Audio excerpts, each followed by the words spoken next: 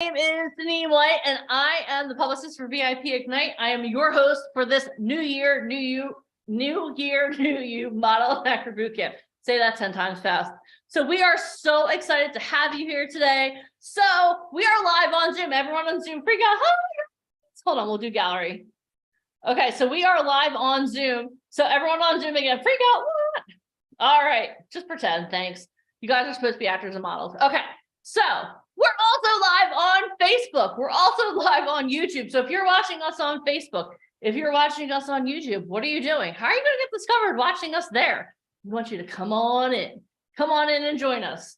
Be inviting Zoom. Come on in and join us. So this is what you're going to do. You're going to go to VIPignitesummit.com. Again, go to VIPignitesummit.com. And we want you to come join us. You type in VIPignitesummit.com. You'll get a Zoom link, and then you'll come join us. Then when you join us, in the comments say, hi, just joined you from Facebook. Just joined you from YouTube. So excited to be here. Okay, guys. So let's get started. So the first thing I want, whether you're here on Zoom, whether you're watching us on YouTube, whether you're watching us on Facebook, why are you guys here today? I'm going to tell you why I'm here, but I want to know in the comments, why are you here? Do you want to get discovered by an agent? Do you want to learn? Do you want to expand your tool chest? Do you want to become the person that an agent or manager wants to work with? Let me know in your comments to support my VIP Ignite family. So I'm here because I have nothing better to do on a Saturday. Just kidding. I'm here because one of the things that I am so passionate about is helping people achieve their dreams, achieve their goals. Okay. So I've been working with VIP Ignite now for about 6 years. And I found out recently that I'm addicted to helping people be successful. I know that sounds crazy. Like there are so many addictions, but I'm addicted to helping people become successful. So is it okay over the course of the next 2 days, if you help feed my addiction and allow me and our guest speakers to help you become successful? If that's okay, type success in the comments. Type success in the comments. Woke up this morning. I know I didn't wake up. Okay, that's awesome. I don't know. Okay, here's something else too. I need to know your names. There's someone who's just commenting to everyone. I don't know who you are. So AA guest, I need you to change your name. Let's see here. I guess that's the only one. AA guest. I don't know who you are, but change your name. All right. Okay, so I found out 6 years ago that I'm addicted to helping people be successful. So let me tell you a little story of how this all came about this way. And when I tell you my story, I want you to understand that if I could be here in front of you talking to you guys here today, you guys could do the same thing. So about six years ago, I like to say in my former life, I was working in a dental office. So I have always loved to help people, and I've always wanted to help people be successful. And I've always wanted to help make people's lives better. Okay, literally everything I've ever done in my life, it's always been to help other people. So about 6 years ago, I was friends with Michael Bompkin, who is the co-founder of VIP Ignite. You'll meet him in a little while today. And he called me, and I was at work in the dental office, and he was like, hey, Deneen, what are you doing? I was like, I'm working. What do you think I'm doing, Mike? He's like, well, I have a challenge for you. I was like, okay, well, what's your challenge? He said, I want you to host a podcast for my company. And I was like, what you guys may not know is I was painfully shy my whole entire life. Like I was so painfully shy that it was crazy. Like I always hung out with the grownups. I was just shy. Like if you've ever met me, I like to say in the wild, like I'm that person who sits in the corner and observe. I'm a very extreme introvert. Okay.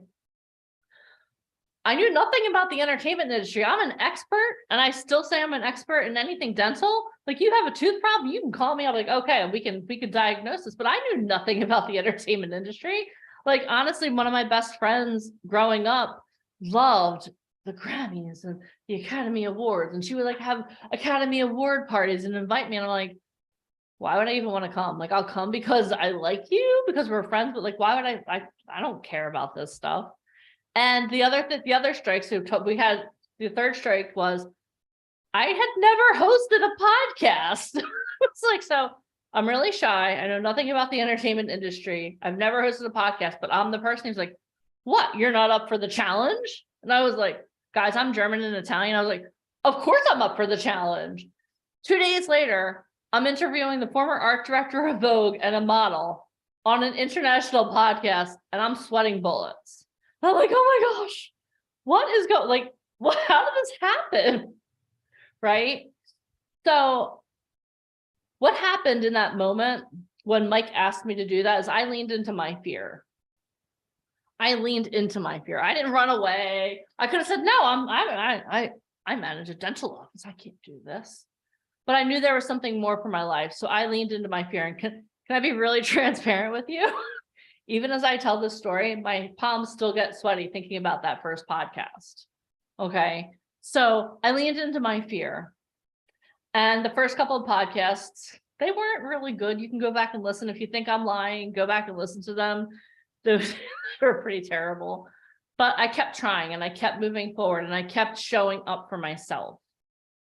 And then one day I had the opportunity to interview 50 Cent's acting coach. I was like, are you what? And it was awesome. Like it was a really good interview. And then I also had the opportunity to interview one of the most powerful people on Broadway, literally a woman who makes decisions about what shows go on Broadway, what shows get closed, like what goes on Broadway. And I was like, wow, this is pretty cool.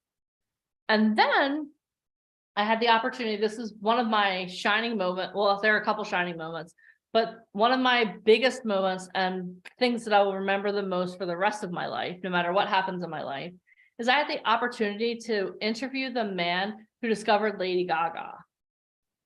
And I'm not telling you this to impress you. I'm telling you this to impress upon you that if a super shy girl who grew up in a really small town in southern New Jersey can go from being super shy, knowing nothing about podcasting, nothing about the entertainment industry, to being here talking to you, that this is a possibility for you.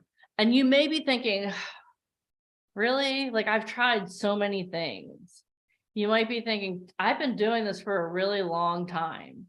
Or you may have just woken up and said, oh, I got a text message. Okay, let me join and see what this is all about. It doesn't matter. Everything you want is on the other side of you showing up for your future self. Okay, like I live in Philadelphia tonight. I heard a rumor that there's this big football game going on or something. I don't know. Everyone's real excited about it. But we're showing up for our own success today. You're showing up for your future self. And this is my guarantee to you. If you show up and play full out today and tomorrow, the person you are tomorrow at the end of the day is not the person you are right now. You will see a transformation. But here's the thing. That depends on you showing up and playing full out. So that means that if you're on this call right now, have your camera on, unless you're at work. I know a couple of people texting me, I'm at work, I can't do that. That's fine. Have your camera on all weekend. Take notes. When an industry expert is speaking to you, don't look at the chat.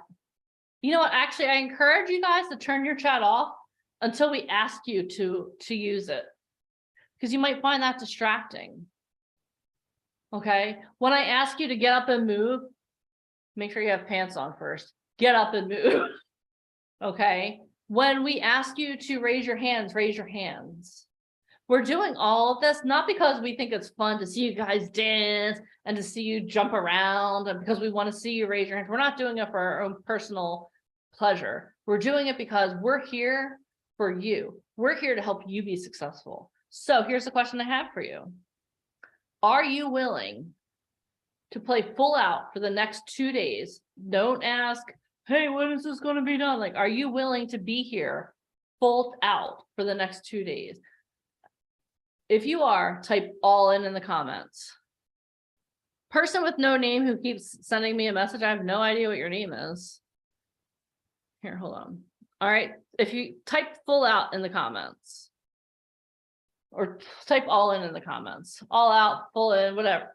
If you're here and you're all ready to be here for the next 2 days, make sure, type all in the comments.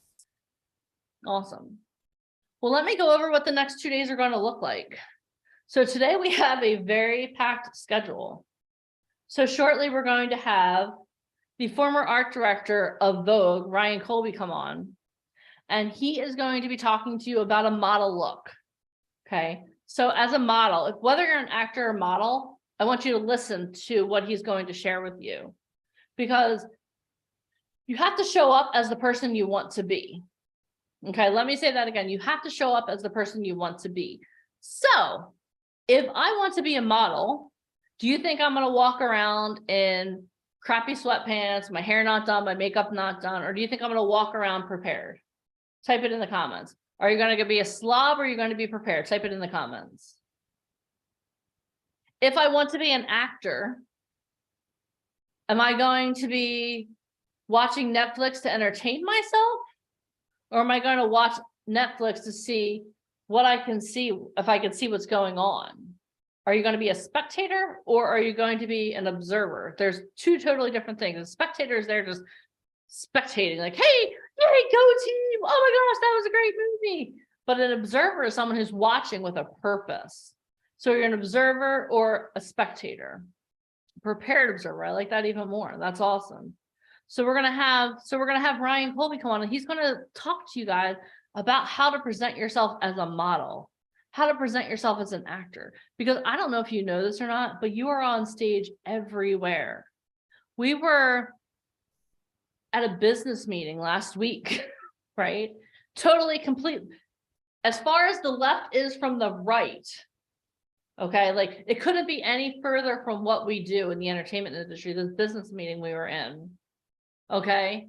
And we found out that this guy was interested in Broadway. He's done over 80 shows, not on Broadway, but off Broadway. And we were like, oh, wow, that's crazy. But we didn't go into that meeting expecting to be on stage. We went into that meeting for a very specific purpose. But here we are on stage. Like everywhere we go, we run into people that have something to do with the entertainment industry. And guess what? You do too. Can I let you on a little secret? You're always on stage. So Ryan's going to talk to you about how do you show up as a model? What does that model look? Okay, we're going to expect you tomorrow to show up with that model look. Okay, our next speaker is someone who's Harvard educated. She literally has been acting since she was 10 years old. So for almost 2 decades, she's been acting. She took a hiatus while she was acting to go to Harvard to be educated. You're going to learn from a Harvard educated actor on how to prepare a monologue. Would that be okay? Do you think that give me a thumbs up if you think that would be okay. Give me a freaking double thumbs up if you think that's absolutely freaking amazing. Okay. You're going to have someone who worked with some of the greatest actors and producers and directors that ever walked the face of the earth today. He's going to come on, he's going to talk to you about what it's like to be on set with some of the most amazing actors and what he learned from them. Because you know what? Not only are you always on stage, you're always a student. So type student in the comments. Type student in the comments. You're always a student. Every person that you come in contact with will teach you something if you have an open mind. Like every person that you come into contact with will teach you something, but you have to have an open mind. You have to have a growth mindset. You have to be willing to learn, to expand. Are you guys willing to do that over the course of this weekend? Yes or yes in the comments. Type yes or yes in the comments. You're going to learn today, what type of model are you? How many of you walked into this? You're like, I'm not even thinking about modeling. What is she? I heard it was a model and actor boot camp. Well, would you be willing to learn what type of model you are so that if an opportunity knocks, you can answer? Would it be okay to like go on set and maybe earn $1,500 because you fit a category that a client's looking for? Yes or yes in the comments. But here's the thing. You have to know what you qualify for. You have to know that you qualify for something. Okay. We're going to do some preparation on the monologue. So you're going to learn from Harvard educated actor. You're going to learn from someone who's worked with some of the biggest actors and directors in the industry. You're going to learn. So we're going to take all of that, and then we're going to start preparing you for a monologue challenge. Okay. And what I'll do is I'll drop you a link for some monologues so you guys can choose a monologue. Okay. And then we have two really cool segments that we've not done before.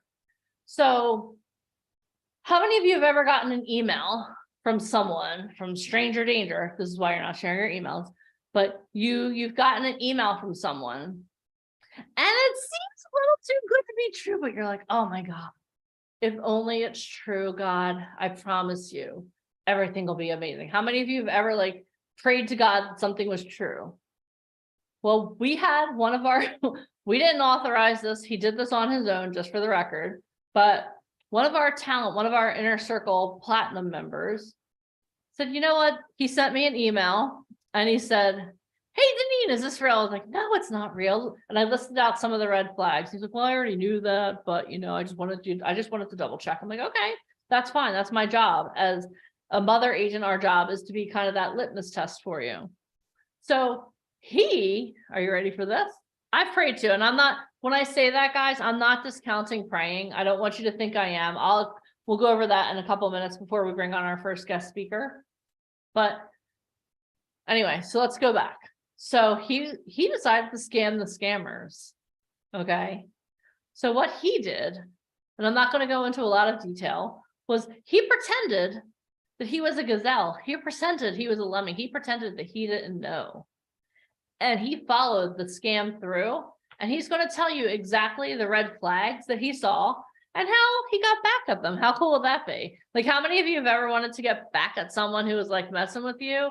Well, he did this in a totally legal way. Okay. So we're really excited to have him come on and talk. And then we're going to have Alicia Kabak, co-founder of VIP Ignite. She's going to come on and she's going to put one of our models in the hot seat. How cool do you think that'll be? We've seen Alicia put agents in the hot seat. Today, she's putting one of the talent in the hot seat, and he is excited about this. Okay.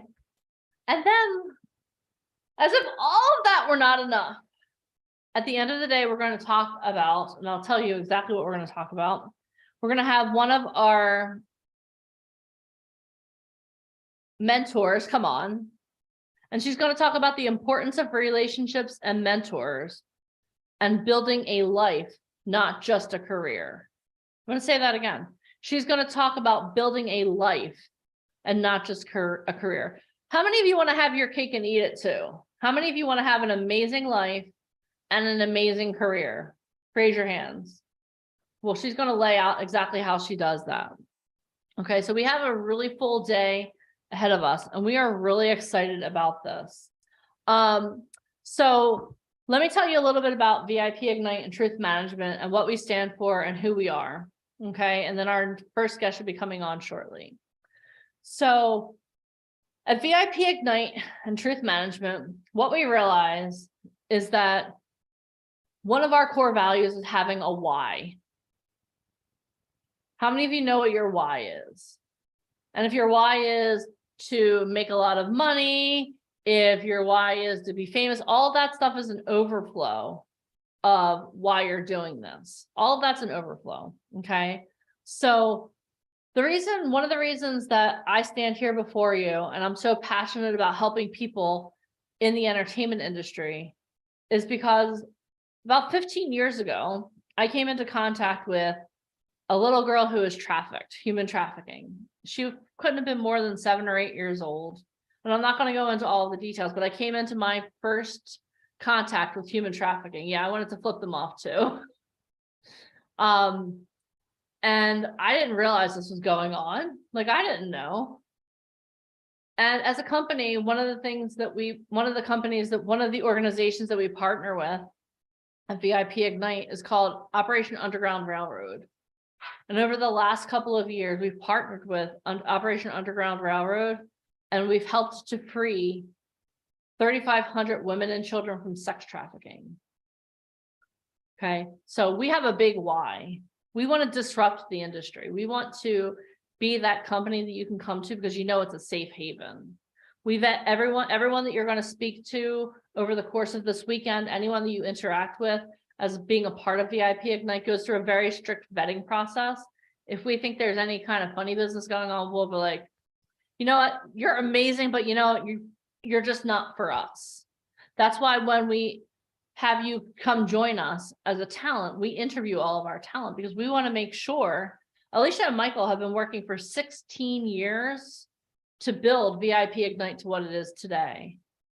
We have over 10,000 success stories. We've had more success stories since 2020 than you can even imagine. Some of our talent started out making, one of our talent, Mireya, who I'll talk about a lot over the weekend, when she started with us, she was 50 years old.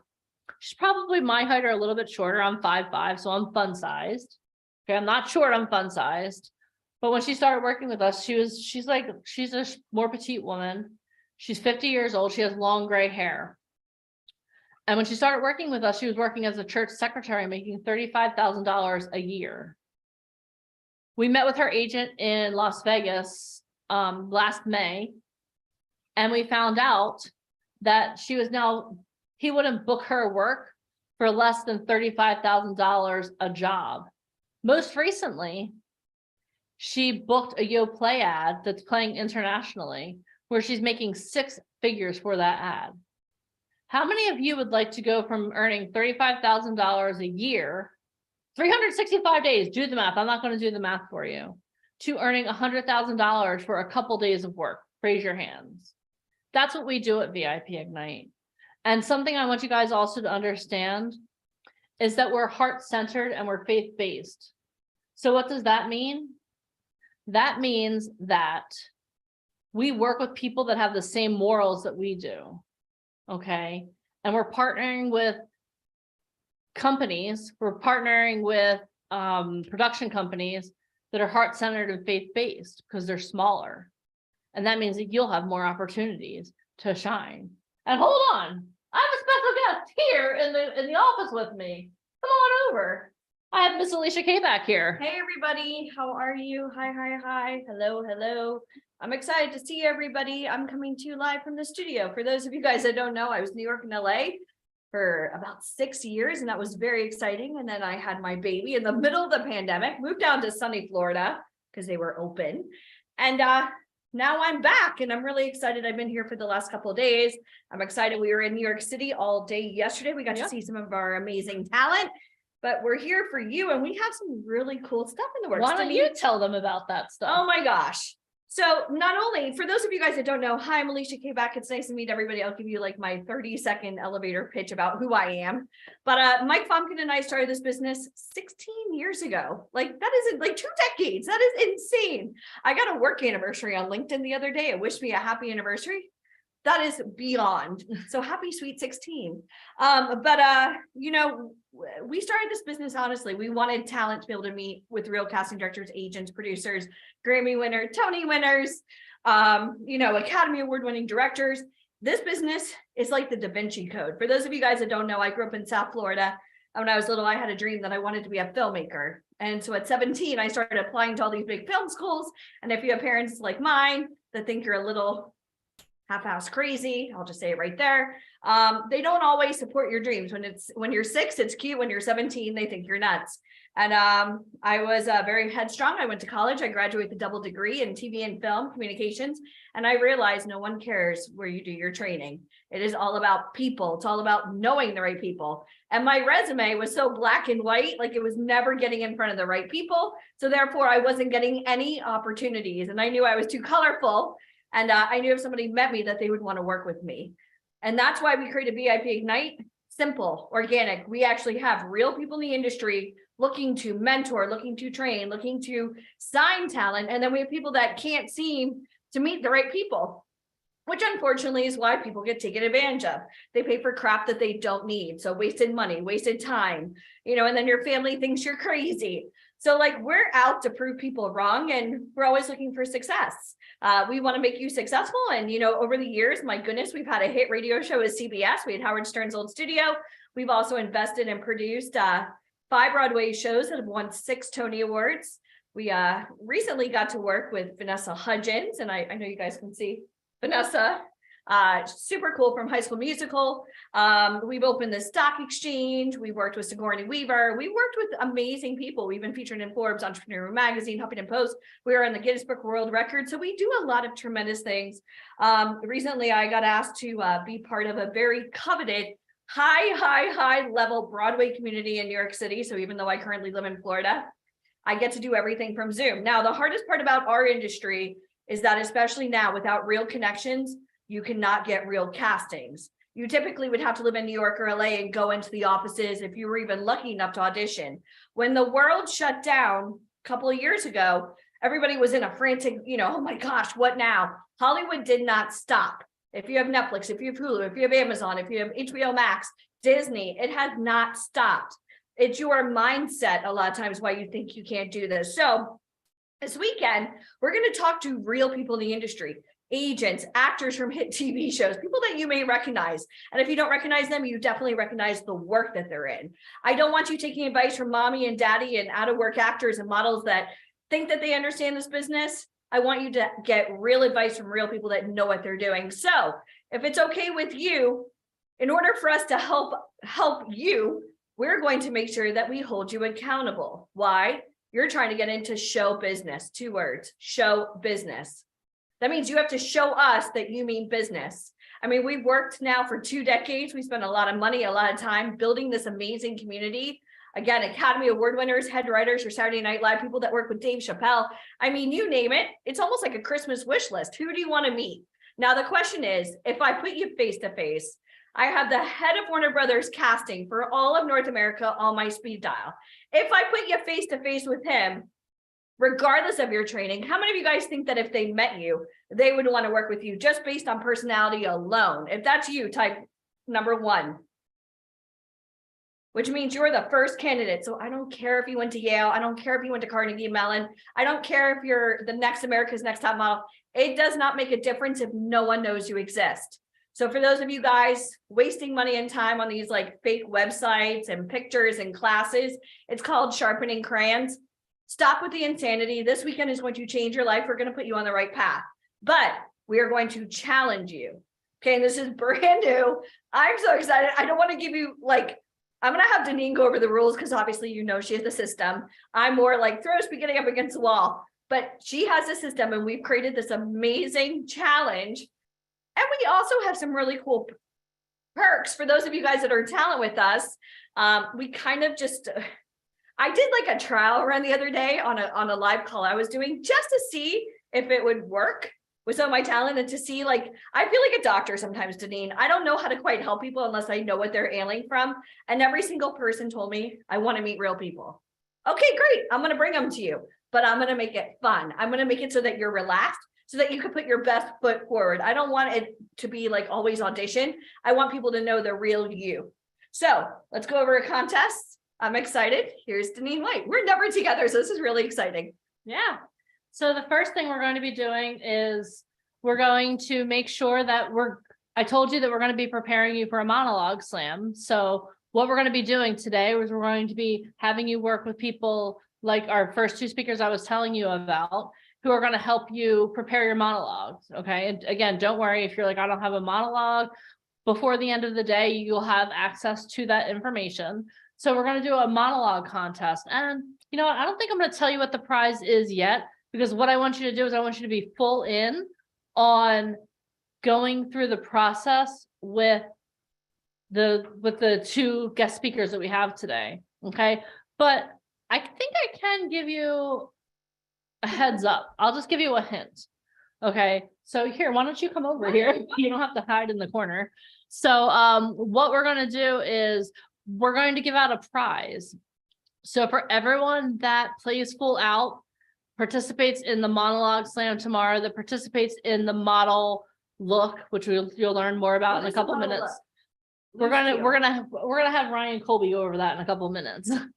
So what we're going to do is we're going to give away a prize but you have to be on both days and you have to play full out and you have to actually participate, which means that we're going to give you a deadline, like if it were a casting. So when you guys participate, see, I said, when you participate and when you play full out, what we're going to do is we're starting a special new training program that's going to be with Miss Alicia Kabak. Watch out. And it's called Dinner Party Conversations. So what it is, it's on Wednesday nights, and you're going to have the opportunity to get on that call with her. And you're going to have the opportunity to be mentored by someone who has won a ton of awards, who has been doing this for 16 years and is playing full out for you to be successful. Would that be okay? Do you think that might be a good prize? On a scale of 1 to 10, how valuable do you think it would be to have the opportunity to spend Wednesday evenings with Alicia mentoring you personally? Now, I want to tell you this. I've met so many amazing people, from the head of Stars Network to Academy Award winners, the head writer for Saturday Night Live. You don't have to be the smartest person in the room. You don't have to be classically trained. Money doesn't matter. Having the best look doesn't matter. It's called shiny object syndrome. I'm one of those people that doesn't matter where I am. I walk into a room, I'll make you my rhymes with which, right? So I think having a sparkling personality is everything. How many of you guys have ever met somebody and right away you're like, oh my God, we're best friends? If you've ever been in that situation, type BFF. Because it doesn't matter. Like sometimes I'm in situations like we had Les Brown on the other, like 2 weeks ago. #1 motivational speaker in the world, sold out Madison Square Garden. Like he doesn't do anything without $500,000, right? I'm like, hey, Les, and we met at a dinner party. And just then, within like 5 seconds, I was like, he will be mine, right? And we became really good friends. I can text him, I can call him. He knows my son's name. And like, it's really cool to have somebody like that mentoring me. And I thought to myself, man, there are so many amazing people that I would love to introduce you to. But if you're going to come to a dinner party with me, I need to make sure that you're good people, right? We've all seen the news. There are some crazy people in this world. So like when somebody invites you to a dinner party, you want to make sure that they represent you in a positive way. Yep. And having positive dinner conversation, like we're going to go over some of the tricks of the trade, because I want you to wow the room. If you want to wow the room, type wow. Now, dinner party conversations are going to also come in handy in your personal life, because I'm going to teach you how to go in there and be that sparkly object anywhere you go. So that's what I do. So that's the prize for playing full out this weekend. So make sure, as we have Ryan coming on in just a couple of minutes, we have the amazing guest speakers I was telling you about. Take copious notes, take a lot of notes, play full out, actually do the challenge, because you know what? The only way for you to have the opportunity to be mentored by Alicia is by you doing the challenge. So I'm going to give it to you. You have to show me. So can I give a couple of house rules that I know you missed? I don't want to hear that you have to go pee. I already told No one them cares. No one cares if your phone is like about to die. No one cares if you had too much to drink last night. That is not good dinner party conversation. You're embarrassing you, and you would embarrass me if I brought you to a dinner party. So everybody, if I see one person laying down, I will just knock you off. I have my laptop and I will just knock you off. How dare you show up to a dinner party just laying down? That's not the type of. They're also not sharing the personal information. No. I don't want anybody promoting themselves on here. You're on here because you need help. We're not here. Like, I don't want, no offense. I wouldn't want any of you guys helping my career. So I'm going to help you, but you have to trust the experts. So, okay, go ahead. Keep talking for 2 seconds. All right. All right, cool. Okay, and someone, I'll just say it. Someone asked if you're allowed to record any of this training. Absolutely not. We have the answer is no. Trainings in a back office that are like properly trained. So the answer is no. You're not allowed to. No training. You could take a screenshot of you with being on the Zoom with Ryan, but you're not allowed to record it. No. And you know what I love the most? Don't be sorry. Just the answer is no. That's all. Hi, Matthew. Okay, so this is what I love the most about this business now. So back in the day, you had to live in New York or LA. We kind of went over that. You would have to go into like these big casting offices and show up with your headshot, and you'd have to go in there and like read your sides or do your monologue, and they would just have like a whole, and I've been there. Like when I worked with Vanessa Hudgens, we sat behind a table. Also when I worked with Sigourney, and it was just like thousands of people would audition, right? And you're like, oh my God, when is it gonna stop? Well, the coolest part about being on Zoom now is it does not matter where you live. So everybody, yay, you don't have to like give up your dog, give up your job, try to find a moving truck to move to New York or LA. Also, it's very expensive to live in both locations. I've done it, like you don't want to do it. But as much as the world has opened up and it's on Zoom, now your competition is the whole freaking world. So in order to like totally abolish that, like how this business really works, We're going to literally bring in some of the best of the best of the best and have you be like people that they're going to mentor. I don't want you to reinvent the wheel. I don't want you to try to like WebMD it and try to self-diagnose why you're not booking work or why you keep running into these like scammy companies that keep messaging you on Instagram and Facebook. We're going to pinpoint this weekend exactly what it is that you fit into. A lot of you guys don't even know what you fit into. So many people, Deneen, I want to walk the runway. I want to walk on water.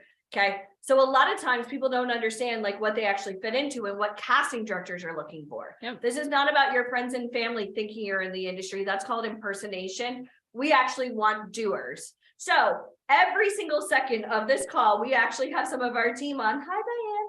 We're going to have people going through and literally it's going to be like a report card.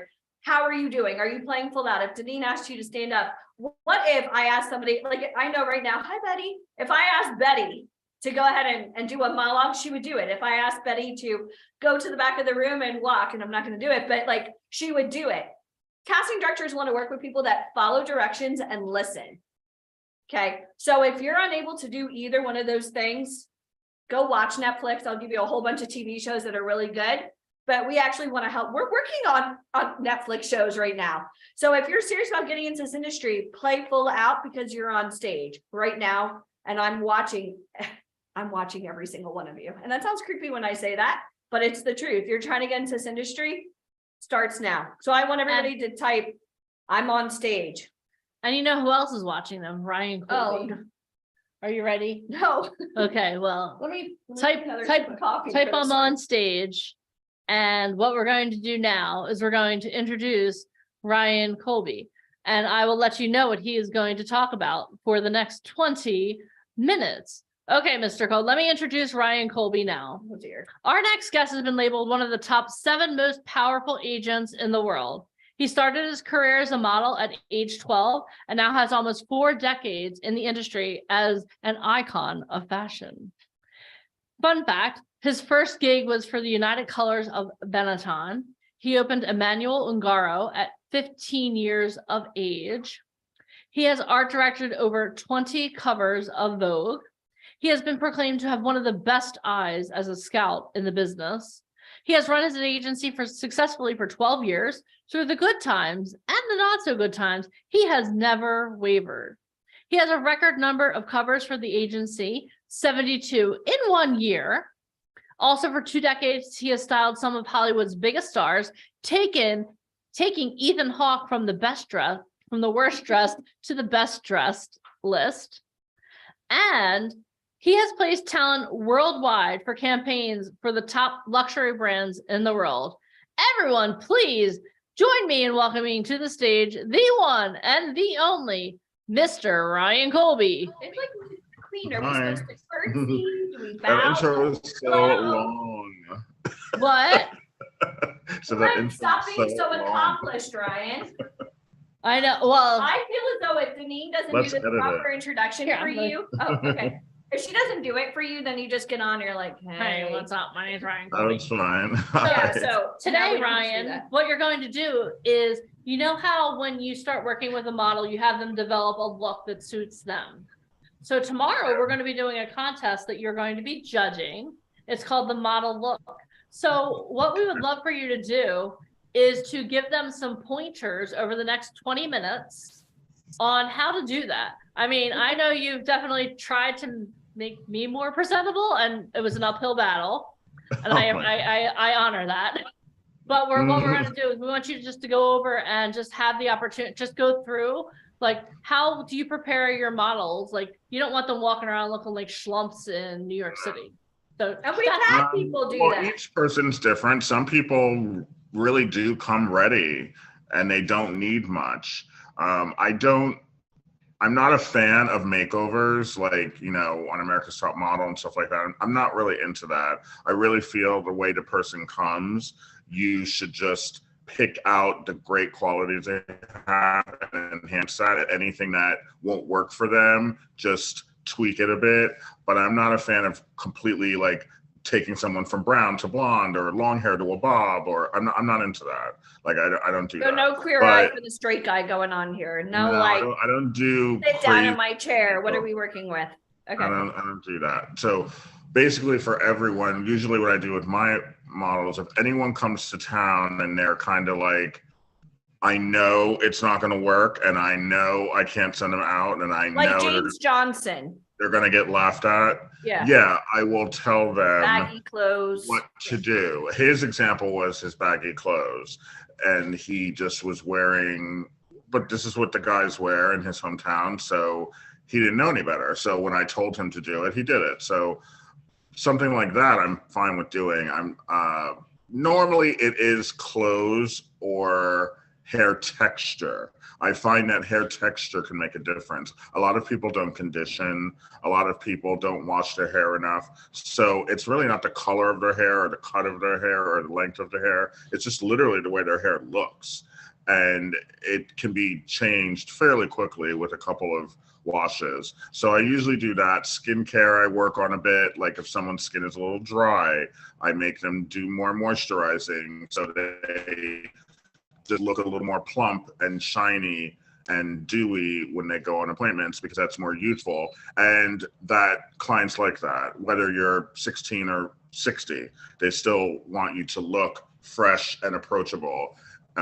So, and just minor things like for any of the ladies, like really simple makeup, a little bit of mascara, a little bit of tinted not tinted moisturizer, tinted lip balm is fine. Moisturizer. I wouldn't do any shadows or blushes or lipsticks. Like a tinted lip is fine with they make all these products with tinted lip balms. So that's fine. I'm not a fan of earrings and jewelry on the neck. I'm not a fan of nose rings and lip rings, and these things you can keep for your private life and when you hang out with your friends and family. But when you go on appointments, I want you to model wear, Ryan. Give me like, really? What are they wearing? They're wearing uniform colors. They can wear yellows, purples, greens, browns, blacks, but it really should fit them, whether it's a man or a woman. If for men, you should wear t-shirts and jeans. If you're a little bit older, they don't have to be skinny jeans. It doesn't really work on 45-year-old men, but just generic jeans. If you're younger, skinny jeans work.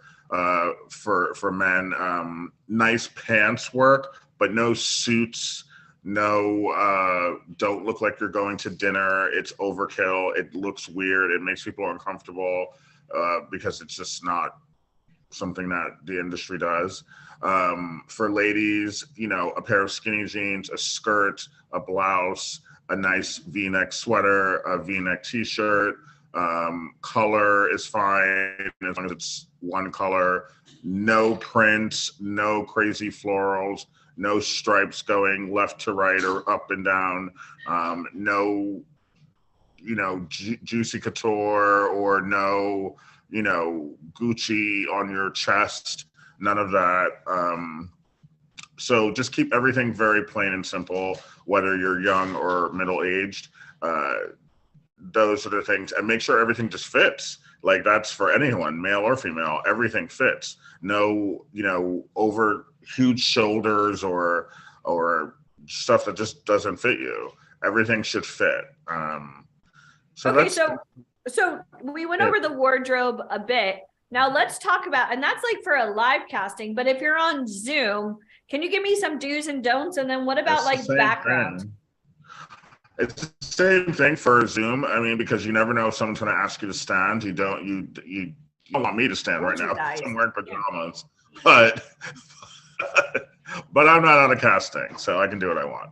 But when you're in a Zoom casting, you really should be wearing the whole outfit. The background should be gray or light blue or beige, or it could be white as long as it's not too stark white.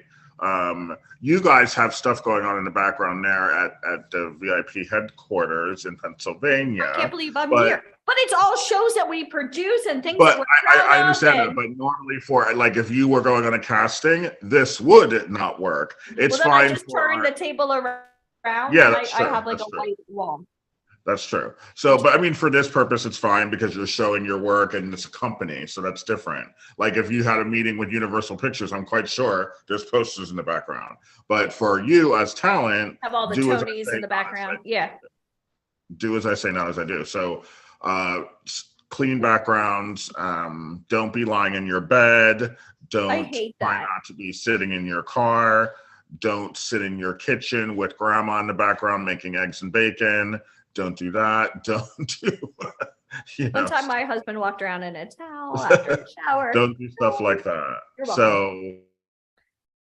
So, clean, just simple backgrounds as best you can. I mean, we do, and now they have these fake backgrounds, so you can supplement one behind you. Just make sure you get a good one, because I see some good ones, and I And the see some, heads are cut off and yeah, there are some bad ones that don't just wear look green on a green weird. screen.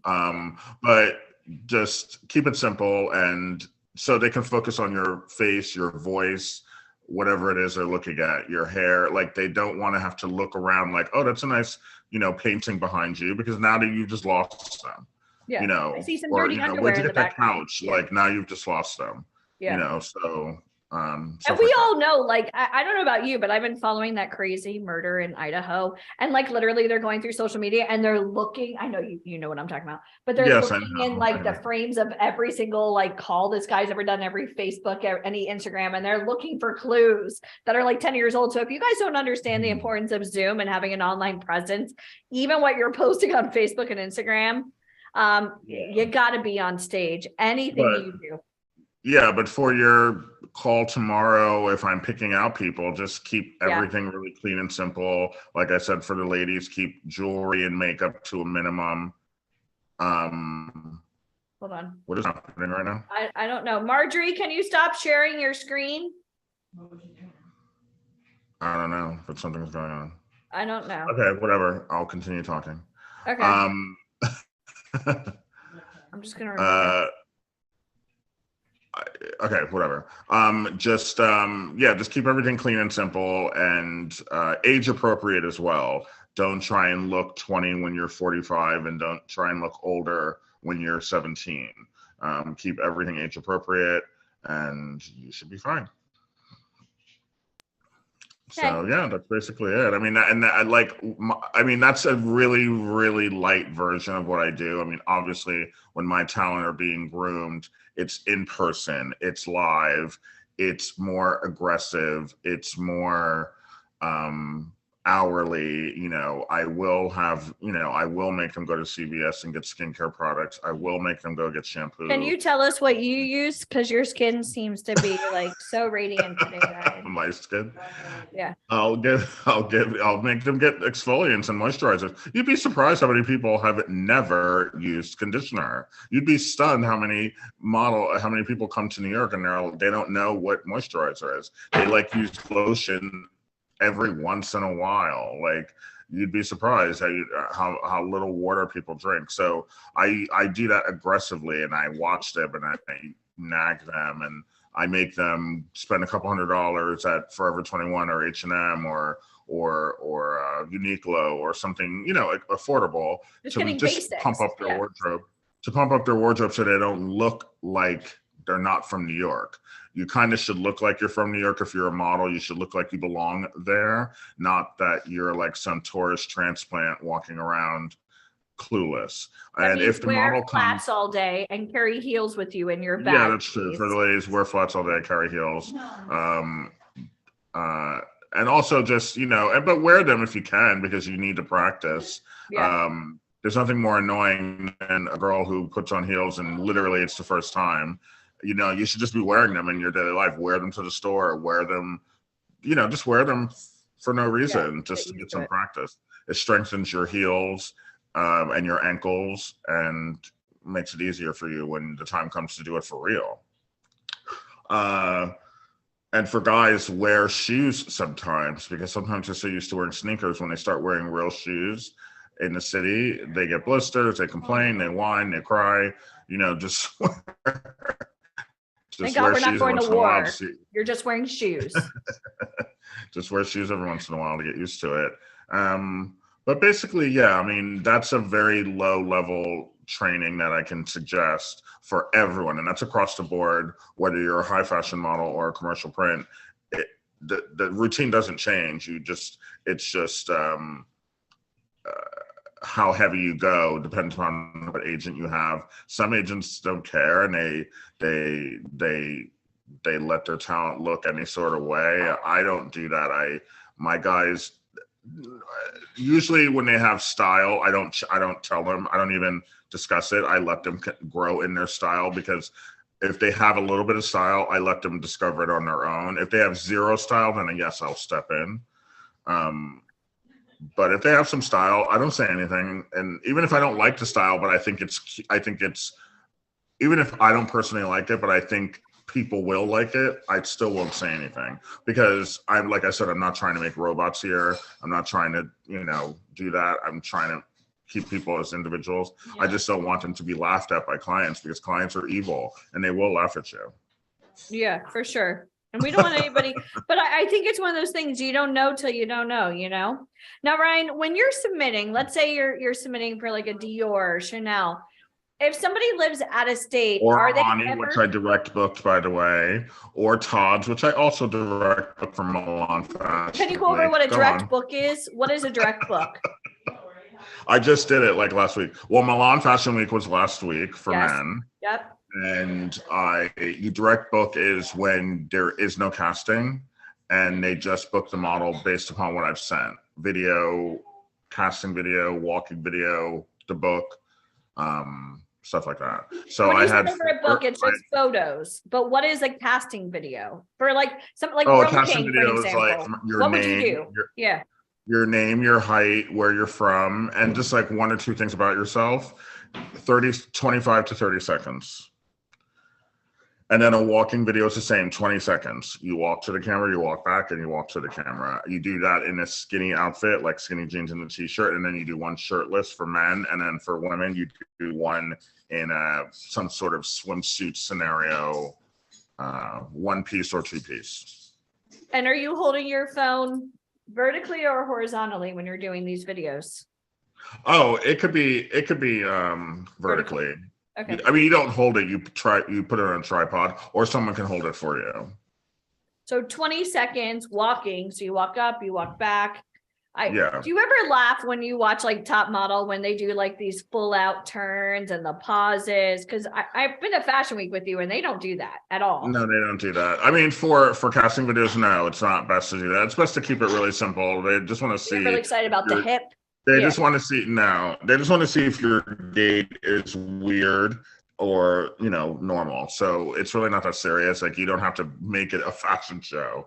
Like, it's really Not just Naomi. Yeah. if you walk straight, or some people don't. Some people wobble. Some people put their feet in weird positions. Some people just walk bizarrely, and you have to see that before you decide to book them. But Eduardo booked Todd's direct and Armani Privé direct. Any book for Armani Privé in Paris. For the first time ever, Armani is showing in Milan and Paris. He's never done that.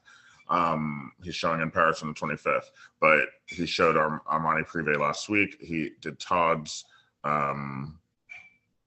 last week as well, and he also did Zegna. Now, luckily, I was able to get him 2 directs in one show, because at first Armani Privé wanted him exclusive, which means he wasn't allowed to do any of the shows. But then luckily, before I had the chance to even tell them no, they changed their mind. So I was actually happy I didn't have to have that uncomfortable conversation with him, because he didn't want to do exclusive. He wanted to do as many shows as he could. And if I had let him do Armani exclusive, which is still fine, I don't know, he would have been disappointed. So when you say exclusive, it's because they're using the photos and then now he can't work with any other label no, per se? Okay. no, yes, he can't. Okay. So Not it's kind of that like the season. brand Not that ambassadors, season. like you shoot yourself in the foot when you go exclusive, but I understand. I mean, that's a pretty high up brand. Well, no, if he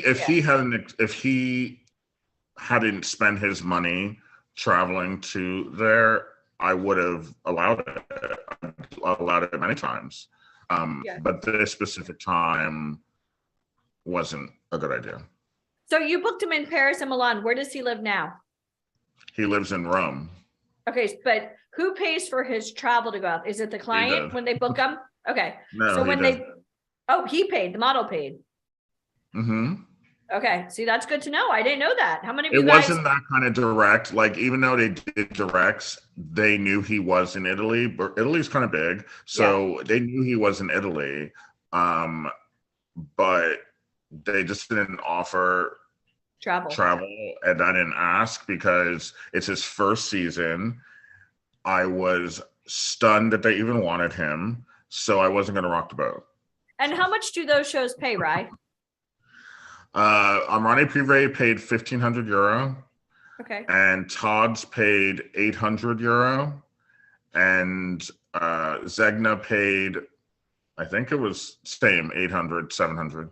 So he had to go up and do like the fitting and the prep day, and then was he there for multiple days? No, for the directs, he didn't. His body is perfect. So I gave him the measurements and he fits all samples. Yeah. So he only had one fitting for Zegna. The other two, he did not have fittings. He got there a little early and they zhuzhed him up there and tried on 2, 3, or 4 outfits there, but he didn't have to go to a separate fitting. So guys, when you're 6'2" and you have perfect measurements, you actually get a little lucky and you don't have to do some of the grunt work that other models do because there's no need for a fitting. All the samples are made for 6'2" and made for 38 chest, made for 30 waist. It's almost like going to the Apple store. Yeah, everything is. Yeah, if those are your measurements, you don't really 100% need to go to the fitting. If you feel like it, and you know, I have a way of getting out of things, especially when I know the model's measurements are perfect. I can speak to the client and get him out of stuff because it's like, you know, his measurements, you know that he's going to fit every single garment you've made. Just pick the one that looks best on him. Right. Right. So that's exciting. And just so you guys know, in order to get real castings for major fashion weeks, you must have an agent. So for those of you guys maybe going to these like Barbizons or learning how to walk the catwalk, that's not going to help you if you don't have an agent. Oh, there's a guest here. Yes, I know. I'm very excited. And Denise here too. Okay. No, there's a guest here here where I am. Oh, I thought you meant, well, I see we have our next guest coming up. Oh, she just logged in. Not saying it's not all about you all day. You know it is. Okay. Yeah. Are you actually using the phone right now? Well, no, he's upstairs. I'm trying to come downstairs. And then I can finish. Sorry. Oh my gosh, this is like it's like the gifts. He's keep gone on Hollywood. All Hollywood. Like the gifts keep on giving. Now we need to see this person. Oh, they also taking pictures in 2 seconds. Sorry. No, you cannot. What did you say? Who's our guest? You'll see in a second. Everyone calm down. You're the one who did the big build up, like, oh my gosh. I'm waiting for the big reveal. Everybody drum roll. Yeah. Oh my God. Oh my God. Look at that. Started off on a Zoom call, just like every single one of you. Ended up meeting Ryan Colby because again, Brandon's really sweet and he's got a great look, but until he met a real agent, he wasn't booking work. And now you're in California. This is amazing. So what do you have planned for him today, or what's going on? He has a shoot today, and then he has a shoot tomorrow with Connor Clayton, which is he's a big celebrity photographer here in Los Angeles. Everyone look him up. He's major, and he's shooting him. Yeah, so he told him to get down here for the weekend. You did. Congratulations. I mean, luckily he lives kind of close, no, he doesn't. So it's not super horrible for him to come down on a regular basis. So I take that into account. If a major photographer wants to shoot, I mean, sometimes there are B-level, C-level photographers that want to shoot him and other boys that live like 2, 3, 4 hours from LA, and I'm not going to even bother calling them for something like that because I'd rather them work their job, save their money, but when someone major like a Connor Clayton, then get in your car and figure it out. Well, can I piggyback off that? Is it ever it does getting photos ever, like for Brandon, are you very particular now that he's signed to you about who he photographs with, or can he go No. and just book with Joe No, Schmo that he no. knows that reached out to him on Instagram or He Facebook? can't Like, pee without like texting me. Like so like if he got shitty photos, would that ruin what you're gonna set him for? Like if he got crappy photos, I mean, yeah. obviously a photographer like reaches out to him and he didn't go through you, not saying Brandon, not saying you would ever do that. Cause I mean, we would all pray for you if you ever did You that. would never. We hear the screaming here on the East Coast. We would hear this high pitch and I'll be like, why are birds falling out of the sky? Why are But- we all barking? But if he ever like, because I get a lot of models that, jump off a bridge, build a plane on the way down. They're so eager to get in this industry. And then they just start going out with every Tom, Dick, and Harry and getting photos done. Could it ever like bite them in the butt and ruin their career? by Oh, it getting ruins photos? it on a regular basis. I mean, sometimes it's quality over quantity. I mean, there's no need to be shooting every day. You should be waiting for the shoots that are A level. I don't allow the guys to shoot anymore. And if they're brand new and they've never done anything, yeah, anyone that wants to shoot them, I kind of just throw them to the wolves and see how they survive, because I'm not going to give someone who's never seen a camera to an A-level photographer, because that could actually be detrimental. Yeah. But once they're at a level I'm happy with, and I feel they are done with the B-level, C-level, minions, then I change it up and it's only A-level. And if that means you're only shooting twice a month, well, then that's what you're doing. But then those photos now, you have the proximity because those photographers work with the biggest brands and the biggest celebrities. And now you have that on your book. And especially if that photographer starts showing you on their pages, that's they will. Connor is an Instagram queen and she posts constantly, so he'll get followers out of it. And hi, tag VIP Ignite and Truth. Thanks. He always does. he I'll loves hunt you down. but Yeah. Connor loves posting, so Cool. yeah, he posts like every hour on the hour. Cool. And then we'll share it on our page. It's the lasagna effect. All right. Well, we love you. Congratulations on all your success, Ryan. Of course, you were flawless. So tomorrow, everyone's gonna do what? Dress up and I'll text you. How about that? What Okay. the two of you went over what a model look is, correct? Yes. So everyone who's on this call currently is going to put together a model look. And then tomorrow, you're going to be one of the judges to see how well they listened to you. Say a prayer. I'll light a candle for all of you tonight. Okay, great. All right. Well, Brandon, we love you. Ryan, we love you. You look great. Okay. And can you take some B-roll of him doing photos? I'm not going with him on either one. So. Brandon takes really good behind take the lots scenes of stuff. He's I'm not where he's going on with his Vegas. We're all going to live vicariously through you working with Connor. So that's amazing. And if anything, plant some, great seeds for our talent that are on here, because everyone, they're looking to go through the process, and trust the process, guys, because it works. All right. We love you. Okay. Thank you. Thanks, everyone. I'll see everyone tomorrow. All right. We'll see you tomorrow. See you. All Bye. right. Okay. So are you guys already starting to think about what you're going to be wearing tomorrow? Have you guys already started putting that together?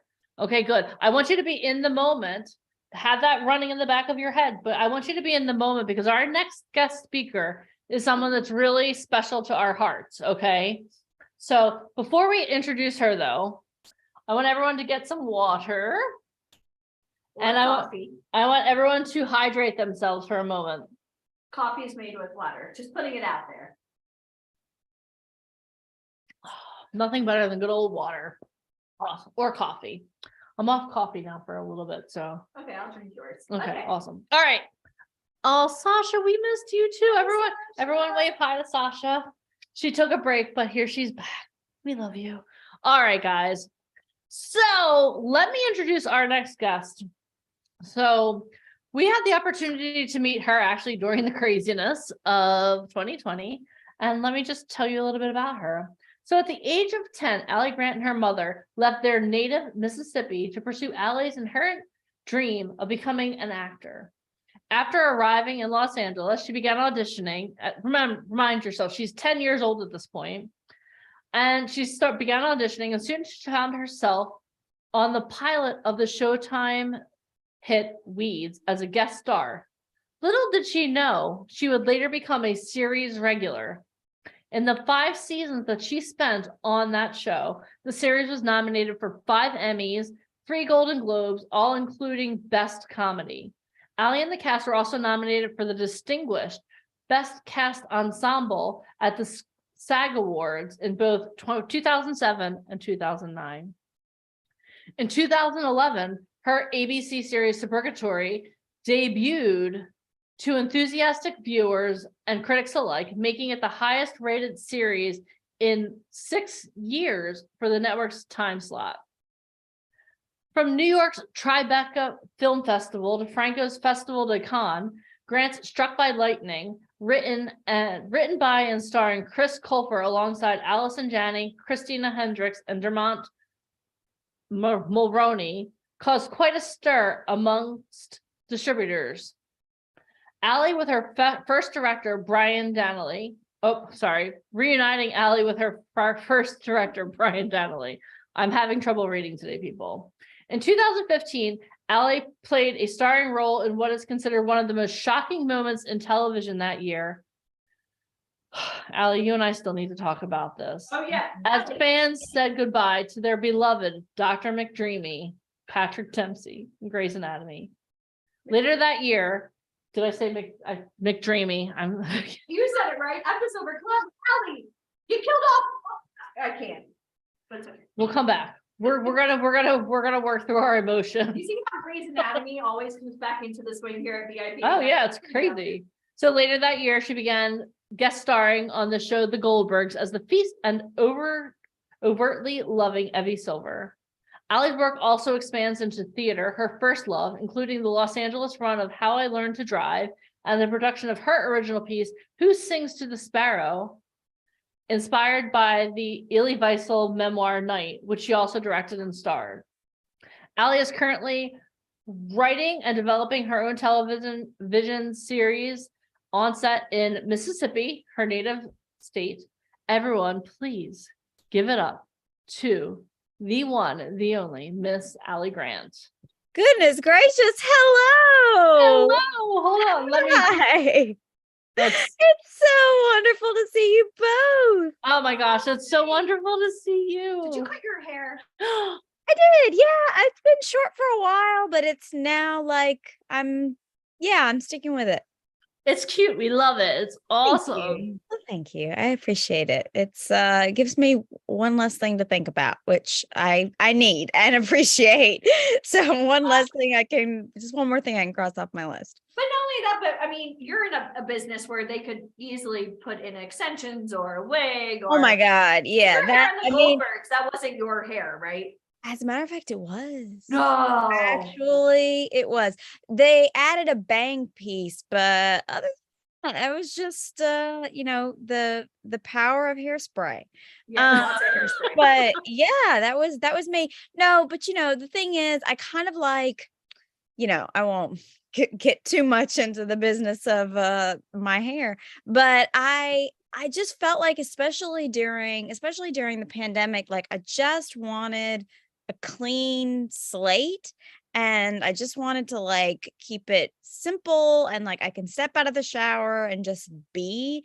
And I don't know, I have found that it was a really edifying process in a lot of ways, but especially for my work, because now it's like when I show up to set, it's like I'm a blank canvas. You can just sort of do whatever makes sense. So yeah, it's And have you been on set lately, friend? What have you been doing? you are very kind to ask. Well, yes, as a matter of fact, I have. We're starting to it's been the last like 8 months, it was sort of a tricky time because it felt safe enough for us to be back in like regular production without so much pins and needles around COVID and protocols and all that sort of thing. So it felt a little less like we were braving the wilderness, like I said, recently. So it's been really nice to feel like I think we're doing this again. Like I think really back in business. Yeah. So it's been really great. So yeah. So as of October, I started working with a friend of mine on a new series. I'm really excited about, and then there's also been some momentum around two two series that I'm developing on my own, and then one that I'm co-producing with another friend.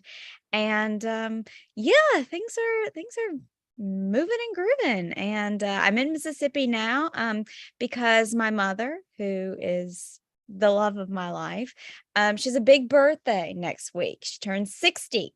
Woo! And Happy birthday, so Mom. yes. So obviously there was just no way I wasn't going to be home for that. But after that I'll be back in LA and back shooting. And so yeah, things are really good. Now, are you still doing a lot, even though like right now you're in Mississippi and then you'll go back to LA? When you're in LA, do you find that a lot of people are still doing the self tapes, or do you find that So they're going into the studios again? I'm so thrilled that you asked me this because it is my cross to bear with the industry as a whole at the moment. And unfortunately, I don't think this is going to be my cross to bear for the moment. I think it's going to be here maybe forever. When it comes to shooting, we do, I mean, there's no replacement for being on a Warner Brothers lot. That's just what it is. I mean, we have to be on a set for that. But when it comes to taking meetings, when it comes to auditions, it is absolutely unequivocally all self tapes. Their casting directors don't have offices anymore. They will not meet with you in person. It even chemistry reads, which is so antithetical to the entire purpose of chemistry reads. But even chemistry reads are done on Zoom. It's like, I don't know how you can have Can chemistry. you break down what a chemistry read is? It's not like you're like pretending like you're making out with the screen. Oh no, Like, 'cause some people make nor it, like, about sex nor are education. you in a lab, with Yeah. like goggles on or anything like that. No, it's okay. So in our in our process of auditioning, there are several different phases to it. And also that's the other thing too. There there there aren't any hard and fast rules anymore. Ordinarily, before in the dinosaur ages before COVID, there was, a pretty by the book protocol that you went by. And that was you would go in, you would read for a casting director likes you. They might bring you back for a second reading where it's just the two of you to really sort of like, you know, hone in some finer points of your character, maybe some beats that are really important to land. Perhaps if there's a revision in the script, they'll bring you in again just to see how you sort of, what you make of this new revision. And then they would bring you in a third time, and then the producers would be there, and maybe the writer, maybe a director, ideally all three. And then they would say, yeah, we love this person, looks great. And then they would bring you in for the rigorous and arduous, almost Olympic type event of testing. And that's when it's like a week-long process where you sit in a room, sometimes even like a theater, of anywhere from like 70 to 100 people, and they're all just suits. They're just the executives. And it starts off with the network. And so, like in my case of Suburgatory, that was ABC. And then you would go back probably the next day, and you would read for them again. And then two people that you saw yesterday aren't there the next day, and then you go back again, and then two more people that you saw weren't there, and they just sort of, it's like, Hunger Games kind of thing. They sort of whittle down to. Are you guys learning anything right here? Imagine going into a theater and having a whole bunch of suits. Again, Allie was on the show Suburgatory, which is a huge hit. The Goldbergs, Weeds, we could, even for Disney, you were doing this at a young age. Yeah. And so, so you sort of survive the network Games. process. Yeah. And then you have the whole nother level of survival, which is for the studio. And so that was Warner Brothers. So then you have to go through it again through Warner Brothers. And then by the end of your testing with the studio and the network, then they sort of come in agreement of like, I like this person for this role. I like this person for this role. And then they'll say, let's strike sparks and see what happens, amongst each other. And so, and that's the thing, it's not even so much of like a romantic partnership for me with Suburgatory. And actually, I think for all of the actors in Suburgatory, because just the way our show was sort of framed, it was about putting families together. So that was really important, mother-daughter relationships, you sort of have to add a level of, it's imagination in anything, but there does need to be some practical sense of similarities and physicalities and all those kinds of things. And like, who are these people? If you saw them out like at Applebee's, would you believe that, these folks were a family? So they have to add in all those things. And then they have to sort of look at all of you and say, okay, we like you. We think this makes sense. Is America going to like you? Are our advertisers going to like you? No pressure. Have No you ever had to do a pressure. chemistry read with somebody that like you really did not like? I'm so blessed to say I really haven't. Have you ever met someone that you didn't really like though? No, she hasn't. I've met people along the way that I thought, oh my, I wonder what your mother would say about that. But I, as I just feel like, as an actor, we're so privileged to be doing this. And I personally, as you said, I've been doing this since I was 10.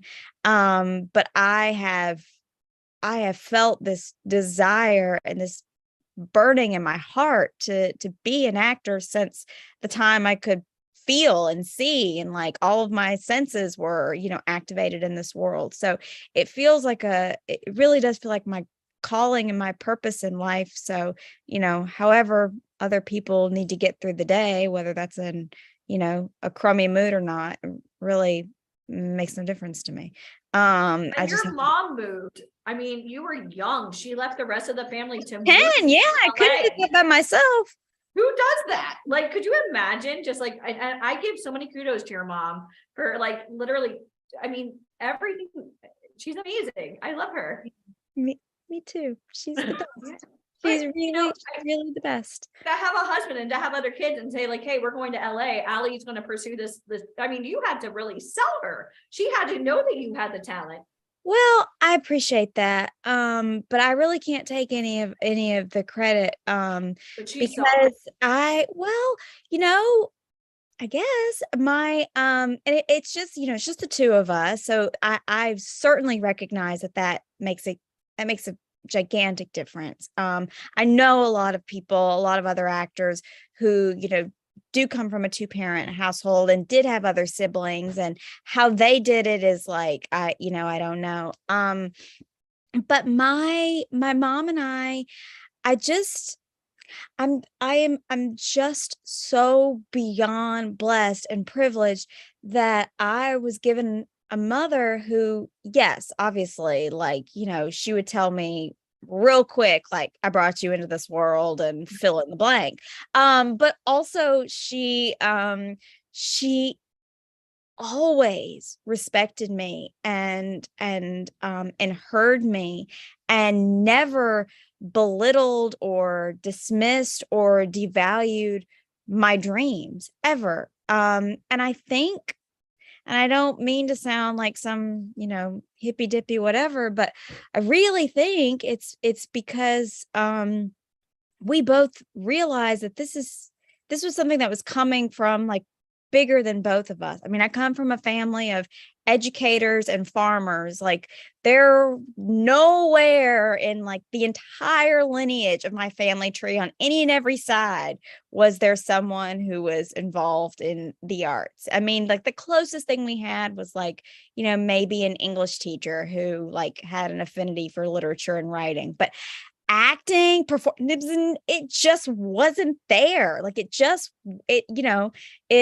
fell out of the sky, for lack of a better term. And for me, that's God. And you're faith-based, so your mom saw that in you, and you saw it in you, and that's where When you know, Yes. you know, when you know, When and you you're know, you know, and I really believe this, and I think this is important for everyone here today, because it's a boot camp, and so it's all about it's We're gonna all see who about. makes it till the end. I see some people dropping off. You're not meant to be in this. talk industry. about Hunger Games, Yeah. only they're taking themselves out. Yeah. I'll be But back tomorrow. You were on set for an hour. Congratulations. That's it.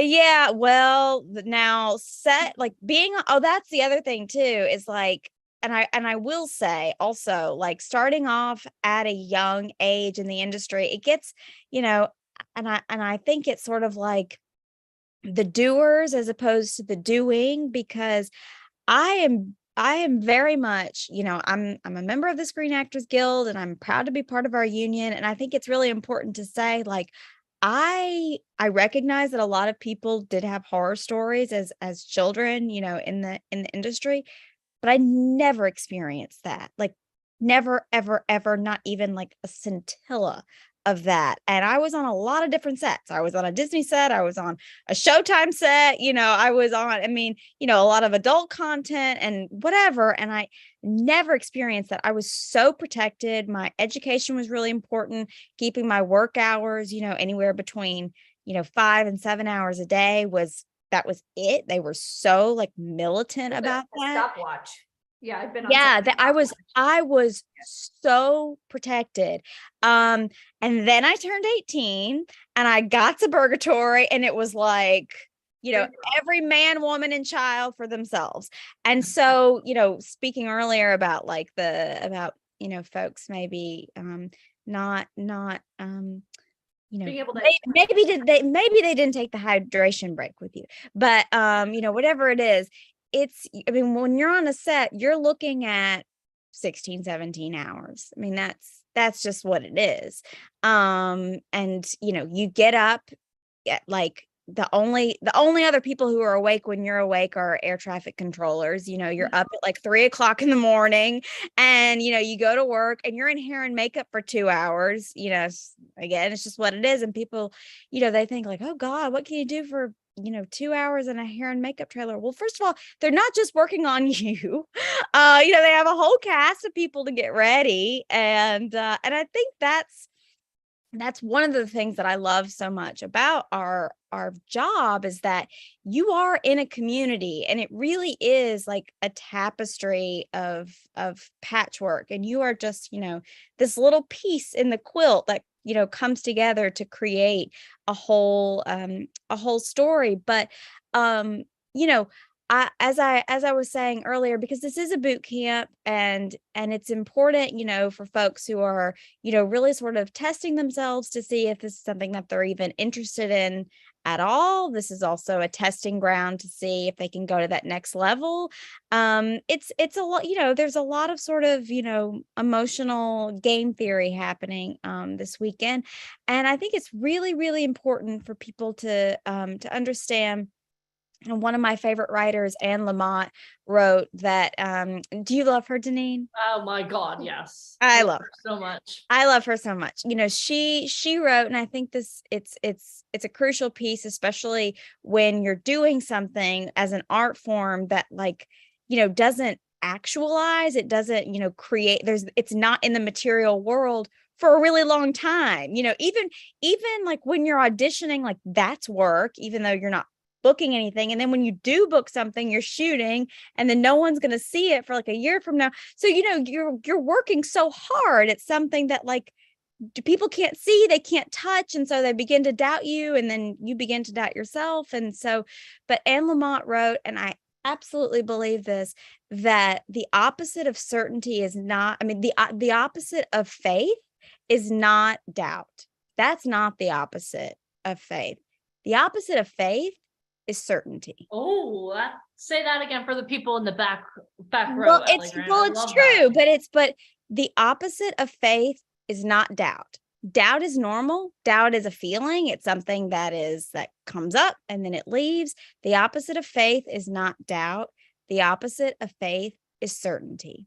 So when you are keeping your life so manageable and so small, and you're shrinking to where you can see and touch and control everything that you're a part of, then you're not really living in faith. And if you're not really living in faith, then you're not really living with zeal, and you're not really living with passion. And more than likely, you're probably not really living your calling, and you're not really living in your purpose. Who are So if you you're right now? I'm what loving it. no, but I'm just saying, if you're keeping everything in your life and in your circle so small and managed that you can sort of keep an eye and monitor everything, that's not faith. Well, we have a Nothing- lot of people, Allie, that don't want to take, well, what if I do this? What if I spend money on headshots or training and I don't book work? Well, let's turn that around. What if you do? What if you do? Like, what if you do? And that's what this is all about. And Allie, you went to Harvard. Like, Yeah. can you, I mean, that's, talk about keeping your education in line. Oh, well, it was just, it No was big just, deal. But It's you just have Harvard. Hollywood, I mean, in the palm of your hand, and you went to Harvard. So can you talk about that decision and why you felt like you needed to do that? well, to be perfectly transparent, I really didn't have I didn't have any intention to pursue a higher education. I sort of railed against the whole idea of standardized testing, and I thought it was just such a I just thought it was such a stringent and myopic way of understanding intelligence, and I just thought it was so insane and on every level. And I just thought, how dare these group of people, whoever they are, to fill out this 6-hour questionnaire for folks to fill out from all over the world, and just like however you answer those questions depends on the future of your life. No, I was very against it. And so my plan was because I graduated high school early, and so my plan was I was going to take a year off. And we have a friend of ours who works for the government in South Africa, and I was gonna work with her. And anyway, I had my whole kind of thing planned out. But I was very blessed that I have a teacher, and my high school teacher, who said, I'm not passing you until you take this test. And I said, well, I don't really want to do that. She said, well, I really don't care. And so I took the ACT and the SAT, and my mother, being who she was like, I'll take it with you. It'll be fine. We'll do it together. My mom never would have and- said that. Yeah. My mom would be like, I'll pick you up in 6 hours. Yeah. No, she was like, Go yeah, do it. we'll do it together. It'll be fun. She didn't do it, but it was just like, because my teacher said to me, she said, Allie, she said, how is it that you can justify something that you feel is so wrong and you feel is so unfair if you don't do it? Ooh, That that's a good teacher. She was really good. She said, isn't it hypocritical? She said, to stand against something that you don't know anything about. I said, It's "Yeah." almost like that should be said to every single parent and friend who doesn't believe in you or your dreams. 1000%. Like, And I build said, that shield. It's all about you. that's not it. them. It's Yeah. all about you. And I said, all right. So I went, I took these tests, and then that was just sort of it. And then suddenly, I started hearing from different universities, and they, offered me an opportunity to come and study at a, with great financial incentive. And at that point, I felt like, if I'm being offered a scholarship to, to study, I would be doing myself a disservice, and I would ultimately be dishonoring the things that I do stand for if I don't go and I don't take this opportunity and learn from the best, and then, spread it and make it more accessible to other people who, perhaps don't have, the opportunity to come to Boston or whatever. So yeah, that was what I did.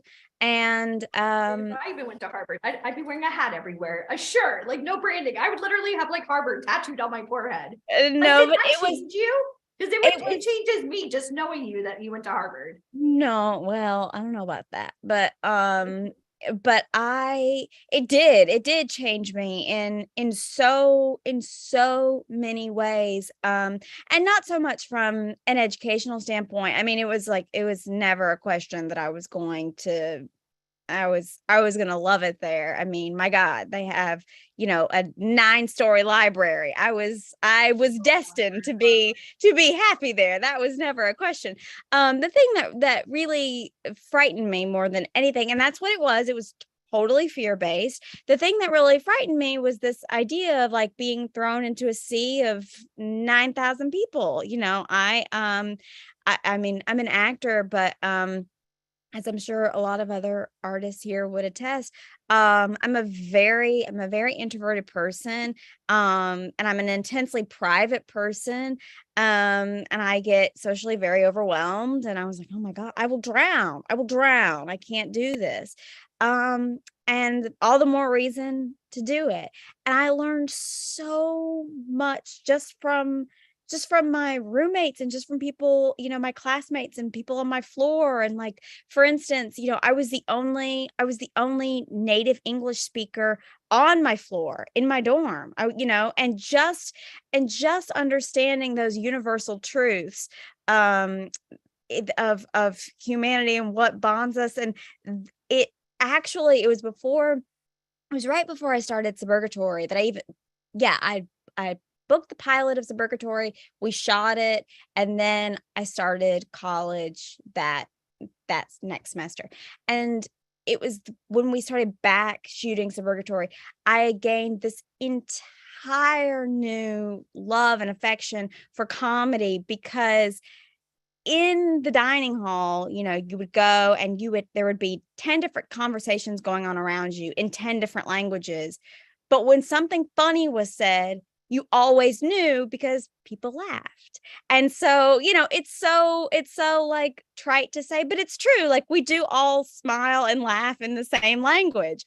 And I was like, this is it. Yeah, this is it. And so so I just gained this whole new appreciation for comedy, which is like, that's really what my roots are grounded in. And it's like old school, like tried and true comedy. Like when I was a kid, I grew up on all the Norman Lear shows that would rerun on TV Land, like All in the Family and the Jeffersons and Good Times and Maude and all that. So it was just like coming back to my roots by being totally out of my comfort zone, which oftentimes is what we have to do. So by being pushed so far beyond anything that I thought I was capable of, I was brought back to my roots of like, yeah, laughter. That's happening, but everybody else is happy. Yeah, exactly. And so yeah, I really received a wonderful education in my studies and also just as an actor. And I think that's an important thing too, for everyone here, is understanding that everything that you're doing, even just like going to the grocery store, when you're standing there pumping your gas, whatever it is that you're doing, it's a lesson. It's a lesson, and it's informing who you are as an artist. And it's watching those conversations in the supermarket. It's it's those small things that that inform and educate you as an actor and just as an artist. So my advice, I guess, if I dare call it that, to anybody entering this business is, do not fall asleep at the wheel. You have to stay awake. You have to stay awake and pay attention to everything, because everything matters. It does. And you have to make a decision. And that's the other thing too that I think is really important. And I'm so thrilled to see you all here on a Saturday, is that, just like faith and just like marriage and just like your children and just like anything else that we do in life, you have to make a decision. And that's just it. And you have to decide, and you have to receive the things that come in that decision.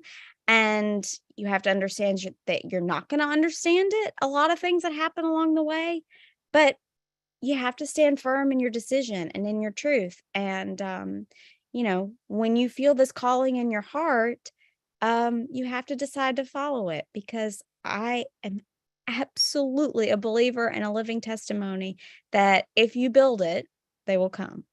So that's, You, Allie, at any time, were you at school and also trying to film the show? Because you said that you, right before, were you Mhm. doing both? Well, yes and no. I was sort of given this deadline by our producers. It wasn't for Suburgatory, it was for a movie that I did right before that. And they said, you have to be back in 3 weeks. And I thought, oh, that's interesting because I have, 8 weeks left in my semester. And so I wonder how that's gonna happen. And so I went to I look at that now and I think, what made me bold enough to do that? And it's just God. That's just all it is. Took it upon myself to call a meeting with the dean of studies, of undergraduate studies. And I said, I just wanted to see if it would be at all possible for me to expedite my semester and just, access the syllabus for all of my classes for the rest of the year and knock out my 8 weeks in 3 weeks. And he said, you want to try to do this amount in this amount. Like he used that actual thing. College, but at Harvard. And I said, yes, I would. And he said, go for it. Okay, sure. And my professors knew what I was trying to accomplish, and they were as supportive as they could be. That's Harvard. And yeah, and so I did. So I was able to finish before we started shooting, and then when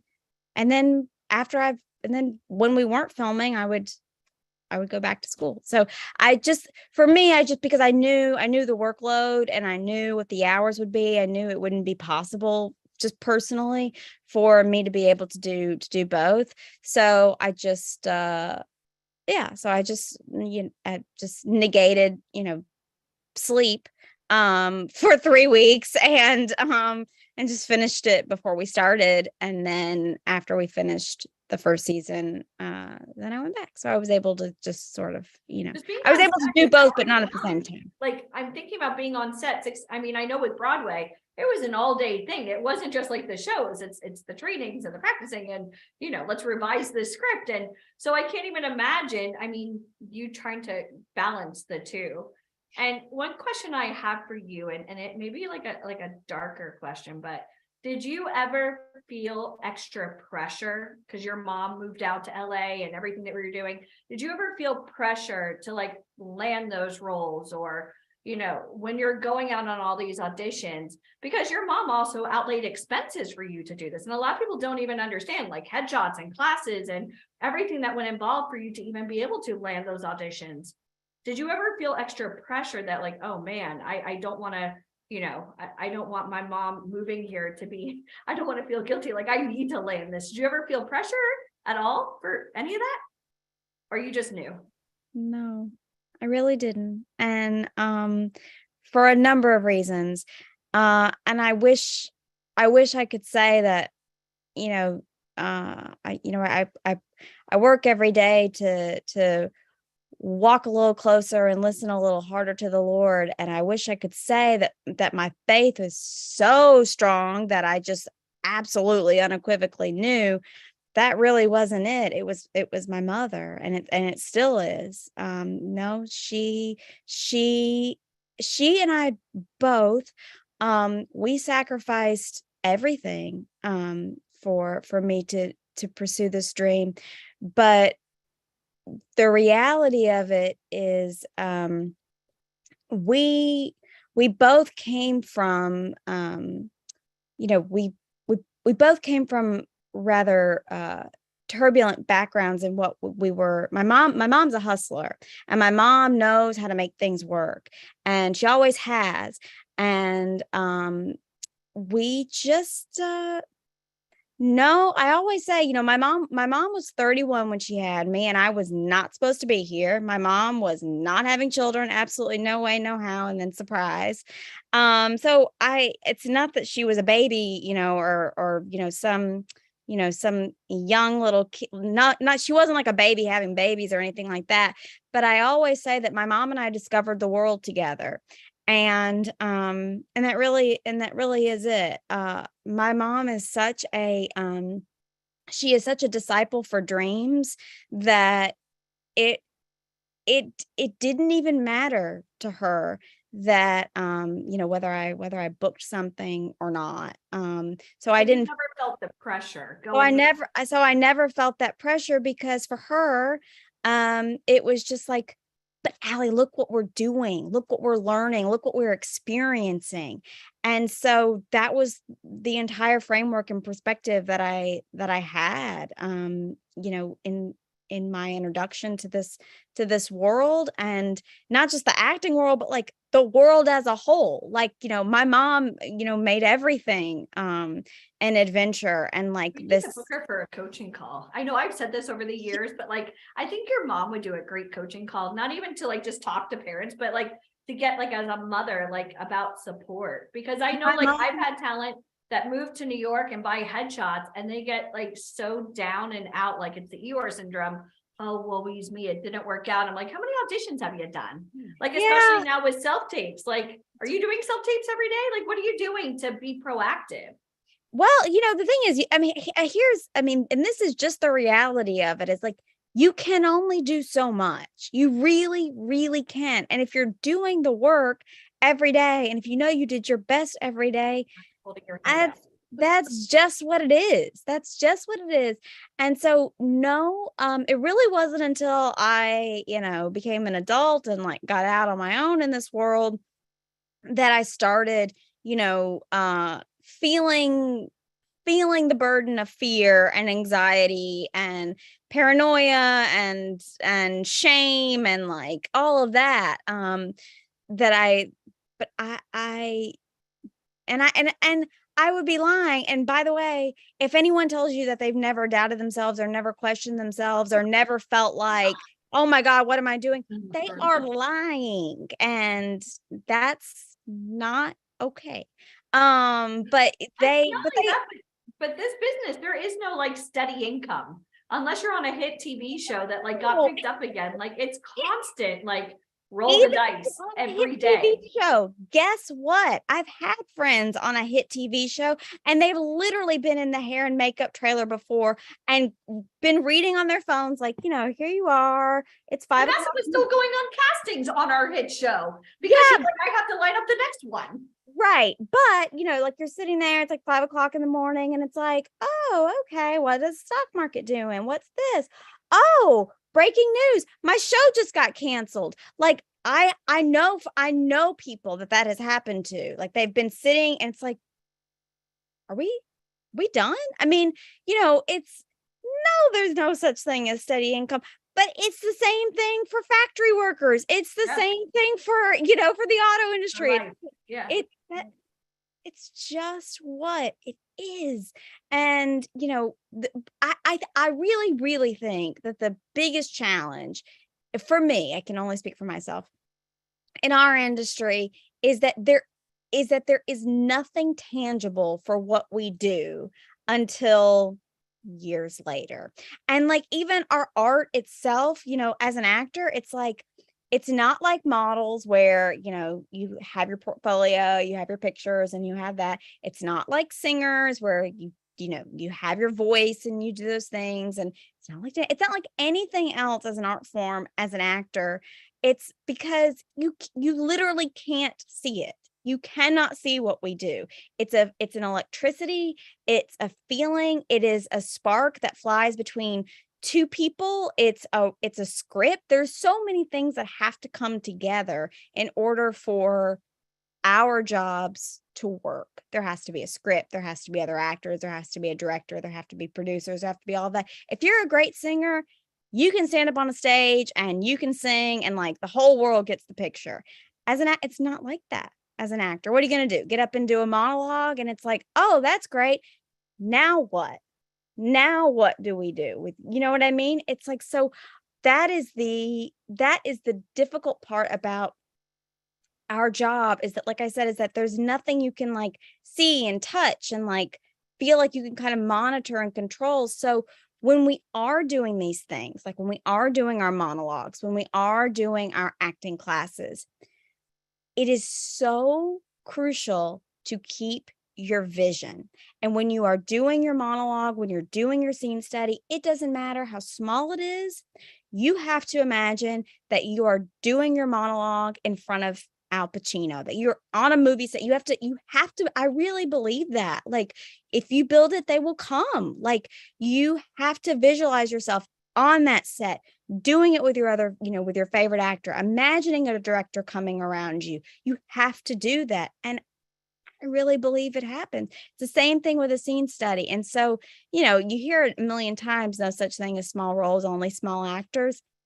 But it's true. You have to approach everything that you do with reverence and honor and importance, because it is, even if you don't see it. And so I think, like, on these calls today, and I know you guys are doing your monologues tomorrow, you have to imagine that you are doing this with, like I said, with Al Pacino, or you're doing this with, Jessica Hecht or Laura Lynn, whatever. It's like you have to be true to that still small voice within you, because at the end of the day, that is the voice that wins out. And so we can't be preoccupied with all of these things. Like, we're so obsessed with being human doings of like, oh, I got to chase this and I got to do this and I got to go here and I got to go there. And I need to have a million different agents and I got to have a million different, acting lessons and this and a million different headshots. You have to be true to you, and you have to stay the course, and it's steady as she goes. And I think as long as you're just doing the work every day, drop by drop. And you're still taking classes, right? Everybody, yeah. You can't get signed to an agent, guys, a theatrical agent, to submit you out for TV and film. You have to have training. And we offer that here, like with people like Allie. How many of you guys would love to have Allie train you? Type Allie. Oh, Lord. Well, it's true. You're one of our coaches. Like, I feel as though, like, it's kind of like not Harvard education, but I feel as though your life experiences and not trying to reinvent the wheel. If I wanted to get into show business, like, I want to hear from you. Like, okay, you're on a hit TV show, or you're, driving to the Warner Brothers studio. You don't just do that. Like, anybody could buy a ticket to go to the backstage tour, but like, you're actually going as an actor.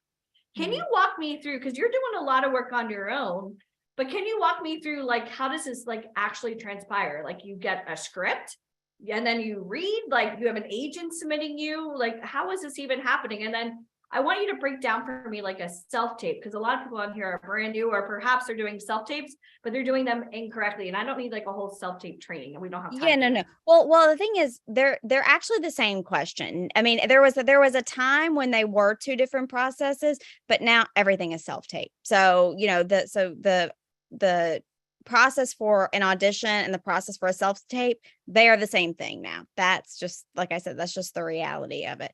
And it is, like I said, it's my major cross to bear with this industry, because I think it's super unfair.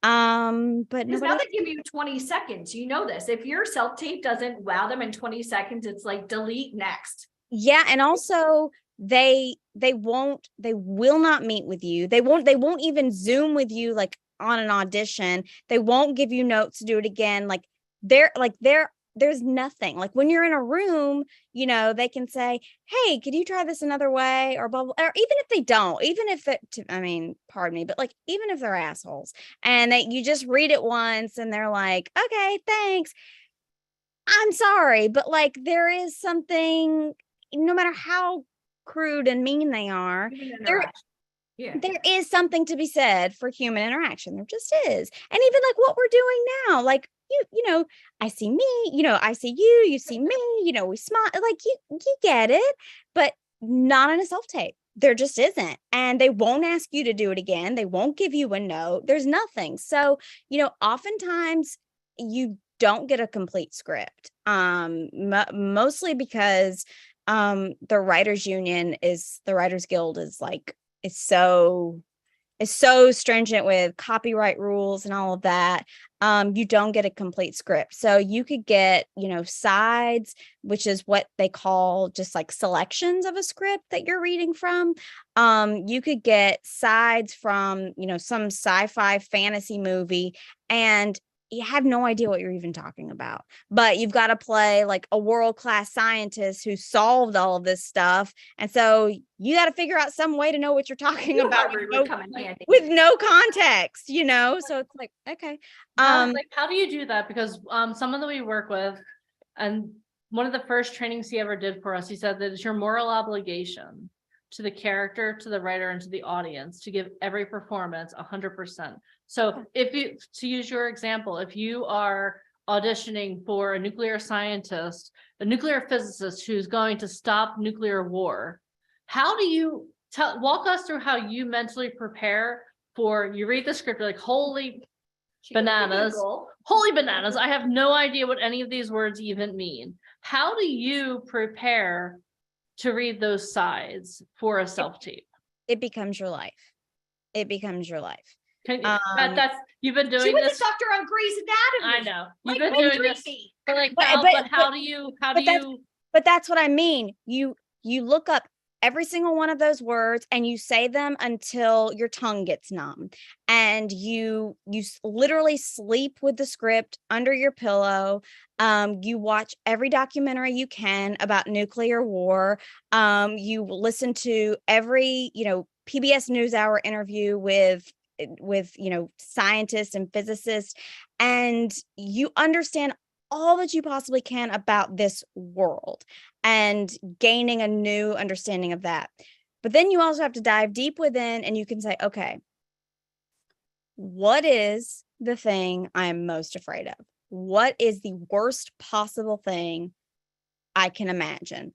I'm an actor, and I'm also an only child, so I have a very vivid imagination, and I'm also an anxiety-riddled person, so I have a tremendous depth to imagine catastrophe. So in my case, I would definitely be at a cutting edge for this role. So what's the worst possible thing you can imagine? And then you imagine it, and then you go to this place within yourself, and you say, when was a moment when I had to keep my cool? And I'm not talking about anything that no one here hasn't experienced, that you've had a job and you broke up with your girlfriend or your boyfriend, 15 minutes before your shift started, and like, you just had to get through the day. You just had to do what needed to be done. Quite often here at VIP. We all have that. So I'm not talking. So even though all this other, all these other elements are like foreign and you have to learn it and all that sort of stuff, these things that I'm talking about in terms of like the internal work, I'm not talking about anything crazy. We've all experienced that. And so what was that like? And you tap into that energy and you infuse what you know and your lived experience with all this new information that you've collected and excavated along the way. And you 2 and 2 makes 4, and you bring it together, and this magical thing comes to fruition that is your unique take and understanding of the role. And that's it. Sometimes you have a day to prepare. Sometimes I've never had more than 2 days to prepare for an audition. What about Grey's Anatomy? I mean, Shonda, come on. Like, what was that even like going through the audition process? And horrible. It was horrible. And I'll tell you why. Because they sent, and I say me, it wasn't like a personal attack. They sent all the actors who read for this role. They sent us all, like, I am not exaggerating, a 15-page, like a epistle to memorize 24 hours before this audition. All right. It's for Grey's Anatomy. It's Shonda. You do it, blah, blah, blah, and so earlier, like I said, how do you prepare for that? You do it. Like there's no getting around. There's no shortcuts. There's no you do it. That's just you don't see anybody, you don't go anywhere, you don't do anything except that becomes your world. And Did that's you just- self-tape that or you went in? Oh no, this was back in, That was way before Yeah. COVID. yeah. So I went That's in. when I was still watching Grey's. Yeah, I went in for that. And so you do. And so I had like studied. My brain was oozing out of my ears. And I got there and I went to sign in. And again, none of this is even relevant anymore. But back in the day, when you would sign in, they would also have like an extra copy of sides there for you, just in case like you forgot them or whatever. And so I like noticed the sides, and I always would look at it just to make sure I was reading the right thing. And I wasn't. And apparently no one was. We had all been sent this ruse the day before to prepare. And then as we signed in, there was this whole new, like, mini encyclopedia for us to go into this room with producers and directors and read for with about 10 minutes of preparation. And when I tell you I was hot, I was hot. I was so mad and so frustrated and so terrified. I mean, looking back on it now, I probably did give a pretty lively performance because I was shaking. I thought I was going to vomit. I was so scared. I was like, I have never in my life, not even in the second grade when I had to stand up and give a book report, I've never been unprepared. I'm just not. I am a chronic perfectionist. And so the idea that I would be going into a room and not be off book, it makes me like sick to I'm even sweating think about just it. thinking about that. Oh my God. Like, Julie in season 4. Is that what you played, Julie? Was that Yeah. it? Okay. yeah. And so, but the idea that I would be off book, that I would not be off book, that I would have to actually look at my script and oh my God, I was so upset. And I remember for whatever reason, my mom couldn't take me to that audition. And I didn't start driving until I was about 19 years old for a myriad of reasons, mostly because I'm just a scared person. And so I just didn't, and especially driving in LA, no way. So I remember standing on the sidewalk waiting for my Uber to get there. And I called my mom, and like Viola Davis, like snot running, like just weeping, sobbing, like, I can't do this. What is this industry becoming? I was so upset. And then I got it. How long did you have to wait before they called you? Or did they About a leave week. A week. Oh my God. And a week of like mourning. I felt like the most like catastrophic failure. I was so ashamed.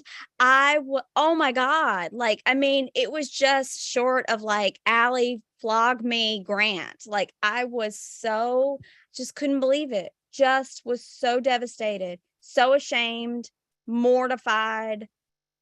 And then I got it. But you were all in the same situation. I know, but I was like, It's But you. I understand. I'm a recovering perfectionist myself. yeah, And whenever, like, if you throw me a curveball, I'm like, what? No. No, We do that's not do because I- curveballs in Janine's world. We I do always not. throw curveballs. We we not don't do that. We don't do that. And Nope. and it's No, and ma'am. it's like, and especially when, it's a curveball if like, I'm budgeted to spend, $3 on eggs and I get there and it's $7. It's like, all right, well, That's a here's that. mini curveball. This is like career This is curveball. and it's like my heart and my life and like nothing matters more. And oh my God. I was just so Did you devastated. ever- Then you got it. Were you a fan of the show? Like when you walked on set, I would be like, No, to be honest with you, I hadn't really watched the show, but probably better. but I love Sweet Home Alabama. So it was like Andrew, the prince. Oh my God. It was so exciting. It was so exciting. And I love Shonda Rhimes. Her show, How to Get Away with Murder, had just started. And like I said, the Yeah. Viola Did Davis. you yell at her? Have you ever Thank met her and said, you. listen, Shonda, let me tell you something about this audition? I didn't. By the time I met Shonda, I was I was pretty well settled. And so it was Semi over your trauma. a little bit. Come on. Obviously, there's still some unresolved I work know. I'm to be like, done. I'm There's seeing some kind of someone. So PTSD but- she's working through right now. I know, and I'm getting We're all it. here to Like, I'm experience like life sweating coaching with now. you. Our Yeah. palms are sweating Awesome. for her. All right. Yeah. Well, Allie, this has been absolutely amazing. Can you my believe it's already goodness. been an hour? It's absolutely insane. I'm just gonna answer one quick question. Marjorie, off book means that when you go into an audition, you're not reading the script, you have it memorized. Yes. So, Yeah. Allie, thank you so much for being you. here. Like, Thank you. I haven't guys missed met you in guys. person yet. I think I had to fly to Mississippi. Well, she was supposed to come to Well, one of here- our things, but then she I goes out and was. gets booked She on booked- something. She booked work. Work of an I hate when actor. that happens. I do too. I know it was, and it was always one of book those stuff, so things. she booked stuff. I know, Well, right? no, but it was one of those things too, where it was like, it was a photo shoot for something that I was working on. And it was like, you could be there an hour, you could be there 9 hours. And I was like, is that it? And they were like, yeah, that's really it. Well, that's what we tell people, so I can't Don't really ever be mad ask. at them. I tell people the I same know it's thing. important, but how long is this gonna be? I know. And I felt so Well- bad, but I have missed you guys Oh my so gosh. much. And this has been so wonderful. And it's always an honor for me to see you and to be able to connect with your talent. And I just appreciate it so much. And we're thank gonna you. set into motion 2023. We're hugging in person. Done. Okay. It's happened. We're It's only- Even if you're only- on set in LA, I mean, we can get passes. We'll come find you. We're only do. 21. We're only 21 days in. We have a lot of days left. yes, we do. 2023. We're hugging it out in person. Is that cool? That's done. Okay, good. You We'll all get heard some it here. wine. We'll talk a little Done bit more and Oh about my it. gosh. Oh Yeah. yeah. I got caught up on the last 17 seasons of It's Grace. I gonna don't take a know. while. Okay. Grace, it's never ending. I won't do Well, we that. love you, Allie. Please tell I your love mama you we said guys. hi. Yes, tell I her miss happy you. birthday. Oh Yes, my I gosh. will. And I then will. we'll have to FaceTime with Fuji sometime. Yes, we must. I can't even tell you when the last time was I saw him. It was before. Okay, He's well, busy with hold Fashion on. Week right now. As you know, he represents some of the biggest models ever. yeah, And, I'm sure he just finished Milan Fashion Week, and then now it's New yeah, York that Fashion makes Week coming sense. up quite soon. So Yep. this is his Super Bowl. Yeah, Well- no, that's the thing is like our now, with my role, technically this is like pilot season, but also every day is pilot I season was now. gonna say pilot Yeah. season used to be Doesn't like a count. set. Yeah, Not so anymore. with that, like I've forgotten that like the fashion industry still does sort of follow that. So Yeah. yeah, that makes Semi. sense. Well, we Awesome. love you. I Allie love you Grant, guys. you're Thank amazing. I will call you later. Thank you so much. you. Thank you so Tell much. mom happy birthday. Give her a big giant hug for me, even though I've never met her. We've Well, learned she knows you and adores Oh. you guys, and Well, then we'll have to hug it out with mom too. We'll arrange a lunch. sounds great. Sounds Thank great. you so guys much. so much. Bye. a round Thank of you. applause for Allie Grant. Bye. And you guys can always like binge watch all of her shows. Just go to IMDb and you'll see Allie Grant right there. She always has like sweet pictures of her from the Goldbergs. You wouldn't even recognize her with like the big hair. I know. I watched them. Like with the big round brush and the hairspray, you know what I mean? And the blow dryer. I mean, like literally her bangs were crazy, but we just found out it was all real hair except for the bangs. So Pretty crazy. it's very Okay. So do you feel more prepared now to get your monologues prepared? Like, did you write a lot of notes? Show me your notes. Unless it's on your phone. Okay, good. Okay, I Who like would you it. rather take advice from? Somebody that's Harvard, been on hit TV shows, or like your friend that's a failing actor? Or are you just gonna Google which one, Allie or friend? Because a lot of people, Denise, when they're trying to get into show business, they ask their friends and family what they should be doing. And usually they're giving you bad advice because they've never done it before. Yeah. And So we have another friend coming up right now. So and I'm so excited. we're gonna do. Can we type in the comments? No more shitty advice, please. Type that in the I love comments. Allie said asshole. I know, I just said shitty. shitty. Okay. 23. So now We're changing gears. we're changing gears, but I feel like Allie Grant was amazing, but She where I gives us feel like a dosage. She's a spitfire too, y'all. Do not ever get on her bad side. And I know I'm talking with a Southern accent, and I apologize to anyone here on. Oh And my look at God. Butler now with the Elvis accent. You Oh hang my out God. now just for an hour, and now I'm like, you got a Southern drawl. I know. I'll make some sweet tea after this. Okay. Okay, unsweet tea. Okay, so that was really amazing. But would it be okay if we bring on someone who's worked with people like James Gandolfini and Martin Scorsese. Martin Scorsese? Is that okay? So let me read his bio to you, and then we're going to bring on the next level of amazingness for today. So Robert Finaro was born in Brooklyn, New York, to Anna, a deaconess, and Vincent Finaro, an interior decorator. His parents are both second-generation Italians. Finaro began acting professionally in New York theater with this is one of my favorites every time I talk about this, with the European tour of A Streetcar Called Named Desire as Stanley with the late James Gandolfini when they became friends. Robert's breakthrough role was Eugene in David Chase's The Sopranos. From then on, he has been known for multiple TV and film roles such as The Sinner, Ron Tinetti with Jessica Biel and Bill Pullman, Ray Donovan as L.T. Bricker with Quincy Tyler Bernstein, HBO's Vinyl as Tony Del Greco, directed by Martin Scorsese, The Irishman as Johnny with Robert De Niro, and American Gangster as McCann opposite Josh Brolin. He is forever thankful to his friend James Gandolfini for, as they say in show business, sending the elevator down.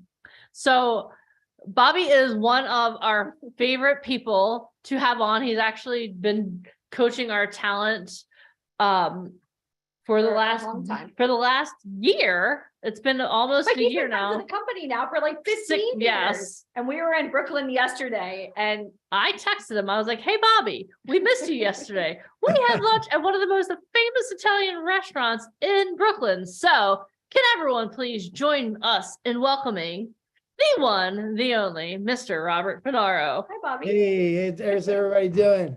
Oh my God, we're amazing. How are I had to you? get my teeth done yesterday, so. It's okay. It's all right. We I value understand. dental work. Trust me. Yes, I value believe me, you need pasta, good so teeth. I ate for both of us yesterday. You need good teeth. That's true. Awesome. Well, thank you so much for being here today. We're so excited to have you. Well, Denise, with that introduction, that's a beautiful introduction. I don't know what else to say. I mean, it's just really, thank you so much for having me, Ali and Denise. And we have some of the people from the workshop that are here. We do. So that's great. Tina and Mike Trash and Masharood. And so we're having a good workshop. So we're really growing in that workshop. I'm really happy with the people who stick to it. It's important to stick to it. Listen, you can lead a horse to water. You can't force him to drink. So you want to be an actor. You have one of the cast members from The Sopranos training you. You show up. Yes, you And do. they do. Yeah, They yeah, do. our people do. But that's Yeah. why we're here today. This is a call. We're obviously looking to help talent that want help in this industry. And I mean, Bobby, it hasn't always been unicorns and rainbows in your career. It's a lot of work, a lot of auditioning. And and I hate to name drop James. I mean, James Gandolfini himself, but he said, listen, I can get you the audition, but it's up to you to book that role. Yes. And I think a lot of people think, even me, like, oh, I'm just gonna, introduce you to somebody. Yeah, I could, but it's up to you to make them love you. And that's all through the audition room. Yeah. So can you talk a little bit about like your training and how you got into this industry? And one thing I kind of want to notate with Bobby is he's great at like bringing you into a picture. I want to hear what your friends think you do versus what you actually do on set. Because like being on The Sopranos, like we thought about yesterday, we went, where did we go? The Bamontes. we went to Bamontes and then we went to great place. Oh my God. I want a candle of their marinara. Yeah, you want to. so good. It literally, I felt like Michael when we were walking in, he's like, do you know how many movies and TV shows have been filmed here? And I'm like, Yeah. it was, I felt like I was walking into like mobs. It was cool. But can you go over like what it's like to actually be on set and like the stress and memorizing lines and dealing with character development? Because Ali Grant from the Goldbergs just spoke. I'm sure you caught the tail end of that. And a lot of people, I mean, they ask for favors all the time. Like, oh, can you put me in a TV show? But can they really handle this? So I want you to go through the psychological, because that you kind of have to be like a warrior, like nothing matters. I mean, you're a family guy, you're a dad, but like trying to survive in this industry. And especially now everything's done on Zoom. I want to Yeah. hear about the pivot, I mean, the thing is, I can only tell you through my own experience, sifted through my own experience, that I really did more theater than I ever did. Sopranos was my first professional job. And I didn't even know what a mark was. So the first AD was looking at the mark and he was looking at me. Do you know where the mark is? Because you're making me nervous. We'll keep on doing this scene. So, I mean, the thing is, here's the thing. If you can get past the audition and you can get the job, that means that the director believes in you. It gives you the confidence to know that he believes in you. And even if you have very little experience, you can learn on the job, which is what Sopranos was, my apprenticeship to professional cinema. I call it cinema because it was like shot like cinema, and professional writing, because the writing was just top class. So, I mean, one shouldn't be discouraged not having that training, but one, I had the backbone of knowing who I was as an actor and the confidence knowing that I could take a script and I could perform the script. But the whole thing about film acting and theater, it's very true. Film acting, of course, is a lot smaller. And this is what we try to do in the VIP, the talent coaching workshop, to try to get people to really talk and listen to and be natural as we are now. In theater, you're projecting for the audience and stuff. And film and TV is more visual. It's a look, it's a look away as you're talking. It says so much, but you can't be self-conscious about that. You have to try to pursue what you need, and how you get what you want is really going to define who you are on film. So with that being said, you can learn as you go along in film, but one should be very happy when they do get a job, no matter what it is, even if it's for an independent film, a short film, because that director really believes in you and he's for you. There's no us against them. I'll show them. That's going to get you in a bad place. I mean, next time I get, that stress of doing it right, you got to forget about getting it right. You got to just let it happen. And look, as many times I got off a scene, I said, "How was that, Jimmy? How was that?" I said, "It was good. It's good. How was I?" "You were good too." He was just as indecisive, and how he came out also. So we all we have to support each other. So there's a sense of camaraderie in that, in a company, and especially in a film company, that you really want the other guy to do well.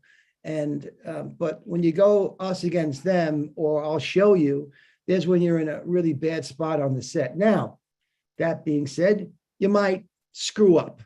Okay, well, that's the beauty of film. You do it again. Now, if you look back at the scene you just did and said, "Oh shit, I screwed up. I missed that line." Who gives a shit? Okay, you missed the line. That's why they're going to do it again. You can't really look back. You got to look forward. Okay, that was that take. Let's do another. Now that takes time to learn that. You're not going to learn that one day. I didn't learn it in one day either, and you're not going to learn it in one day. So it takes progressively. It's going to take some time to get that together, that you don't look behind and you don't look at what you just did and you try to move forward with what you're doing.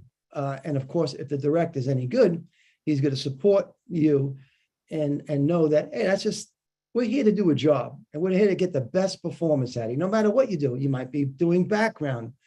You want to do it to your best ability. You might have one line. You want to do it to your best ability. It's just, do the best you can. Now, I have gone to particular auditions, and one was with Jeremy Renner. I hope he's doing fine, and say prayers for him because he really hurt himself. But Jeremy, he did this thing called The Unusuals, and it was about Amber Tamblyn was in it, and I had one line, and my manager said, "You want to go in for the one line?" I said, "Yes, I want to go in for the one line. I don't care. I want to work." And I went in for the one line, and I did it. And it took place in a police precinct, like a Barney Miller. That's what it was kind of about. The unusual cops do things weird. And Renner was in it. And they kept me on set. And I did 3 episodes. I still get very small residuals from them, but it didn't make it. Then Jeremy Renner was nominated for an Academy Award for Hurt Locker, and then he did make it. So I guess the forces didn't want him doing that series, but there you go. It's one line. You could be on set and a director pull you off. And so always be positive in your choices, and always be present. It's like, it takes time to, everybody wants to be patted on the back, but you're not going to get that on a film set, not even from the director. I mean, not all the time they're going to tell you great. I mean, everybody, we all wish that, and we actors are like that. They want, why do you become an actor? Maybe you didn't get enough attention and you want attention. That's one of the reasons I think that we become actors. We're kind of the oddballs, because maybe with the second sons. So you're not going to get that great job. But if the director doesn't say anything to you, it's good. And you're going to please the inside of yourself first. That's more important. And when the director, no one says anything, you probably did a very good job, especially in TV and film. It's a different, they might be a little bit more direct with you and ask you for something. So, but you're not going to get that. And so when you're on set, it's important not to fool around. I mean, you can get comfortable, you're eating and stuff like that, and you can joke around with your friends. But if the director's setting up a scene and you're joking around, and maybe you're joking around with someone and stuff like that, he doesn't see you. He's not going to grab you and put you in the scene. Now, that happened to me on American Gangster. I was with Josh Brolin. We was talking it up. I was doing something, and he, because I played his partner, but because I wasn't present and I was kind of joking around, I missed the scene. I could have been in that scene or another scene. So I learned my lesson there. Be there in the moment on set, ready to go. Now, when you're offset, in the cafeteria, you're in the crafty or whatever you want to call it, that's a different story. So I hope that answers the question of experience in theater, the transition between theater and film. Also, I will say that there are certain guidelines to film, and let's face it, film is a great medium.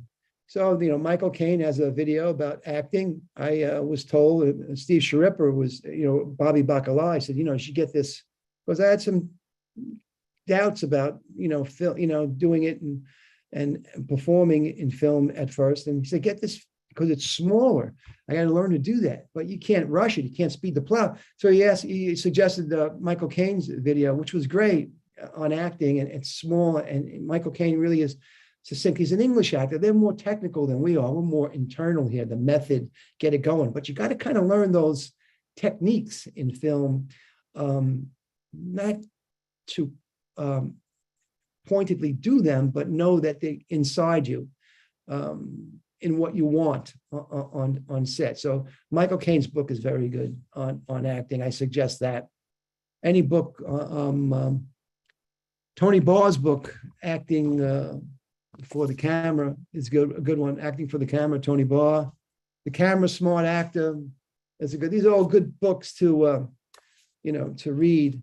You just want to gather all the information, and of course, you want to apply yourself. You're not going to learn really till you get on the set and you're working, but you want to be ready when they call your number. And you're going to be nervous. And I remember Aida Turturro coming up to me. I think it was my first day on the set. She said, "Are you nervous?" I said, "Nah, I'm not nervous." When they said roll, camera, action, shit, I was nervous. She was screwing my head. She knew it because she's nervous too. We're all nervous, but you relax. You learn to relax and know. It's almost as if, when you're on the couch, see how you're sitting down, how you're relaxing. And you'll notice that all your muscles are relaxed, you're sitting down. And then when you're on the set and you're on that same couch, say, okay, I want to try for that same relaxation I have on the couch at home. Because you might be a little bit more like this. I'm exaggerating it, but you want to kind of be a little bit more, let me relax into this. So that's the first lesson that you have to learn in film acting is relaxation. Second, I just have the courage to talk and listen. So, Deneen, what else should we cover? Want me to keep talking? No, I think what you're saying is great. So a question I have is, so tomorrow everyone here is going to have a monologue challenge. Okay. So they're going to Okay. be reading a monologue. Yes. And I've been going through the Meisner technique with a lot of the people that we work with. And it's funny because as I was preparing for what I would talk about, okay, so there are some people here who may not understand this, but for some people, they're going to hear these two words and they're going to have visceral reactions. So we were talking about more socks. Okay. Okay. Okay. And that, just for everyone to know, that's a monologue that a lot of our talent that we work with have been preparing. But the thing that you talk about relaxing into the role, you talk about like sitting, like imagining you're sitting on a couch when you're relaxing into your role, just as an example. How do you get to the point where you can relax into the role? So with Meisner, it's all about repetition, repetition, repetition. So can you talk a little bit about like, how do you prepare so that you can be relaxed? Like, what do you do to prepare before you show up on set with your lines, or before you do a self-tape for a role? Like, how do you get to the point where you can relax into the role? Well, one of the biggest things that, and Sandy has the Neighborhood Playhouse. I recommend that. That's on YouTube. You can watch that. And you can learn a lot from that, because I've watched that a million times when I started on Sopranos. One of the biggest things, yes, repetition. But the repetition is an exercise for a year. So you're reacting off the other person, what they're doing to you, right? So now, if your attention, Sandy says, your attention's on the other person, then that creates a certain relaxation because you have a want, an intention. The intention is the ground pedal of all the emotion that's going to come out of you. Now, that being said, if someone you're talking to looks away and they're not paying attention, and you're telling them, look, the potatoes, the sign says $1.58 a pound, and you're charging me $2.59. And that person's like, that's going to create something inside you, right? It's like, oh, you think I'm crazy? Go over there to the sign and check it out. And they say, no, it's not, you're wrong. Oh, I'm wrong. I'm wrong. Okay, I will go with me. So, that's going to create, it's a building like a snowball effect. And that's what Sandy tried to create. Now, with the monologues, it's a little more difficult because you don't have the other person. So it's good to do it for other people. So know who you're talking. You can try it on other people, your dad or whatever, your boyfriend, your husband. Hey, listen to this. And then sometimes you might be able to sneak it in that people might say, hey, someone might come over. What are you talking about? And they think that you're really talking like you're really having a conversation. That's when you're really on the right track, because it's natural. But I mean, the relaxation and preparation for a role, I mean, you prepare and you try to get whatever it is inside you that you need, and then you let it rip. And of course, at the first take might be a little bit, and then usually it's the last couple of takes that it really, really work, because you kind of get warmed up. Do you know what I mean? Yeah. Throw the ball, getting in the hoop, and but I mean, you have to relax. I mean, it's what I meant with the relaxation is like I had one of my instructors was Earl Hyman from the Cosby Show. And he would say, okay, you see how you're sitting now? I want to see when you do the scene, you're sitting the same way. You know what I mean? Because people, they're not the same way. They get a little bit nervous and not doing things the same way. A great thing is to watch people in life on the grocery store, talking to other people. Yeah. Yeah. Observation is, before we had all these classes, it was more observation. Of course, you have to know what you want in a scene because that's important. It's written, but you see how people kind of look away and how they're not talking to you all the time. They may be looking to the side, trying to think, so you're trying to, replicate that too. So there's a little bit of technique involved. It's not all, method, it's a little bit of technique to get it together also. Hope that answers the question, Deneen. Yeah, it definitely did. Can you go over like some techniques? I mean, you've done theater, you've done film, and you've done TV. Are there different acting techniques for each? I mean, can you give me some like bullet points or can you break it down? I mean, you've done so much. Yeah, I mean, you know, in theater, there's a chronology. There's a chronology to a story. There's a trajectory, unless you're doing Harold Pinter or Samuel Beckett, there is none. Or 6 characters in search of an author, Pirandello. It's kind of an absurd thing, but most theater, you're grounded in the story and how you fit in, and the trajectory of. I mean, what's Hamilton's big thing is to really do the right thing for the country, to become. He was really a nothing. He had nothing, and then he became educated and he got into politics and he wanted to make a difference. So that's his trajectory. That's his intention. So it's important to know that in theater, and then you're going to get it every single night, and you're going to do it repetitively, and each night's going to be different. And as you go along, I always say on these showcases that I've done, on the 4th week, I'm ready to go.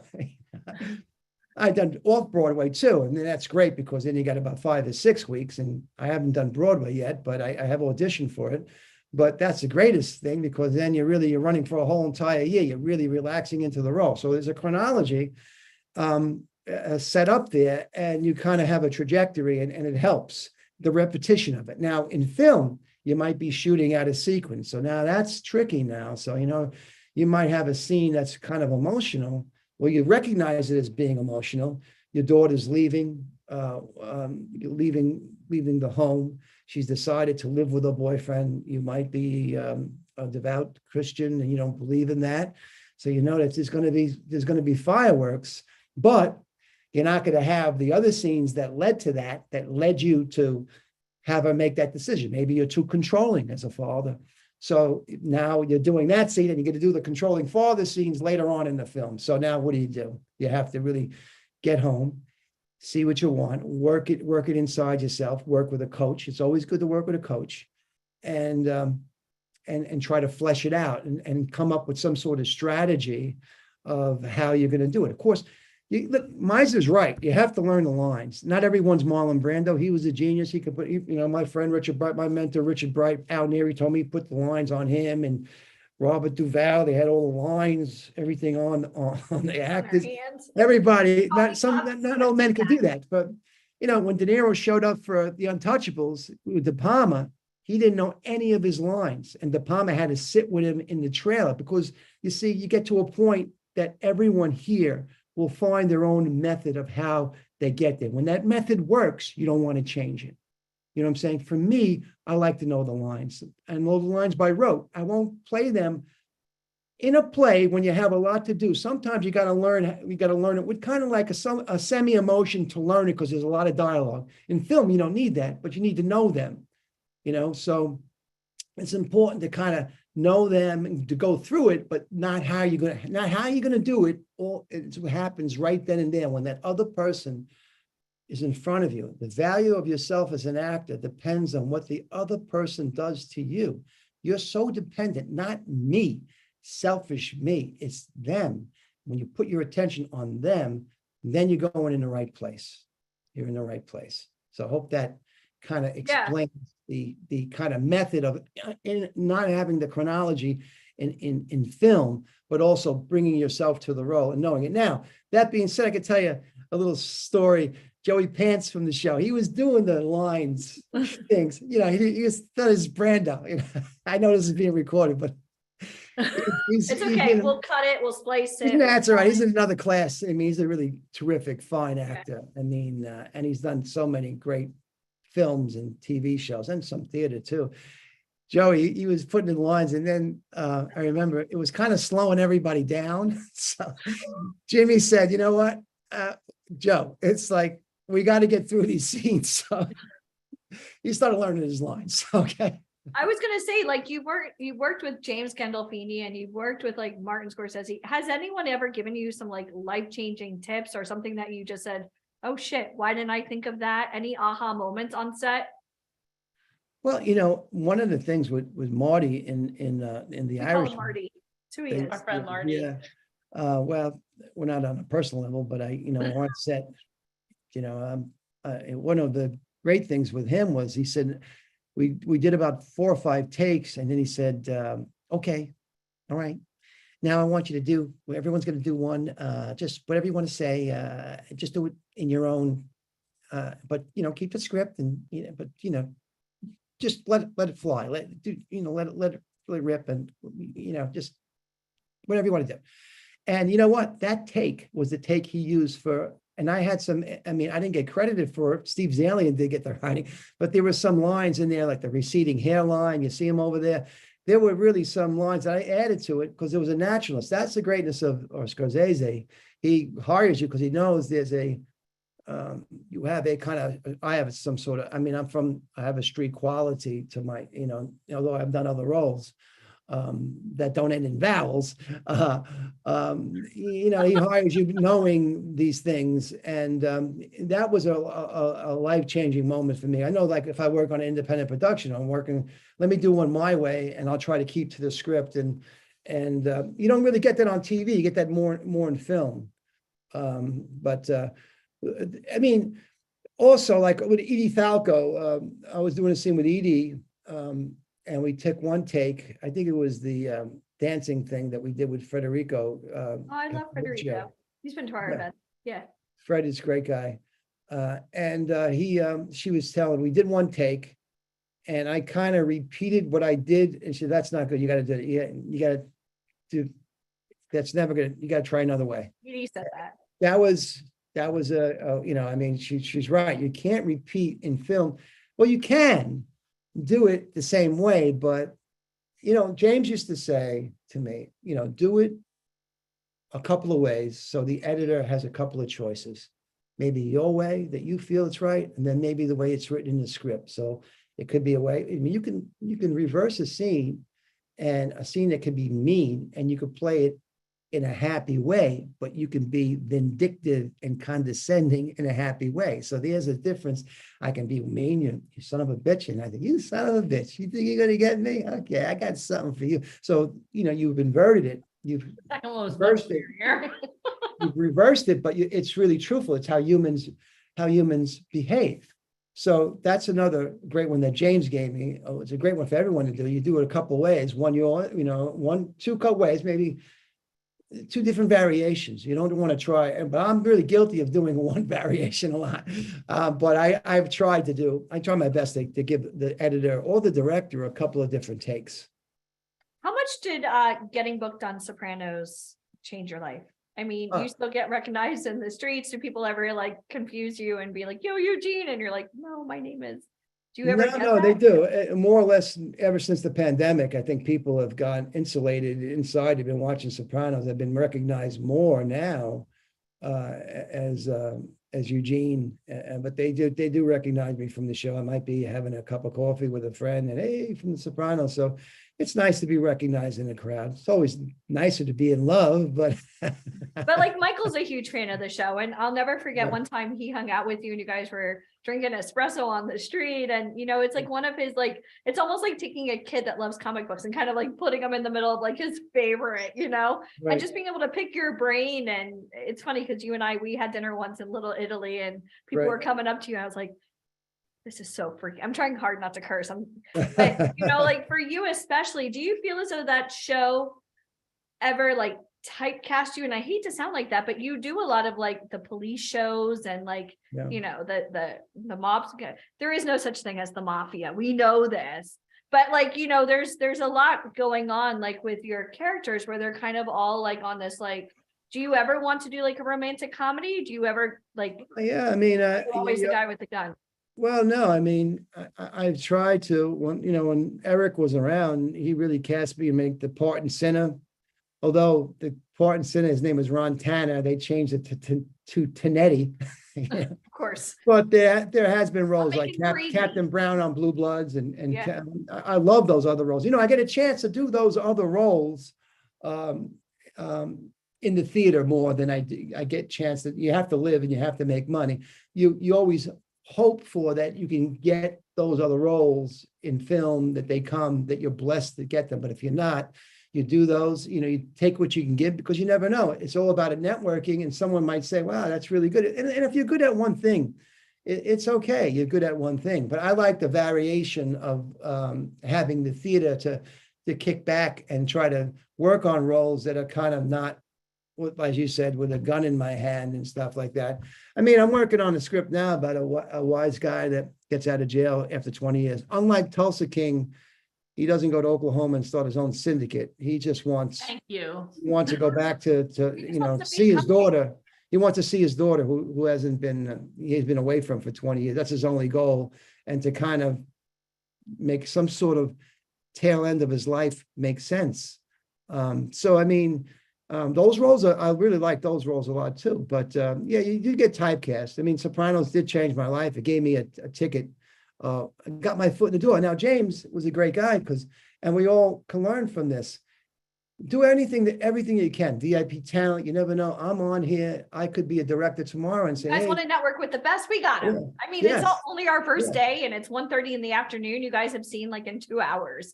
We got Right. Goldbergs, we got Sopranos, we got Yeah. Adiba, Colby himself was on. yeah, do everything you can, because if I never Follow did the street system. if I never did Streetcar with James, he never would have came into Caroline's. And if my friend never came up to James and said to me, I know a friend of yours and Bobby Finaro, and oh, where's Bobby working? Caroline's, he's a manager there. And okay, I'm gonna go. He came down to Caroline's. Now, Jimmy knew it's so tough. The business is so tough. So VIP talent's giving you an extra edge in the business because you got your foot in the door a little bit. You're meeting professionals in the business. You don't know what that can lead to. Even if you move on, it's still something An that you did. introduction. Yeah.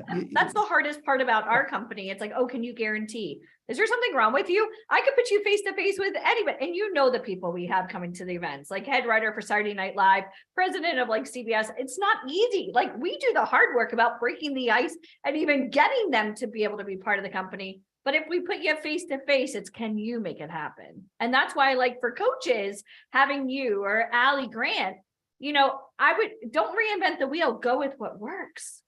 Yes. I mean, yeah. like Do as back in much as you New York, it was can. all networking face to face, but now on Zoom, it is incredibly difficult to have spoken word with somebody you don't know, unless you get on a Zoom call and you're getting introduced, which is why we do this. Do the best you can when you Yeah. have a solid background like I have, and you're gonna do Zoom auditions, but more or less, you're gonna put yourself on tape. You want a solid background, you want to have a person that you're reading to, you want to have some sort of eye line, you want to have a good microphone. It's all changed because of the pandemic. It seems like the casting directors, they want to bring you in till the last minute, which I just did. I had a meet and greet with Robert De Niro about 4 weeks ago for his new film, Not Wise even Guys. a phone call. Like, Well, I mean, I know we were Barry friends. Levinson, I met Barry for Oh, the first Barry. time. yeah.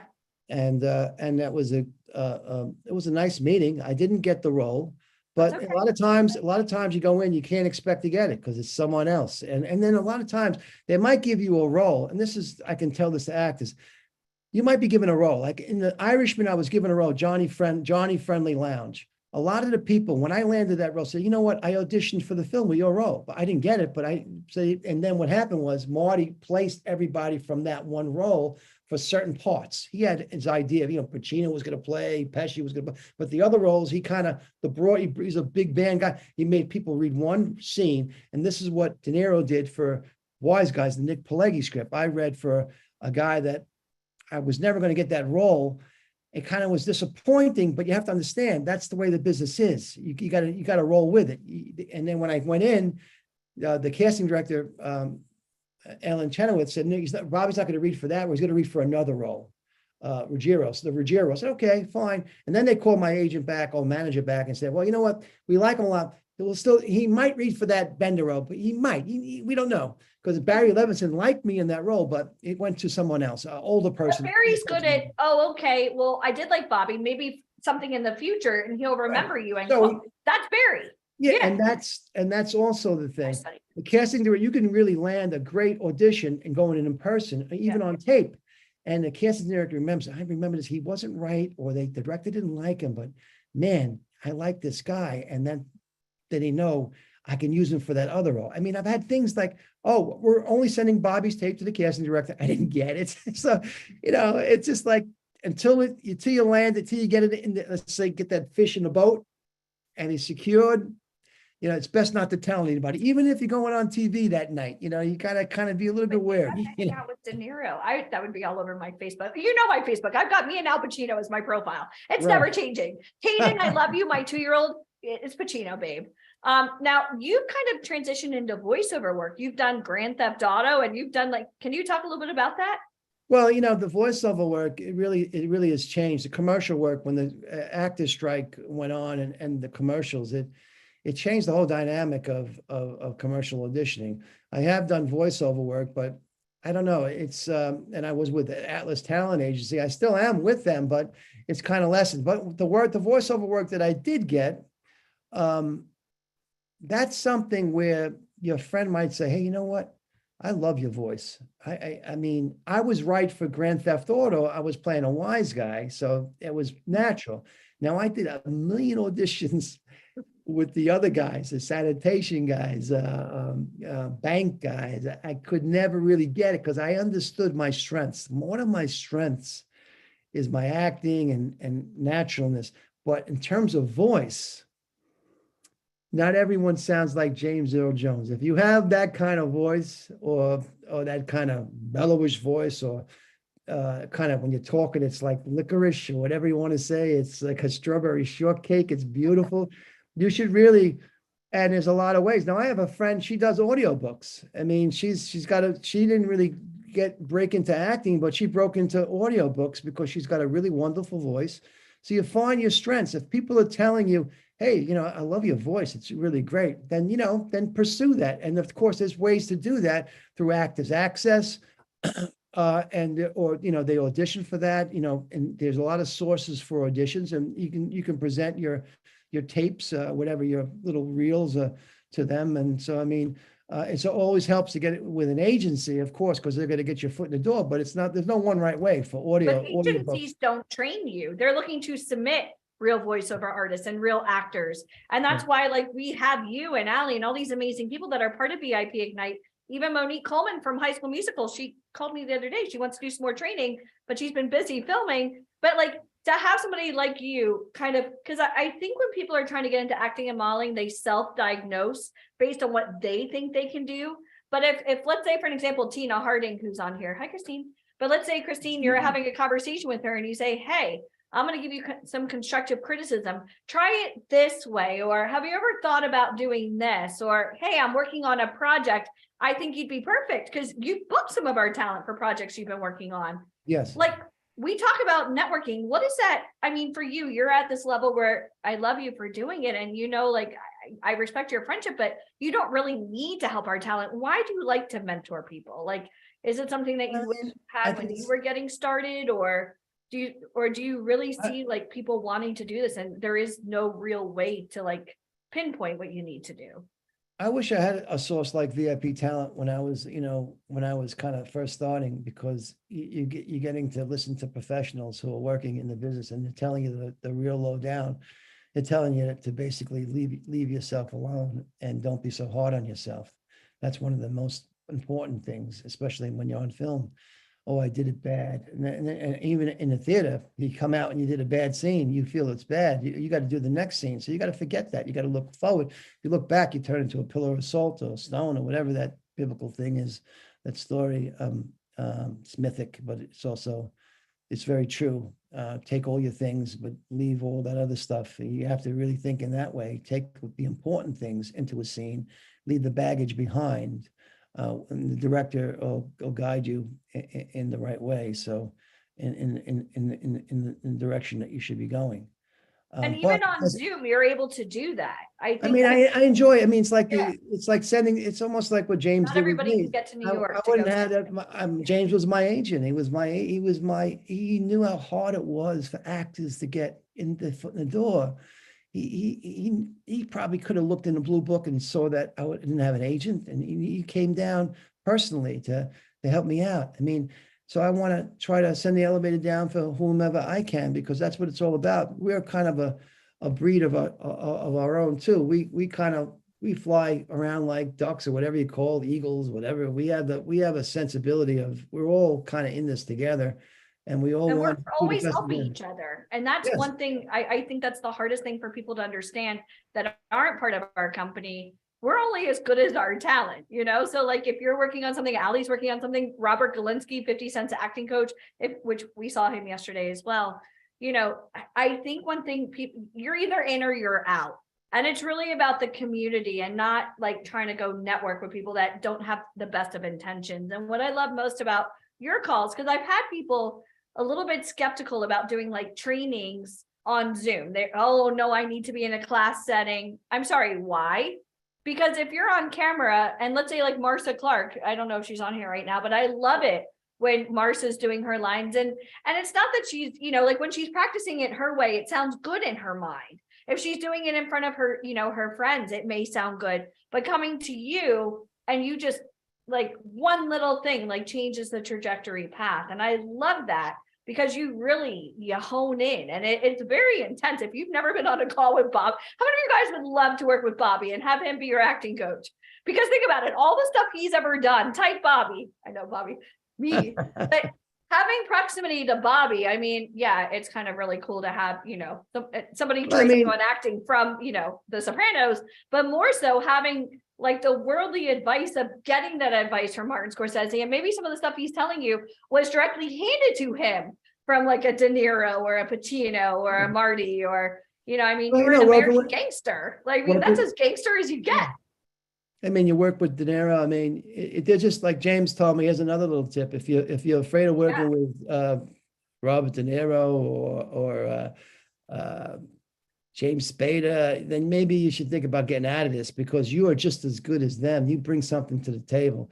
I mean, you know, if you're going to let these people intimidate you, then just leave now because they, you know, you have the value. You belong. You have work. You could be a fan and get a picture with them. You have worth. Or you could like be in the industry for real.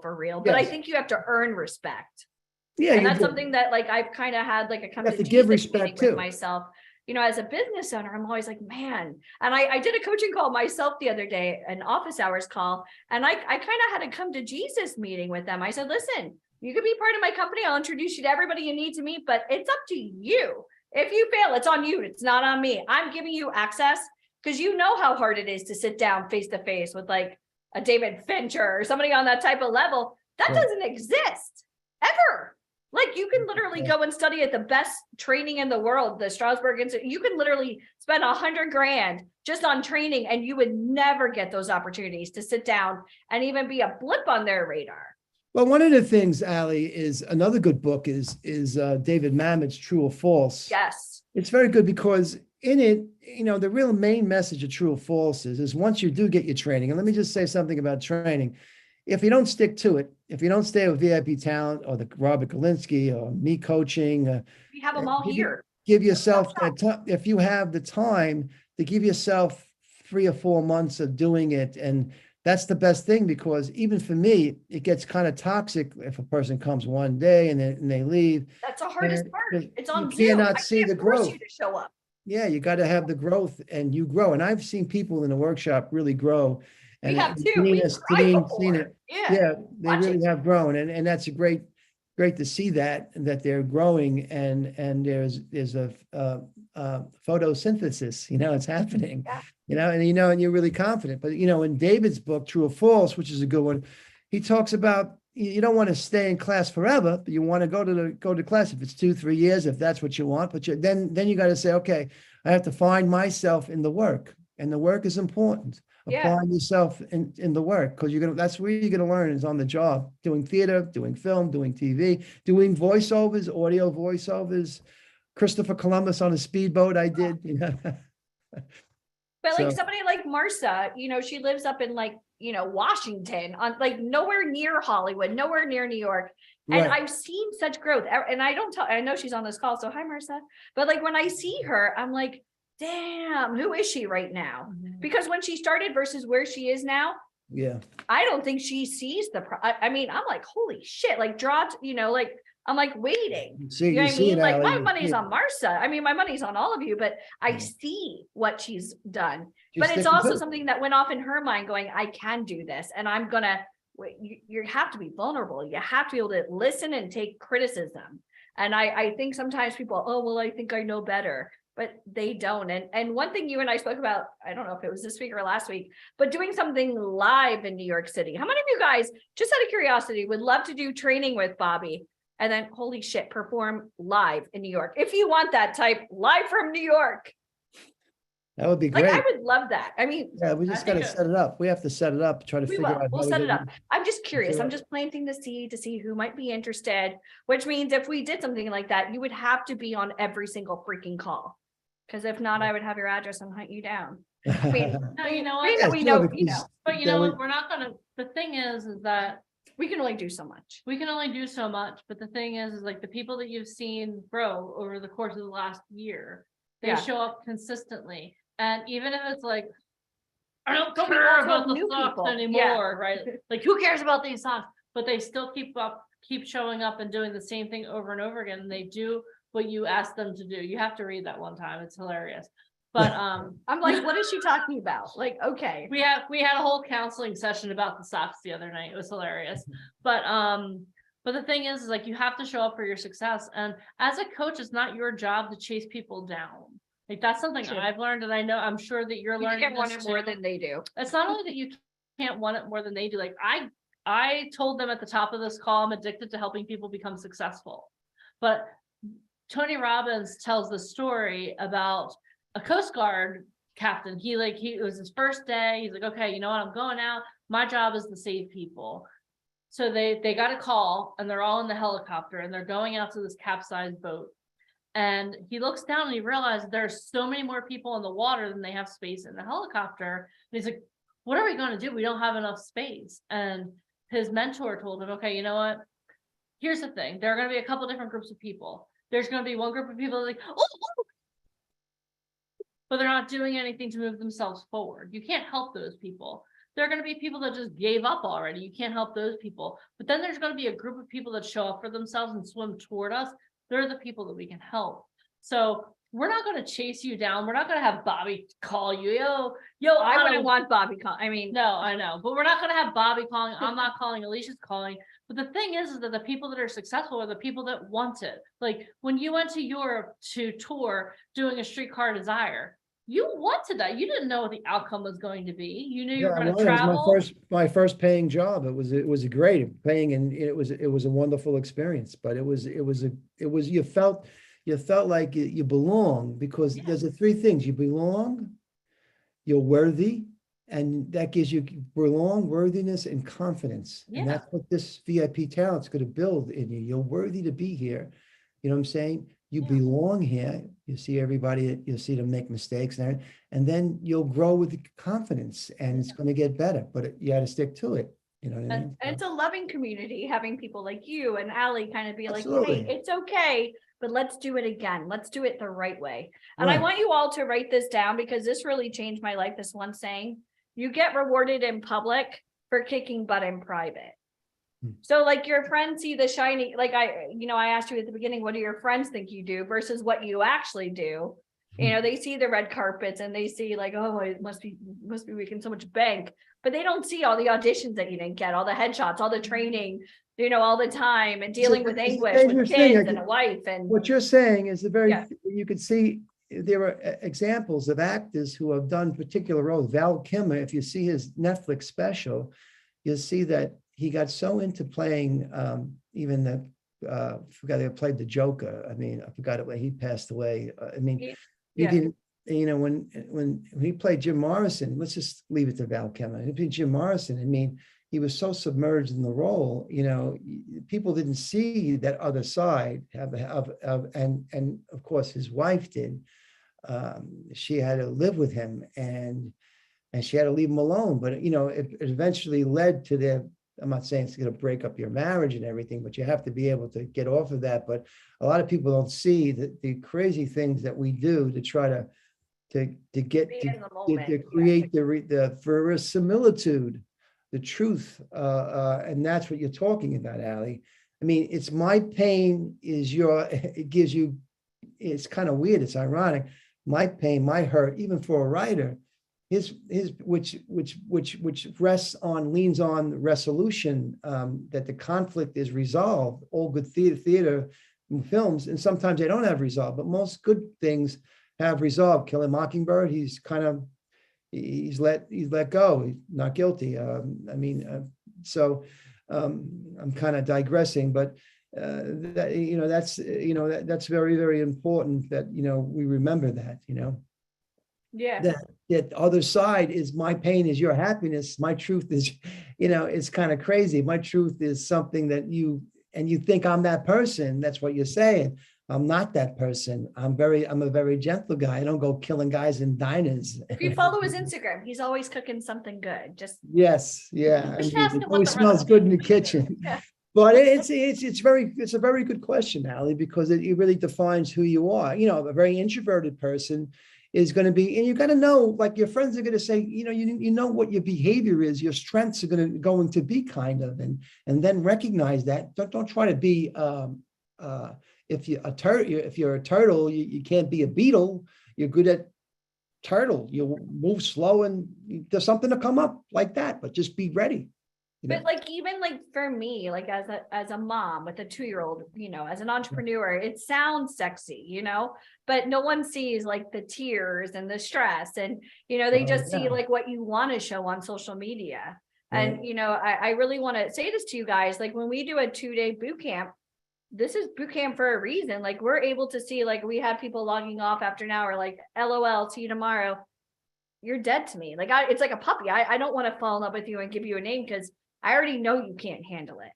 Like when we say good night, it's like being on set. Like, when are we done? When we say you're effing done, like that's it. Like don't ask stupid questions. You want to be an actor, you want to be a model, you want to do this, then you go in with your whole heart. Like take a piece of masking tape and cover the time. You are here until you're done. And if you don't have that stamina, go to Netflix and watch TV, because the people here, like, we're going to help you get on Netflix. We're going to put you face to face, but it's also you showing us. This is a free boot camp. This is free. Like when you're an actual member, we're going to test you. Yeah. Like it's kind of like going to the gym. It's not all going to be unicorn, but you want to look like that? You have somewhere important that you want to be? Like Tina can tell you. Like this isn't meant to be like easy. You're trying to get into show business, and most of you don't have the balls to do this. Or you ask friends and family. It's almost like taking marriage advice from somebody going through a nasty divorce. They don't want to see you successful. They won't understand. Do you guys understand this? So like you have to really, this is almost like Jedi mind stuff he's going through here, because you kind of have to get into the right mode. If you're going to live out your dreams, it's only you. Don't ask for advice from other people unless they're in the industry, because any advice is going to be jaded. They don't understand. Do you guys understand that? If you understand, type amen. Amen. Amen. It's you want to be true. in this business? True. I'm gonna parachute you into this business, Yeah, but I'm gonna make you work. A moth is attracted to the light, you know what I mean? And the moth Shiny object syndrome. tries the light, and you're going to know whether or not you're attracted to that light. What is that light? The light is the truth of our human experience at the end of the day. Some people get to do it on a very large level, but it doesn't matter. You have worth regardless of whatever level that you make it to.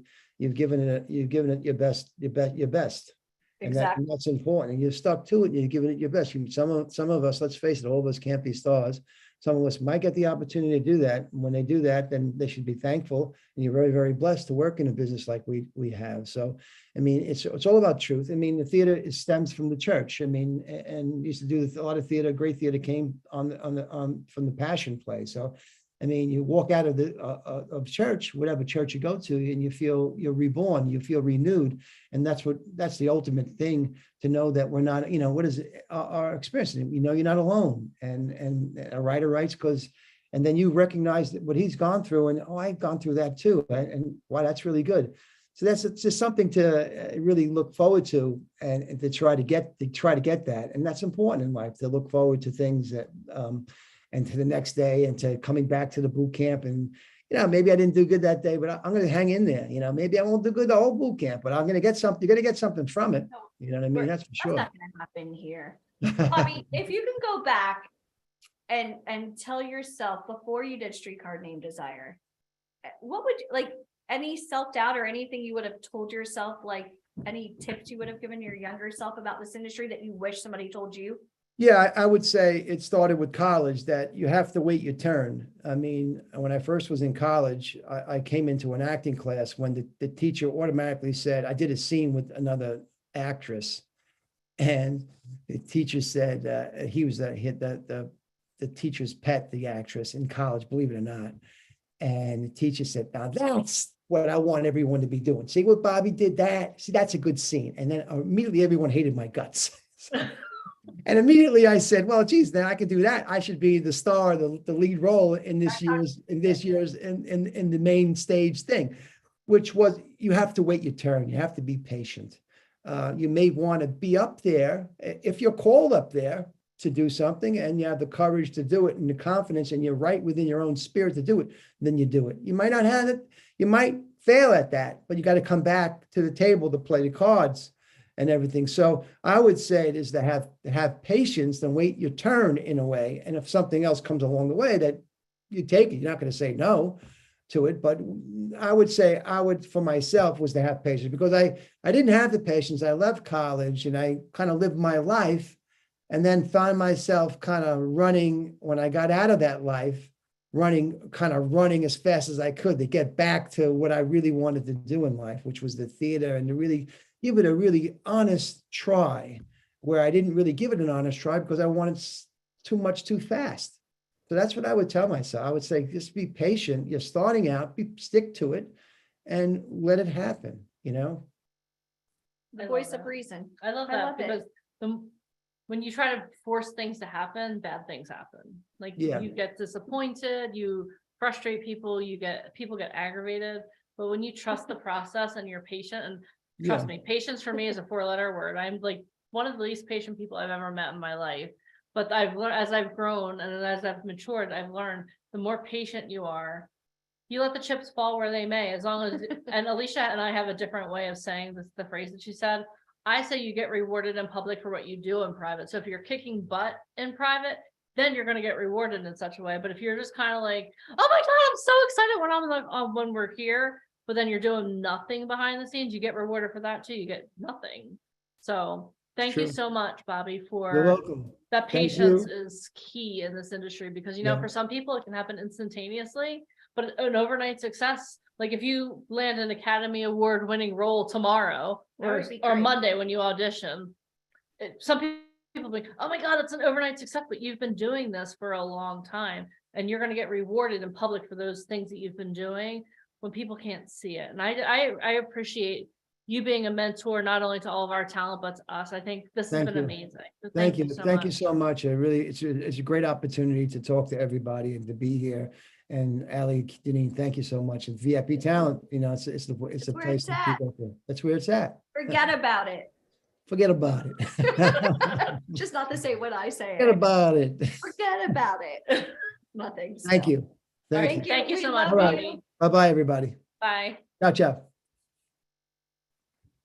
Guys, follow Bobby on social media. You never know what he's cooking. He's a great chef. Oh my gosh, his food. Inspires. You'll gain weight just by watching. just by trust me. That's obviously what's happened recently. So It's been a good day. it hasn't been, it's been a phenomenal 1 to day. 10. And I hate to do the report card thing. Scale 1 to 10. How was today so far? We've already met the diva, Ryan Colby himself, who really kind of went over, like, because there's so many people, Deneen, that don't even know what to wear to castings, or, they think, oh, I'm going to wear this low cut Gucci Mama shirt and big, gold hoop earrings and lots of red lipstick, which I usually have my red lipstick on, but I'm not a model. But like a lot of people dress inappropriately, whether for live or for Zoom. And then Ali Grant is just Ali Grant. there's no way. She's just so sweet, but just she's Ali not Grant. like, she's very like, this is how it, You do not How it cross is. Ali Grant. No, you Trust don't. me. nor do you cross a cast member from The Sopranos. And I hate that he gets typecast sometimes as like being mafia, but he is so unbelievable. And I think one of the hardest parts about being on a show like Sopranos is like, after that show, like we see it a lot with like the cast of Twilight and the cast from, How I Met Your Mother or Friends. They have a hard time sometimes like breaking out of character and going into new things. And he keeps reinventing himself, from Blue Bloods to The Sinner with Jessica Biel. I love the fact that a lot of times I turn on my TV, and so do you, and we're like, weekend and we get really excited. And for him, like we'll take a selfie like of him on TV and then we'll text it to him, and he loved that Yeah. because we support the VIP Ignite family. And if you're doing this, I mean, we're looking for serious people. This isn't just about training, it's also about networking, having a bigger universe than what you're typically dealt with. I mean, Yeah. so many people, Denise, when they're trying to get into show business, my friends and family don't believe in me. And Wow. yeah, like I don't have any training. Okay, hi, we do. I don't have any connections. I do, you know what I mean? Like as a Yeah. business, we do. Or I don't live in the right market. No one It's does all right on now. Zoom. Like you're good. They're literally filming all over the country. Everywhere. We were in Brooklyn yesterday. Yeah. And we saw the truck, but like Dr. Death yeah, on Peacock. yeah. And like we have a speaker that you'll be hearing from tomorrow, lives in Omaha, Nebraska, is working on transforming the industry. In like what's in Omaha, Nebraska besides corn? I don't know, football. He's best friends with Will Smith. Yeah. So we So have, we're pretty connected so- to De Niro on this call. Yeah. I mean, it's what we do. but the point is that it doesn't matter where you live. That's an excuse. Yeah. And we're team no excuses. We've literally. That may work in your world as to why you're not successful, but not here. We've debunked all those myths that you tell yourself. Yeah, so you're not too old, you're not too young, you're not too tall, you're not too short, you're not in the wrong location. The only thing that you have to battle is yourself, and that's something that you have to battle every day. And I know we've covered a lot of acting today, so we much have. acting. But it's How- a do you model, guys- an actor. I know it's a model and actor boot camp. So before we go on to our next segment, do you guys feel that we've given you enough tools that want to give you some monologues? You're going to be able to kick butt in the monologue slam tomorrow. Like if you've been following Type, through and "I'm taking ready." it, if Type, you're "I'm ready, type ready." I'm ready in the comments. Because I think people are starting to trust the process. Like you can do this on your own. Good luck to you. I mean, Bobby's always doing autograph signings somewhere. I saw he's doing one. It's $125. Go pay to get a headshot by because you're actually going to be working with him. Yeah, Do you understand the difference here? yeah. So like it's ready. Yeah. So right now we kind of want to shift gears, and we happen to have someone here who's been an agent for, I don't know, like 16 years, working with models, working with actors. And one of the questions that we get all the time is, am I too old? Am I too young? Am I too tall? Am I too short?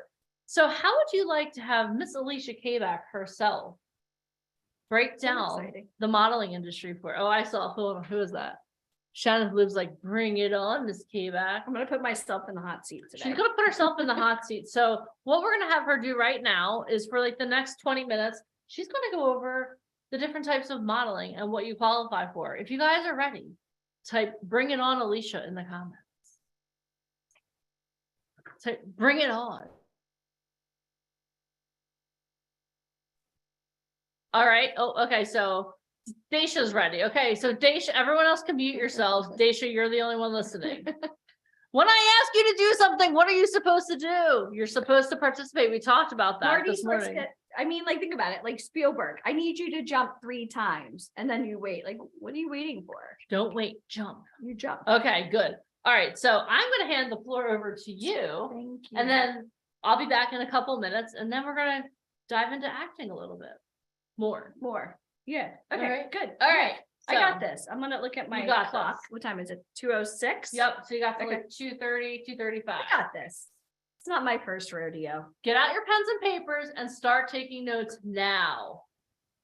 Let me see them. Let me see them. All right. All right. I'll see you in a few. Okay. I got this. I know you got this. Hey guys, what's up? So, one thing I kind of want to go over with you guys, and I'm gonna break down the modeling industry, but I kind of really want to say this. I mean, it was not my goal or intention to own an agency or become an agent, become a manager. That was not my goal by any means. But I was so sick and tired of seeing people get scammed over and over and over again. It pissed me off. And when something makes you so angry, you put up or you shut up. And I decided to put up money, and I hired the best. And I literally had this little office in New York City, and I said, let's just see what happens. And, now, even though I currently live in Orlando, and I do miss New York and LA every single day. But what's cool about living in Orlando is I don't need to be in the office every day. Like back when we had the office, we had 3 offices in New York City, an office in Philly. People used to fly in from all over the world just to come meet with us. Like literally, we were talking about that yesterday. Like we had a whole family from New Zealand. Could you guys imagine? Like some people have a hard enough time logging into Zoom. Imagine flying in from New Zealand to come meet with us and like to go through like an open call process. So, you know, I find that when people live in smaller markets like Missouri and Texas and Mississippi, and you know, they want to be a model so bad because they think that it's going to garner all this money. And this business, I mean, modeling especially, you either fit or you don't. Like that's it. It's kind of like going to the Apple store. If I walked into the Apple store, I can't walk in with a Samsung and be like, hi, I'd like that sweet little case, please. And a, you know, that light blue color. Your phone isn't compatible. Does that make sense? Like when you go to the Apple store, you know, like, okay, this is the phone I have. This is the case that's compatible. And that's it. You don't need to try it on, you know. And another good analogy is kind of like taking like an outfit from like an American Girl doll and trying to put it on your Barbie, you know. So like when you're trying to get into show business, you know, this business has changed dramatically, not just because of COVID. I hate to even say that word, but you know, with the Zoom. And how many of you guys have looked at any advertisements at all? Like I remember during Christmas, I physically went to a mall. I don't know about you, but I'm still the psychopath that kind of likes to see the hustle and bustle of a mall, right? And I went to Victoria's Secrets and I saw a girl on like the billboard, like in the advertisement in the mall in a wheelchair wearing bra and panties. And I thought, man, what, this is crazy. This is amazing. How many of you guys have seen any Old Navy commercials? Any type of toothpaste? I mean, like this business is for everybody, but don't try to fit square peg into a round hole. So many of you don't even know what you qualify for, but you're so eager just to go and do it today because you want it. It's a selfish thing. I want to be a model, so therefore, and that's why a lot of times you guys get scammed with the brand ambassador and the influencer crap on the internet. No. Okay.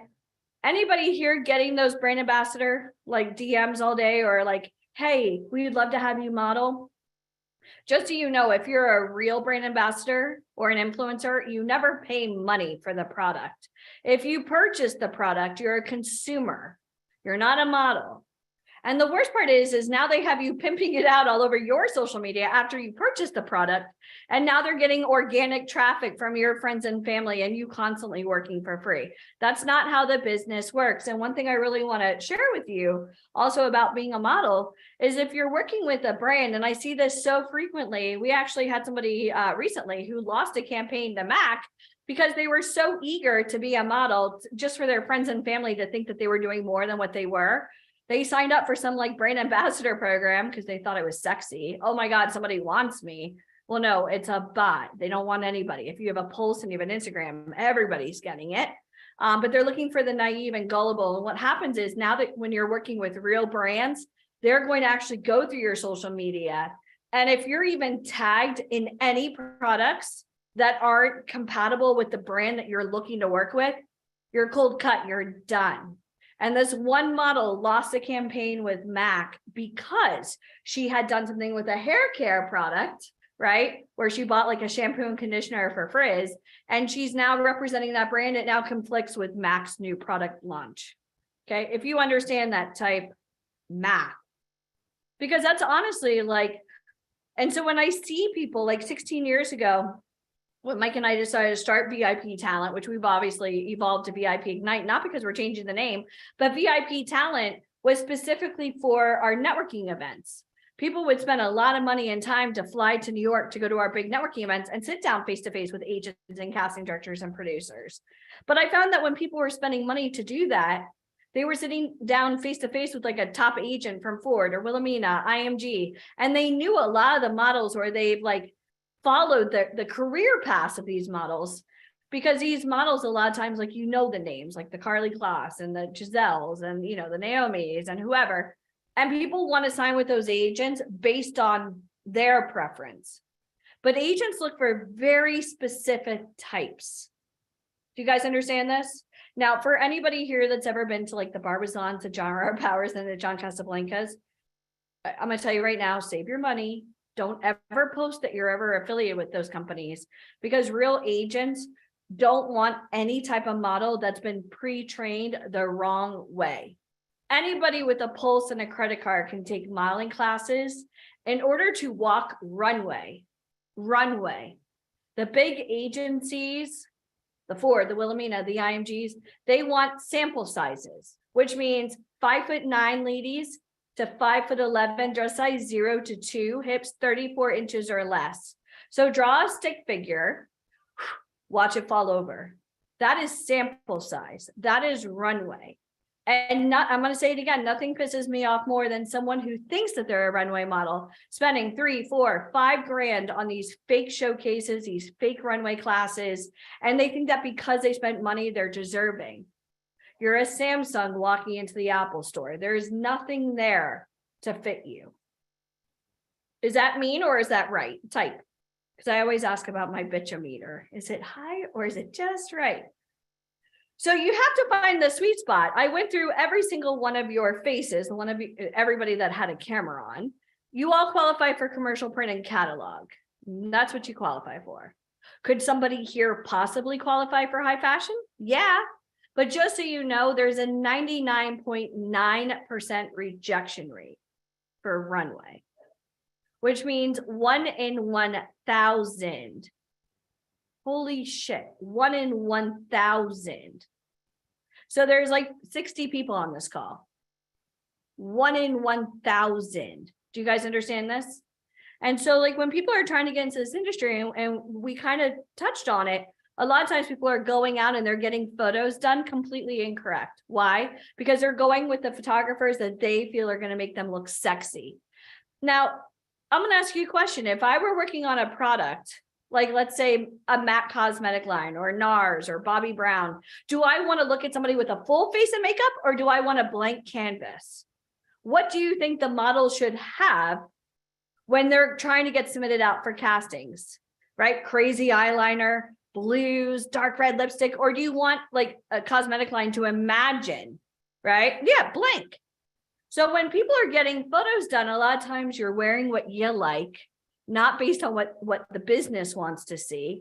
Your makeup is done completely incorrect. You don't know how to pose. And you're also working with photographers that don't have existence in this industry. The only thing a lot of these photographers that you're going to do, they take money for models who want to get into this industry. They're not working with real brands. They don't know what the clients are looking for. They're not even giving you the photos to book work because that's not their job.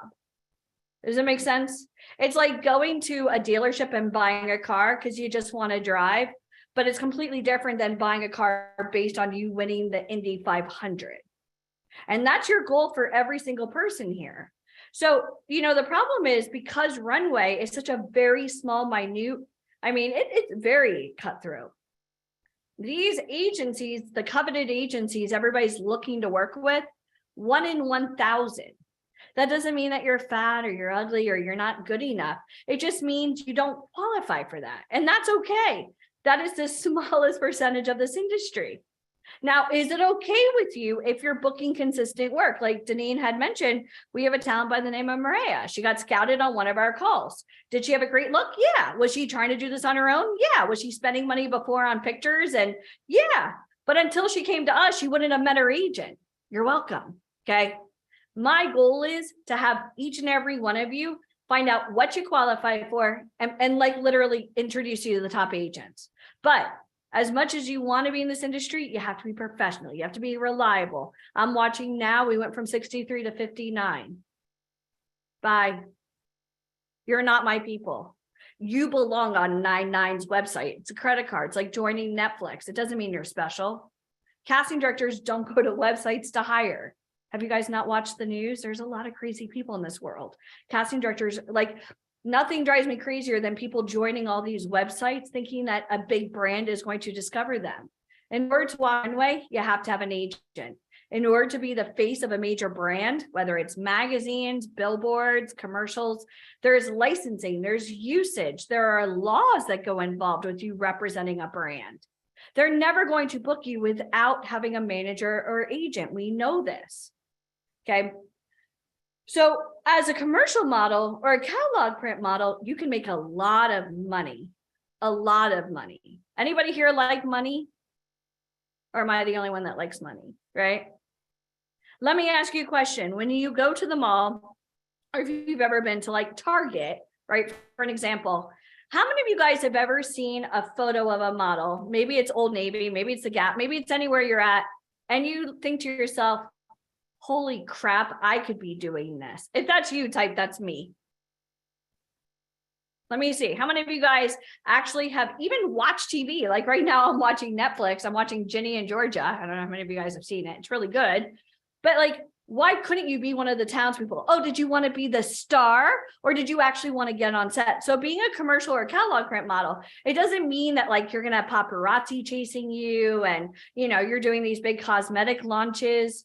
Could it happen? Yeah. Or you could be somebody like Maria who books a $30,000 one-day job. Are you okay being an unknown? So this business isn't about you being a star. It's about you becoming successful. But the very first thing you need to do is realize, oh crap, I knew I wanted to be a model, but my face isn't perfect. My teeth are crooked. I'm too old. I'm overweight. I'm too short. I don't live in the right market. And how many of you guys have watched any TV shows lately and you have people that aren't super attractive, but they're damn good actors, man? Anybody? How many of you guys have been watching TV shows where you don't even know anybody on the show? Zero. You know no one, right? So the question is, would you be okay not being a cover girl or cover guy, being the new face of Hugo Boss? Are you okay being in the pages but booking work? So brands are looking for people just like every single one of you, but they need to know you're responsible. They need to know you're reliable. And for those of you that I ever meet, don't ever tell me what your height is with heels, because you sound like a dumbass. Don't ever do that. You just showed me your cards that you're naive. It pisses me off, right? Well, I'm 5'11" with heels. Yeah, 6-inch heels. Shut up, right? Because you're never going to wear your shoes on set. When, you know, I had asked Ryan about the kid that lived in Rome that went and did all these jobs, the direct bookings. How many of you guys have ever watched a show like Outlander? One of the best shows on TV, okay? Last and final season. I'm already in tears about it. But when you show up to a show like Outlander, or you show up anywhere, they have all of your measurements. You can't fudge them. Well, before the baby, I was a size 8, but now I'm a size 12. But I'll just put an 8 because it makes me feel better. Get the hell out of here. When you're working with designers, and, you know, I don't know if it's like this whole like snowflake mentality. Oh my God, they were so mean to me. Well, if your pictures portray you to look one way, kind of like a pizza, how they pick you is how you're showing up. Do you guys understand this? If your measurements are exact, which is why 1 in 1,000 actually qualify for these high fashion runway. If I send somebody over to Milan and I'm their agent and I vouched exactly for their measurements, how they really look, they're not 9 months pregnant, surprise, with braces, and they pulled a Britney Spears and shaved their head, right? I can vouch for them. I know they're of sound mind. I know that they're going to be professional. They're not going to show up high or drunk or anything like that. Their bodies haven't changed. But when you show up, the clothes are made specifically for you. For you. So being a commercial catalog model, it's kind of like, you know, that is the meat of this business.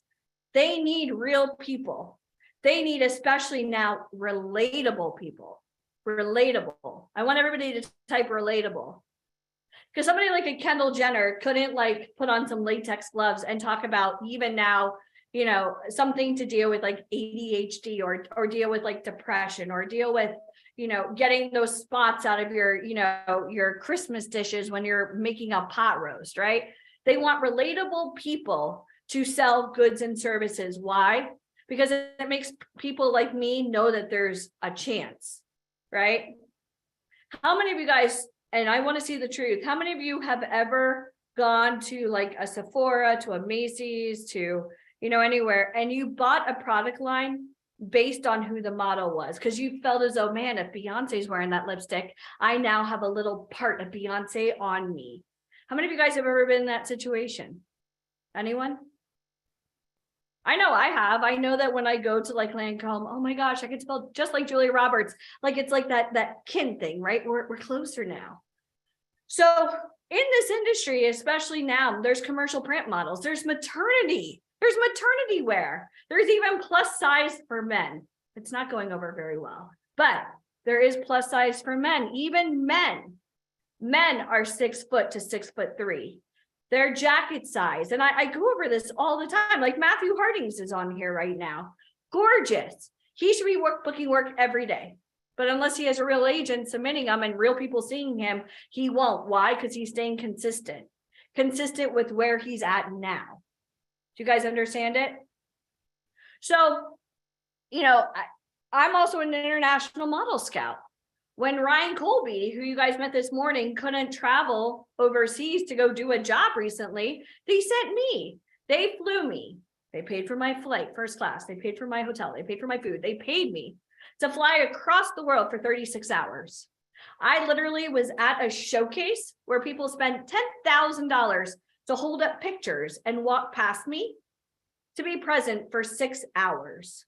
Was I tired after traveling all day? Yeah. So when you're trying to get into this industry, that's typically what's out there, these showcases. Now, out of 600 people, and you guys can do the math, they all spent 5 or 10 grand to be there. That's $6 million. That's a lot of money that these showcases bring. They needed to sign one. Why? It makes them legit. Do you guys understand this? You just needed one. And it doesn't mean everybody that bought that ticket was deserving of an agent. You had the chance to be seen.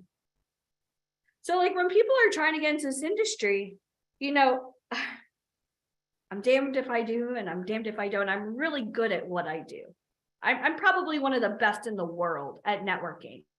And so when I'm networking with these big agents from Ford and Wilhelmina and IMG, that's great. I know that's who my talent want to meet, but I want to introduce you to the other agents that are going to book you consistent work because they're looking to book people just like you that you normally would never even have a chance. They don't do open calls and they're by referral only. Do you guys understand that? So my goal is, and they trust me to do these types of boot camps, or for those of you that have ever been on my open calls, which is just me, right, for 2 hours, I'm a lot. Why? Because failure is not an option. I can't even, I literally, when I say failure, I start to vomit. It's jump off a bridge and build a plane on the way down. You want to go take pictures? You go have fun. You want to post them on your social media? You go on with your bad self. I want to book you work. And if those pictures are not up to par with what I expect with real brands, you're not going to book work. And for anybody, how many of you guys, let me just see very quickly, how many of you have spent money on professional photos? Let me see. If you spent money, type, I spent money, and show me how much you spent. And then my follow-up question is, when you got those photos, what did you do with them? Where did you post them? A Facebook site, an Instagram site. Oh, that's so sweet. You joined a modeling site. Real casting directors would never hire you from a modeling site. That is not how the industry works. And tomorrow we'll actually break down how a real casting works. And I'll kind of like just skim it through very quickly. A real agent is going to get castings from the brand.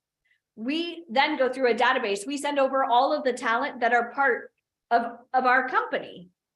From there, the casting director books you. We have nothing to do with it. If the casting director books you, that's why we make commission, because we matched. This is what they're looking for. This is what we submitted. Yay, we win. Okay. But unless you're part of an agency, you're not even getting access to those castings. Oh, well, that's not fair. Why would anybody hire you without you being vetted? Does that make sense? The day show, I spent $4 grand, right? Like I spent about 300. So when people are trying to get into this industry, what are you doing with, how many of you guys know if a casting director met you? Let me see very quickly. Better yet, type this. What do you think you would qualify for? Type it. Anybody here think that they qualify for high fashion? Anybody here? And if you think that, right? Matthew, you don't really qualify for high fashion. I love you, but you're more commercial print catalog. You have a great editorial look. Okay. But I also want to see, what type of brands would you most likely represent? Type it. What brands would you like? For me, it's probably like Ann Taylor. It's probably like, I don't know, Nordstrom. I don't know. Right. Yeah. Matt, I'm gonna say for you more Saks Fifth Avenue. If you guys, and I'll call on Matt tomorrow, but he's got chiseled features. Matt's one of those guys that his beauty almost intimidates people. And I'll tell you why. Like for us, models do get submitted out for TV, like shows like Gossip Girl, which we just found out yesterday. One of our good friends, Allison, is the head of casting for that show. No more, right? This is their last season. Or like Sex and the City. Again, they're not picking you because you can act. They don't care about your monologue. They care about, are you sexy? Can you like fill a club scene, right? Like in Billions or Power, and like actually be convincing that this is the VIP section. They don't want unattractive people sitting there in a high level club. So sometimes like even TV and film very much go hand in hand with the modeling industry. You're getting booked because you're a hot piece of blank. You want to show people that you're capable of this industry. I'd much rather have talent on Billions and Power and Sex and the City and Gossip Girl to show that they're reliable. They're not a liability. They're an asset. They can be on set. They follow direction. Wouldn't you much rather have that? Or would you rather hire somebody off of Craigslist and hope and wing it? Like go light candles and say prayers for those people. So we're actually going to be going over tomorrow. Walking is important. I mean, obviously everybody knows how to walk. They put one foot in front of the other. But for what we're looking for, it's not high fashion. It's also confidence and personality. Let me ask you guys a question. How many of you have ever dated somebody based on just pure looks? Sometimes they're boring. Sometimes they're just pretty to look at. Has anyone ever been disappointed when they open up their mouth and you're like, you were really sexy till you started talking? Shush, right? Now, how many of you guys have ever met somebody, had you just seen their picture on Tinder, you'd be like, hell no, right? Like next, like, look at this geek trying to talk to me. Like, who do they think they are? But how many of you guys have ever met somebody who you really fell in love with that in your eyes, that's it. Like they are your Liam Hemsworth, right? Like they are your Ben Affleck, your Tyrese, whoever is your dreamboat, right? So understand this, when a brand sees you, I want each and every one of you, number one, to know exactly what you qualify for, but two, I want you to be unforgettable. That separates you from the millions of people trying to get into this industry. And at VIP Ignite, we're gonna have some of the biggest casting directors talking to you. You never know. Every day it's about rolling the dice. Let me put you on the hot seat. Oh shit. I mean, cool. What? So you say you want people to be unforgettable. What makes a talent unforgettable to you? Well, there's a lot of things. Like in a positive way. Let's not talk in a negative. In a positive way. I think eye contact is a really big thing. And I say this a lot. Like, honestly, this is going to sound really, really harsh, but you guys know me already. I think you know me. But when people used to come into my office, and again, we had like 5 or 6 offices, and like we'd have like hundreds of people show up. I could tell even by the way that they approached the receptionist, by the way they said hello, even by their body language. How many of you guys have ever seen somebody, even just like they're sitting there like this, or like just something about them, you're like, oh no, like negative energy, like you want to get the sage and the rose quartz and like bless this place, right? Like just being around them is like just killing you. So for me, the eyes are the keys to the soul. I want people that actually want to be here. And you can tell, even by me speaking, I can see each and every one of you. Some of you haven't lost eye contact with me the whole time, which I don't know if that's cool or if it's really creepy. But I think like somebody just, how many of you guys believe that? Like you've met, and I mentioned this earlier, you meet somebody, you're like, that's it, we're best friends. Or other people, it's like, I don't know what's about them, but like, they're like Dahmer. Right? Like, I don't know. There's something about them that's like creeping me out. So I think a first impression, you only have one chance to make a first impression. And when you walk into that room, you better be electric. You better show up, you're alive. Why? Because even without you being a model or an actor, your presence is saying a million words about you before you say one. Yeah. That's the truth. Yeah. So how does someone develop that? Okay. So that's something. Coffee. Some people develop that. Like that's a cute answer. But like reality, like how did you, like the first time you were a part of the industry? I cried every day. I cried every day because, I mean, you know, some of the stories, like when we first opened the business, I didn't have balls of steel, but when I realized I was just like everybody else. I had a dream, and my dream was to network. My dream was to get face to face with top people, because I never had that. Like when I graduated from college, I graduated with a double degree, and I was sending my resumes out to everybody I could find online. And I would literally print them out and snail mail them. And I was like, man, this is so discouraging. And when I met Michael, he said to me one very important thing. He said, if you met them face to face, would that make a difference? I said, F yeah, of course it would. And then I thought to myself, I've got no game. Holy shit. Like if I went into like a dinner party and there's all these filmmakers and beautiful people there, like who the hell am I? I don't even have the money like they do. I don't have the looks like they do. I didn't study at Harvard, which I'm not going to tell Allie that. But like for me, like, why am I deserving? Because I live for this. I have a passion for this. And I think when people meet me, and that's the one thing, and I hate to bring up Al Pacino, but when I met Al Pacino, and this is a kind of surreal moment, I was so effing nervous. I called Michael and I was like, oh my God. And I was like, literally like Googling and IMDbing everything he did. Like, oh my God, tell me about his schooling and how did he get training and who were his mentors? And then I realized, holy shit, it's just about me. He's judging me as a person, not what I've done, not if I'm wearing a Rolex, me. And not if you've done the research either. He doesn't. Yeah, he doesn't care. If you knows mention he's the research, now he thinks like you're a psychopath, right? So the one thing he said to me was, your energy is on fire. And I thought to myself, holy shit, that's how I bottle it. So like, how do I even help people that want to get into this industry that don't quite have the energy? And this is built from confidence and constantly being around the right people. And be like, I'm so blessed that I get to do all this amazing shit. Like there's a picture right here of Buzz Aldrin. We hung out for the day together, right? You don't get to do these extraordinary things. And I thought to myself, well, I could sit on the sidelines and cry about it. Oh, woe is me. Nothing good ever happens to me. Or I could take the bull by the balls and say, holy shit, like I was given an opportunity. It is up to me to make this happen. And that's what I do 24/7, 7 days a week. Like I go 100%. And I think that, it helps a lot.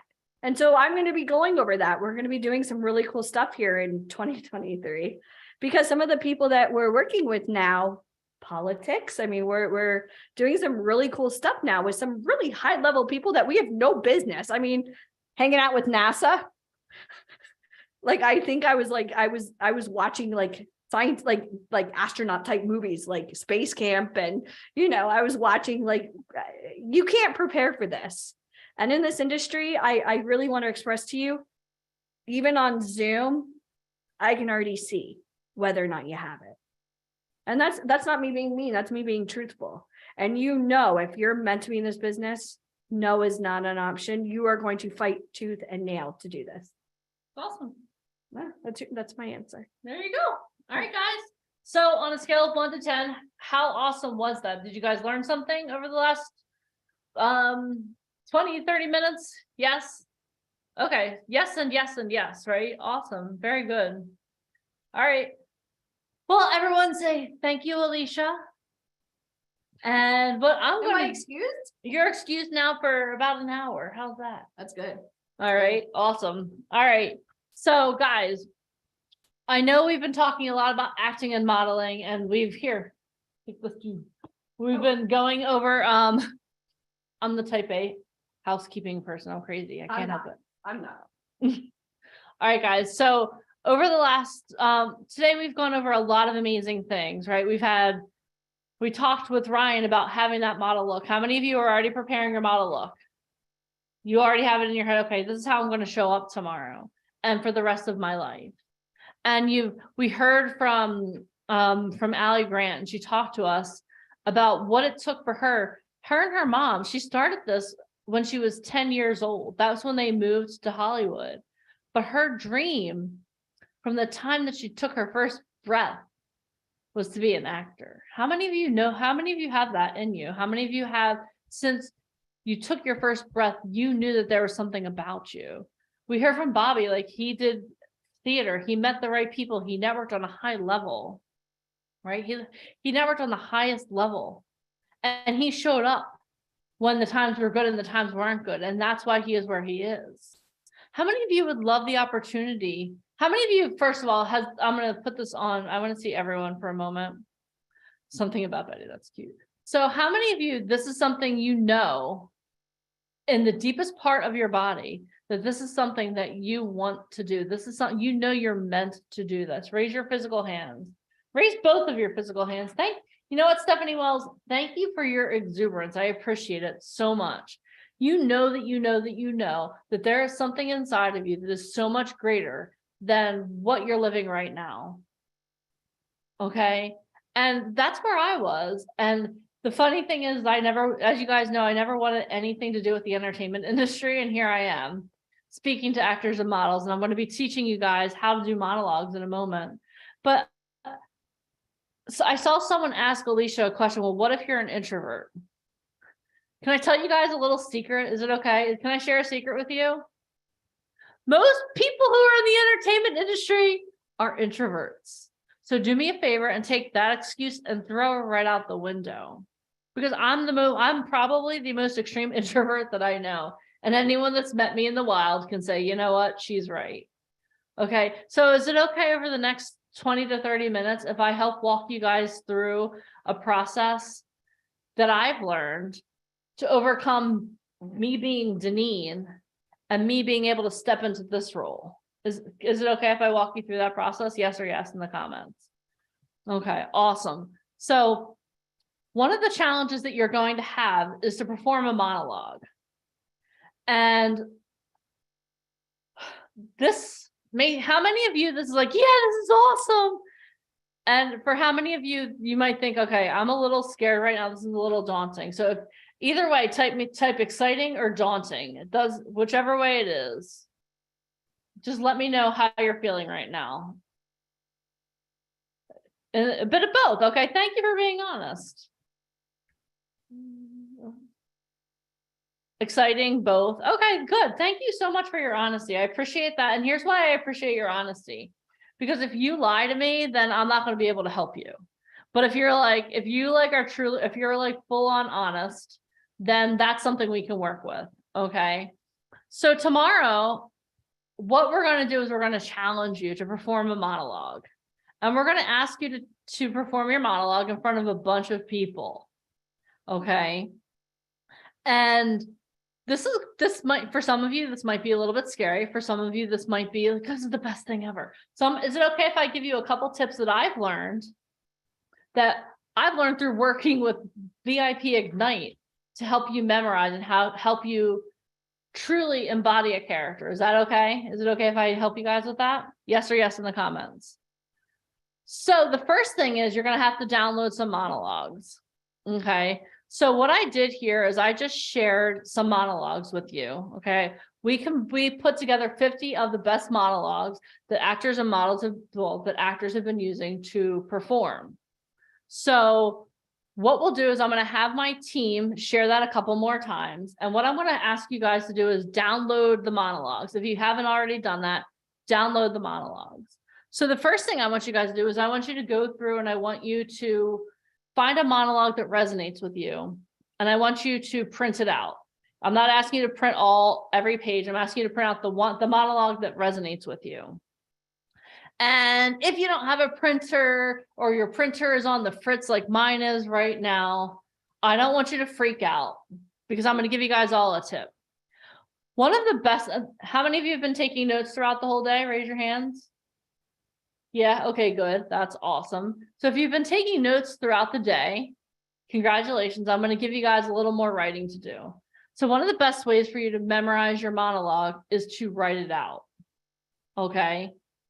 So I'm going to have you choose one of the monologues in this, unless you already have a monologue that you love, you can totally use that as well. But I'm going to have you go through the monologues and choose one that resonates with you. Okay. And what I'll do is I'll even share them with you right now. So I'll share my screen for a moment so you guys can kind of take a look.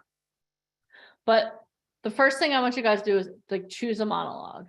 And here's something else too. When you're doing the monologues, like they come in different categories. We have young adult male, with young adult male. We have young adult female.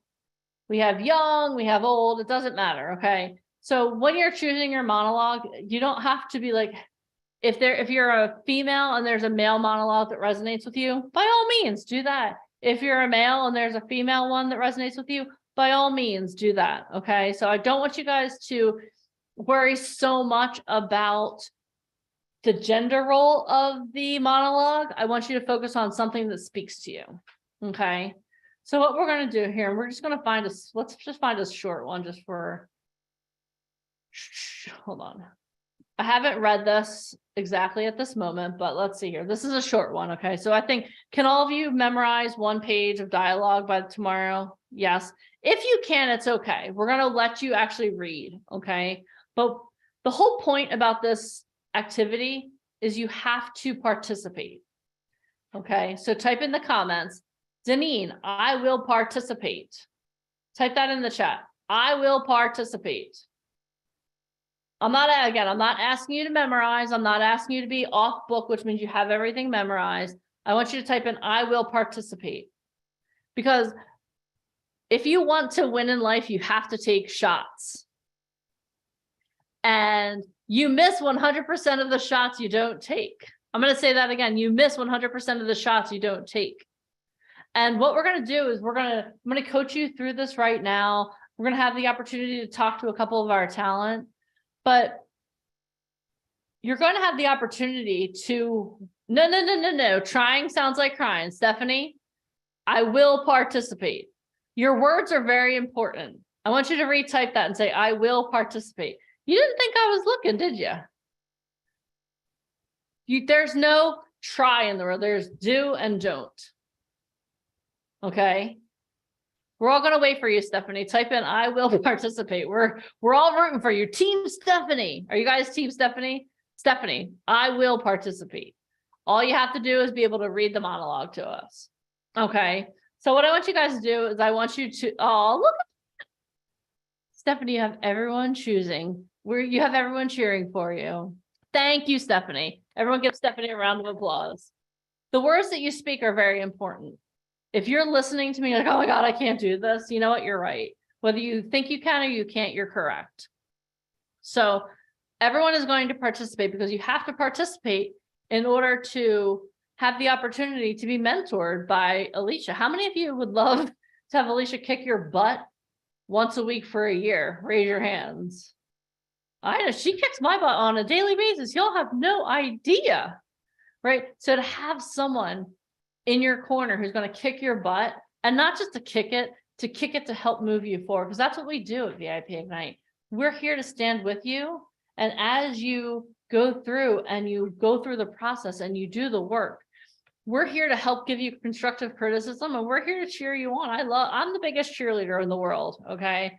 I think anyone who's ever met me, if you've ever interacted with me, like, I love cheering people on, but I can only cheer people on that are taking shots. Okay. So your first thing is you are going to find a monologue. You're either going to print it out or you're going to write it. And I'm actually going to recommend that everyone writes out their monologue, because as you write out your monologue, physically write it out with your hands. I'm not talking typing. I'm talking actually get a pen and paper. Let's go old school. Let's go back to like 1982 when I was in 2nd grade. Let's get out a pen and paper. We're going to write down our monologues. Okay. And then what I want you to do, so we're going to take a look here at Neff, other people's needs. In other people's needs, Neff is talking to his friend about how he is removing distractions in his life in order to focus on the things that matter most. Okay, so now we know what can we learn just by that direction? Who is Neff talking to? It's right on the screen. Who is Neff talking to? Type it in the comments. I'm asking you guys to play full out.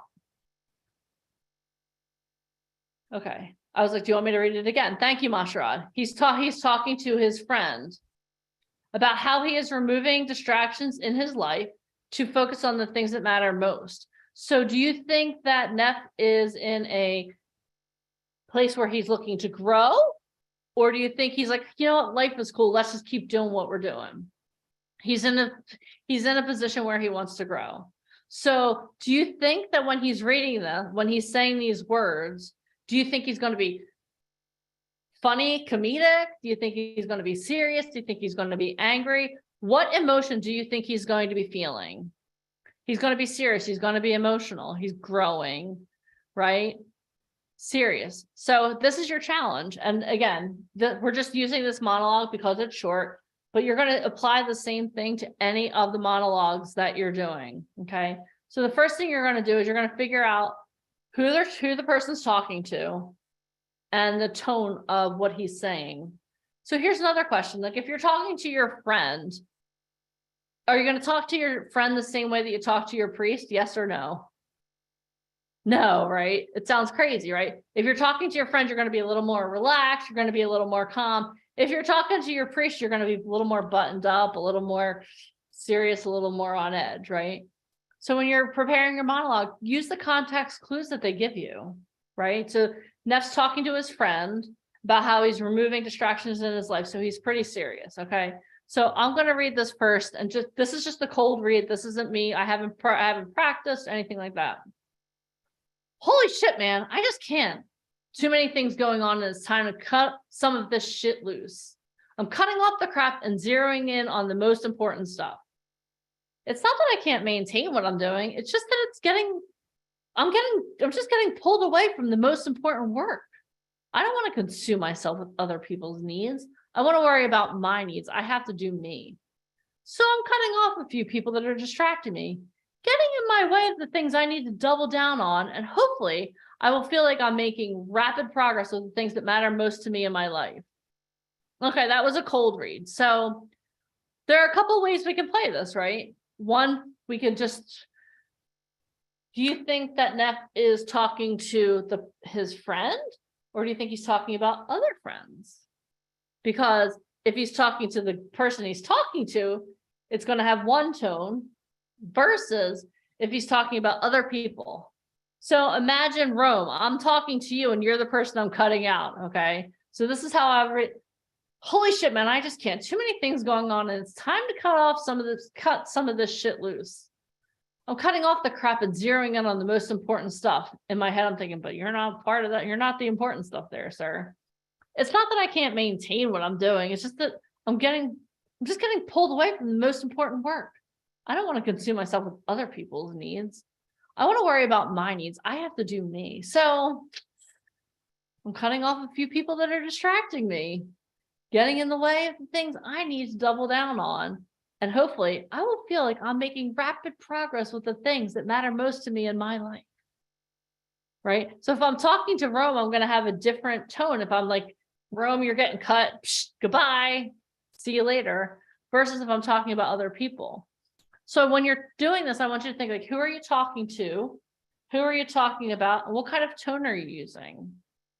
Are you using a serious tone? You could do a comedic tone. And this is what I want you to do as you're going through the process of picking a monologue. Pick something. Allie Grant talked about this too. Like pick something that it means something to you, right? That maybe, okay, you know what? Maybe you recently had to cut off some of your friends. So this is something that you've been going through. How many of you realize that sometimes you have to cut some dead weight in your life, right? So what I want you to do is go through the monologues and pick one that resonates with you. All right, let's see here. In this monologue, Kirby's having a really bad day, and it gets worse when one of his workers calls him Yo instead of by his real name, right? How many of you have had a bad day and someone just says that one little thing, one syllable that triggers you to the point where you can't take it anymore? Okay, I'm sure that a couple of you have had that. Let's talk. So Orson talks about it to his digital voice recorder, which he keeps as a personal journal about his latest experiences with his girlfriend. So this one's a little bit different, right? He's not talking to someone else. He thinks that this is in confidence, right? So if you're saying something that you don't think anyone else is going to hear, are you going to say it a little different than if Rome and I are having a conversation? Rome, I just keep using you because you're like the one person I can see there. So don't take it personally. I'm not cutting you off. I love you, right? But I want you guys to think about that. So go through, and again, we have a lot of monologues here. Again, male, female, we have women, we have children, we have Shakespeare, we have just random monologues. Okay, so what you're going to do is you're going to go through the monologues and you're going to choose one that resonates with you. And then again, go through, and what I want you to do is I want you to really think about, who am I talking to? What's the situation? Come up with the context clues. What's at stake with this conversation? Like Neff talking to his friend. What's at stake? Like if he doesn't start making changes right now, what's at stake for him? Staying the same, where he's obviously not happy and then get continuously less happy, or if he's the friend he's talking to is the one he's cutting off, he has to let his friend see how serious it is. Right? Does all of this make sense? Does anyone have any questions about this? Would anyone like to, I don't know, maybe try to do one of the monologues? Would anyone like to just do a cold read for us and see how it goes? Tina Harding, you're not allowed because you're driving. So don't even try it. Yeah, his whole life could be, right? And I want you, one of the things that Robert Galinsky, who's 50 Cent's acting coach, taught me, and I know I alluded to this a little while ago, and I want you to write this down as you're preparing your monologues. When you're doing this, you have a moral obligation to the character to give that character a voice. You have a moral obligation. You have a moral obligation to the writer who wrote these words down to give this character the voice that they intended to. And you have a moral obligation to your audience. Because I want you to remember something. Tomorrow, the resource that you're going to be exchanging is time. Time's your only non-renewable resource. But when you're an actor, people are paying money to see you and they're giving you their time. So when you're doing this, like, take it seriously. And this is something else I want you guys to understand. We don't expect you to do it perfect. Okay. So how many of us have perfectionists? How many of us are perfectionists? How many of us are recovering perfectionists like I am? I'm a recovering perfectionist. I'm not asking you to do it perfectly, but I am asking you to participate. Okay, I'm going to say that again for anyone who maybe doesn't believe me. I'm not asking you to be perfect. I'm asking you to participate. Because what's at stake with you participating? There are a couple things. The first thing is there's going to be a really cool prize, okay? We're having a monologue slam. So if you just want to cut it down to the nuts and bolts, you're going to get a cool prize if you win, okay? So there's that, okay? But by you doing something, leaning in to your fear, leaning into your insecurity, leaning into, oh my gosh, is Mike Trash going to make fun of me if I flub up my words? You leaning into that, he would do that to me, but maybe not you guys.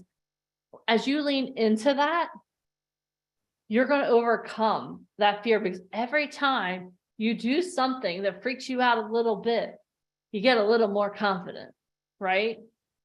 And I think I'm 99.99999% sure that being embarrassed never killed anyone. So I can guarantee you that you'll live. You guys saw me. I was unable to read. I was trying to introduce people. I was like, I can't even read. Did I die? Am I still alive? Am I a ghost? No, I lived, right? But what I want you guys to understand is that every time you try something that scares you, that makes your armpits sweat a little bit, that makes your mouth dry, you get a little bit stronger. Because I'm going to tell you guys one more secret. Then we're going to have a couple of people do a cold read for us. Every time I start one of these boot camps, I freak the fluff out. I do. I freak out. I'm like this morning even, I was like, oh, where are we going to do this? Oh my gosh. What am I even going to say? But I knew, like, every time. And I've talked to a lot of really great actors, and I have it under good authority that most really good actors do that too. And this is going to help you in every area of your life, because the VIP Ignite, yes, I want you guys booking huge roles. I want you guys booking campaigns. I want to see your face on billboards. I want to see your face when I am when I'm innocently watching TV. I want to see you on commercials. I know it happens all the time. You have no idea. But what I really want is you guys to be successful, because at VIP Ignite, we give you the tools, resources, and connections that you need to create your own success. But the only way you can create your own success is by what? showing up and trying. Okay. So, let's see here. I think I have time for like maybe 2 people. So, Michael Funk, did you pick a monologue? I need you to unmute yourself and I lost you. I There you are. I have not picked a monologue. I was hoping to do a cold read. Okay, no, you picked a monologue to do a cold read. That's what I meant to ask. Okay, good. Perfect. All right, so go ahead. All right, I would like to do Brian. The opening thing is fired up, is a Just teen. do the monologue. You don't have to, Okay. don't read us just deliver it. I'm so pissed off at you right now, bro. I thought you were tight and instead you were talking shit behind my back. All this time I thought we were boys and you went behind my back. Jessica told me what you said, man, and I know she isn't lying. So that kills our friendship flat. You can't go behind someone's back and say the things you said thinking it's all good. Doesn't matter what you say now, dog. We ain't down like that no more, and I guess we never were anyway. If you were talking like that smack, talking all that smack. Yo, I don't want to hear from you no more, man. I'm letting you off easy right now. You understand me? Don't hit me up no more, or I will bust your jawline next time I see you. Well, darn. Okay, so that was everyone give Michael a hand clap for doing the first, he was our guinea pig. Thank you so much. That was awesome. So we're not going to workshop this. I just want to give you, first of all, thank you so much for doing that. Thank So I want you to stick with that one for tomorrow, because now we're going to see your improvement. Okay. But so what I want you to do is when you're reading, as you're going through, own the emotions of it. And I know it was a cold read, okay, but own the emotions of what you're doing. And I can't wait to see what you do tomorrow. All right, I'll make sure. Awesome. Thank you. Okay, we're gonna do one more. We're gonna call on Leslie Pena. And you guys, I want you to understand that tomorrow everyone's gonna have a chance to participate. This is what we're gonna do tomorrow. Okay, so if I didn't call on you, it's not that I don't love you. We only have so much time in the day. All right, Leslie Pena. So what monologue have you chosen? Hi, everyone. I've chosen False Reality by Vinci. Okay, awesome. And go.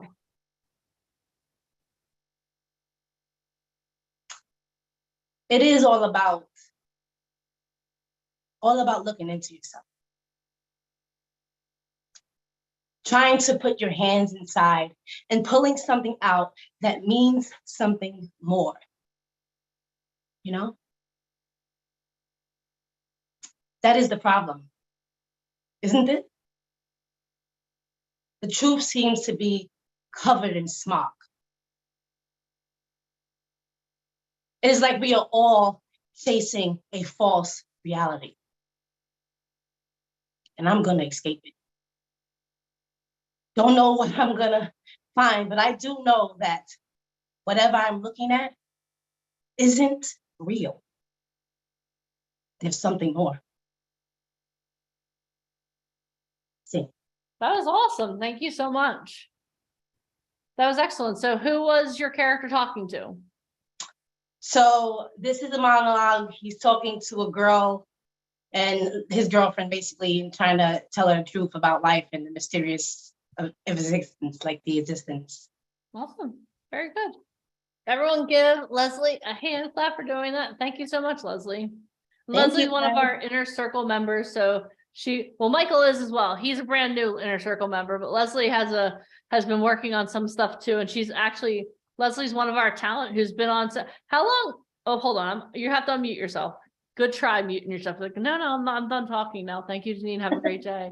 So Leslie, I'm going to bring on another person in a couple of minutes, but tell me a little bit about, you've been on set. And you've heard Ali Grant talk about being on set, Bobby Finaro talk about being on set, but from your perspective, what's it like to be on set? For me, I would tell you it's a little nerve-wracking, but it's exciting if you love doing what you do. It's mysterious in a way because you want to learn so much. You're trying to watch everybody and see what it takes to be behind the scenes and what goes on behind the scenes. But it's a little of everything, I believe. It's a mixed emotion of nerves, excitement, because if you love it, you're excited to be there. You feel like you belong there. You feel like you've given it all, your all to be in that room.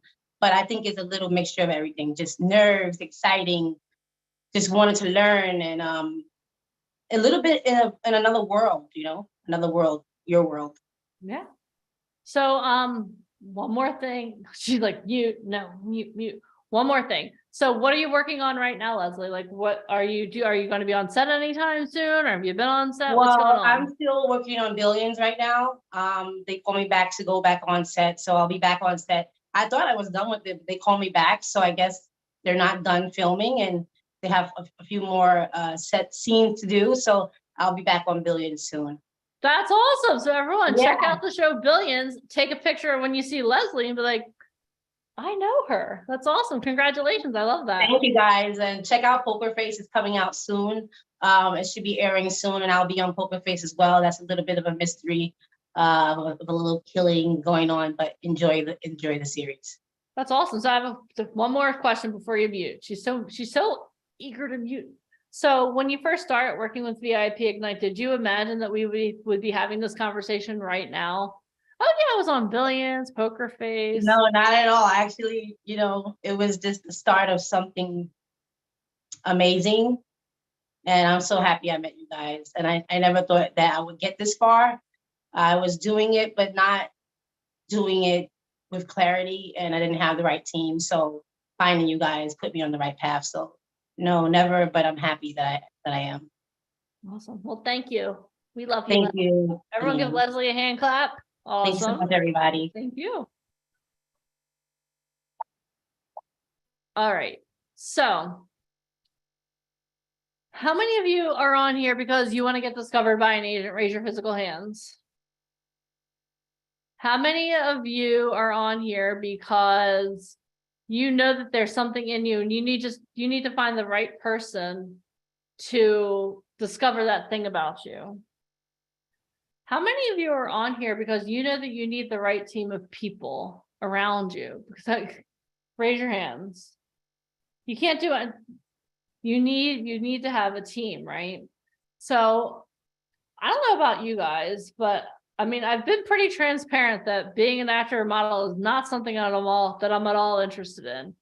But I get DMs every single solitary day. Hey, Deneen, do you want to do this? Hey, Deneen, do you want to do that? Would you like to be a brand ambassador? Would you like to do this? Would you like to do that? And I'm like, have you guys seen my profile? Like, what says, hey, I want to do any of this, right? I don't put that out there. Like, that's not the persona that I put out there. But how many of you are letting people know that you're interested in becoming an actor or model? Raise your hands. Yeah, you've put it out there. How many of you understand, and I know Alicia talked about this, but in order for you to get a real casting, you need an agent. You need an agent to do that. But how many of you know there are people out there that don't know that you need an agent? Raise your hands.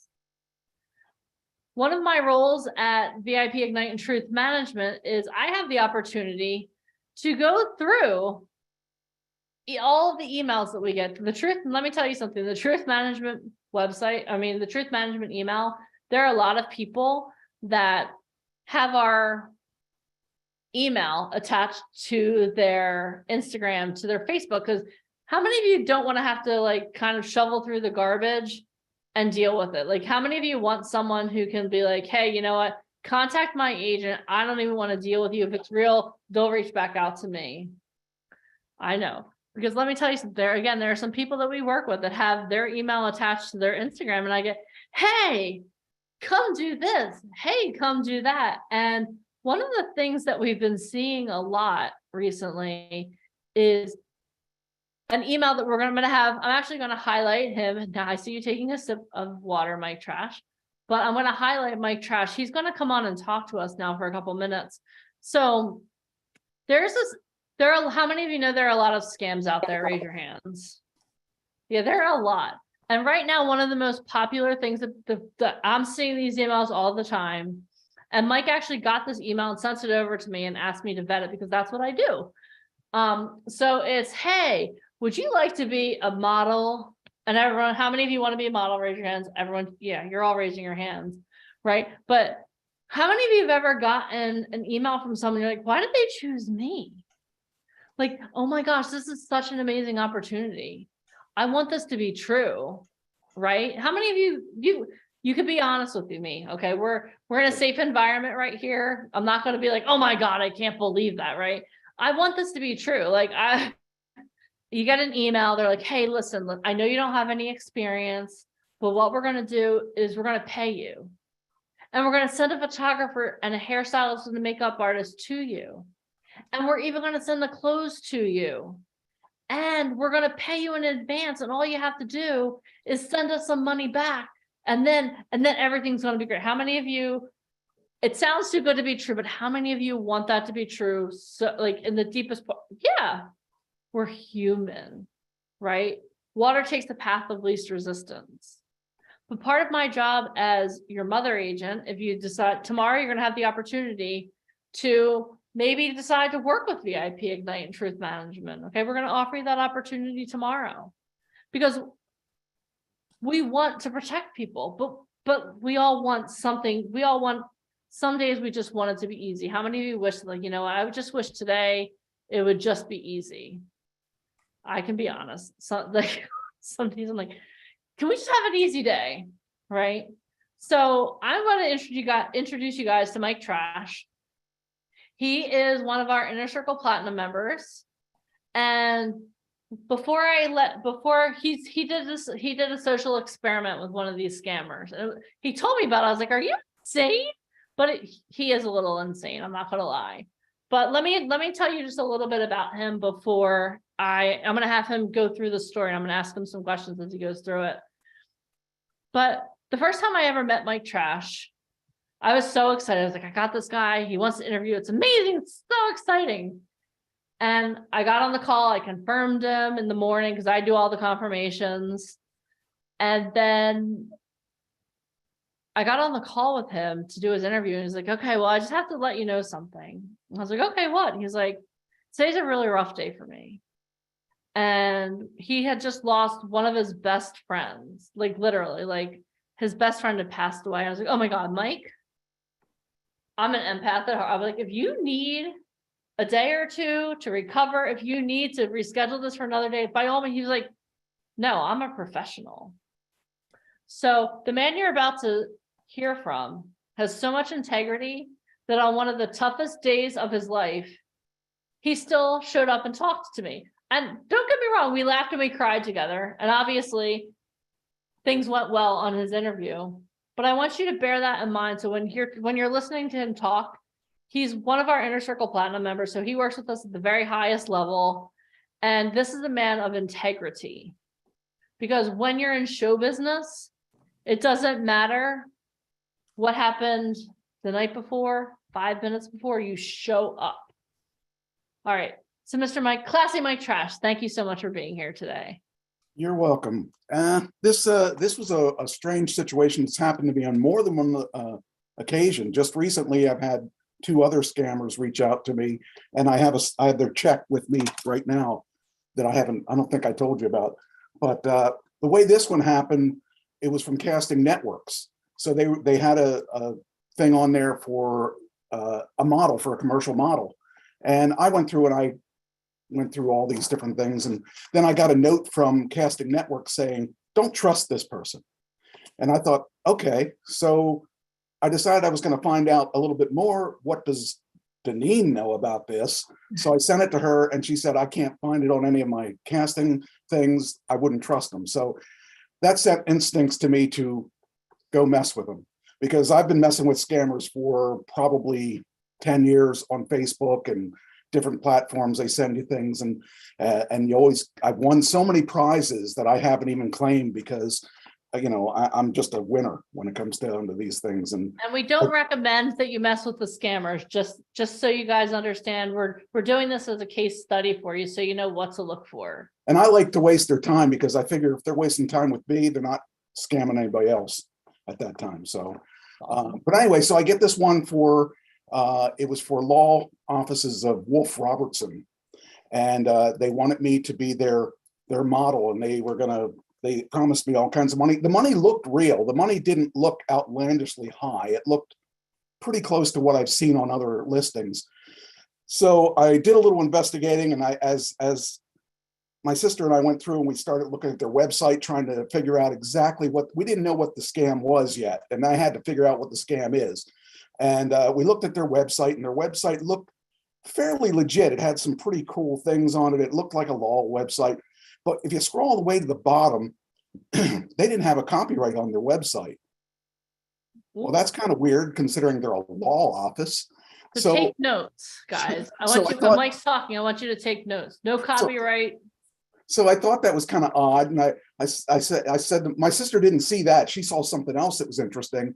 But what we did was we started evaluating their website, and we started looking at, it has our people from our website. So we thought, okay, let's look at their people.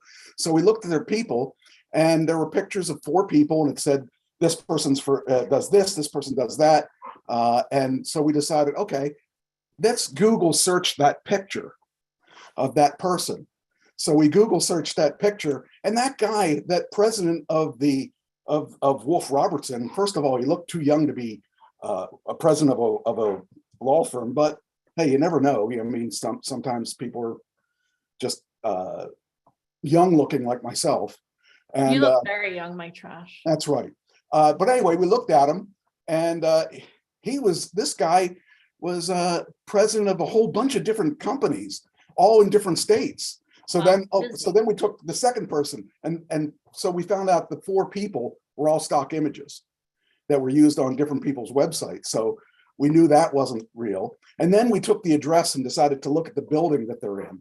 And the building they're in was it was really difficult to find because we looked all around. We couldn't find a Wolf Robertson building, but we found a building that was a big office building that had lots of businesses in. And we looked at the register of the people that were in the building, and there is a law office, but it's not them. So the building was not real either. So that led me to believe that it wasn't real. So what I did was, when I got the envelope, this isn't the envelope, this is the envelope of the newest one. It came in an envelope just like this. And there was a check in it, and it looked legit. I mean, I'm not a banker, so I had no idea. So I took the check, and I called the bank that the check was drawn on. And they said that they could tell me whether or not it was a real check if I brought it down to them. So I took it down to the bank, and I gave it to the bank manager, and she looked at the check and instantly knew it was fake. She didn't even have to check any further. So they confiscated the check, confiscated the address, and they're going to close down their account. But I'm going to take this one a step further, I think. Actually, I might have already blown it. So I got this the other day. This was from somebody. Before I go any further, I got two of them that I applied to on the same day, sent me things. We're interested in having you. Here's the amount we're going to pay you, and all the stuff broken down. The same exact email, word for word, on both ones, except the only difference is what I applied for.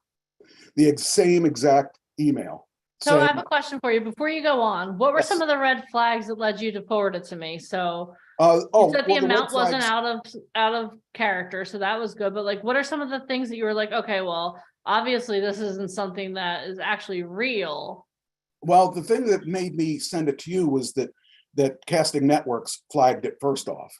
And I thought, okay, I wondered if they flagged it because I thought maybe it was real, and the reason they came off their website was they didn't want to pay the fees associated with the website. So I wanted to find out if it was real by you, because that'll tell me whether they were scamming Casting Networks or scamming me.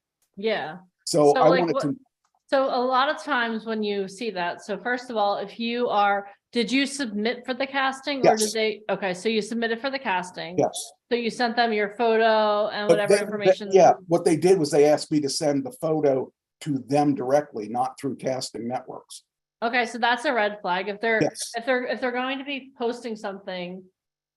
A lot of time, like if they're posting through a service, you're gonna, there's a system, like if you're on Casting Networks, for example, you have to put your headshots on, you have to put all of your information, and you take that and you submit it out. So that's the first red flag. And the second thing is a lot of times with this was for a modeling, yes, it was did for a they offer model you the shoot. model coach on site? They wanted, okay, so what they were gonna do was they were gonna send me a check for 30, wait, let me look at I believe it's $3,280. Okay, so hold on, let's stop right now. So just so you guys know, to debunk this part, if you ever get an email where they're like, hey, we're gonna pay you upfront. Yeah. No jobs do that. Generally, it's 60 to 90 days before you get paid for a job. So Right. the first red flag was, hey, we're gonna send you a check before you've even done the work. Like, how many of you would prepay for someone you've never met, who no one's vetting, to And, do anything? and they were gonna send it before they sent me a contract. Second red flags, There was no, Get- there was, the before you contract get they sent me, paid. I wouldn't sign because it wasn't what we agreed upon, and they never sent me the second follow-up. yeah, And these so you're, other, and these new ones never even offered me a contract. They just sent me the check. okay, so let's talk through the red flags, then we'll go down. So the first red flag, and was it from an actual, bill at lawfirm.com, or was it like bill at gmail.com? It doesn't matter. Oh, you mean the email that came to me was from The a original.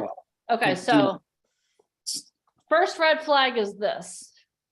No legitimate casting director is sending you an email from their personal Gmail. So if you get Deneen@gmail.com, that is not a legitimate casting director or agent. First red flag. Second red flag, no one is paying you before you do the work. You're not a contractor. Third thing is, think about it like this. If you were going to pay someone, we'll just say $3,500 just for simple math. If you were going to pay a model $3,500,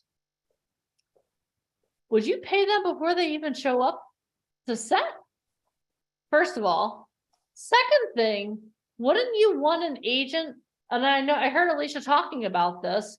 Wouldn't you want an agent to say, you know what, Mike Trash is this age, he is this height, this is how he actually looks? Wouldn't you, if you have a specific casting in mind, you need a third party to vet that this person is correct, especially with $3,500 on the line, right?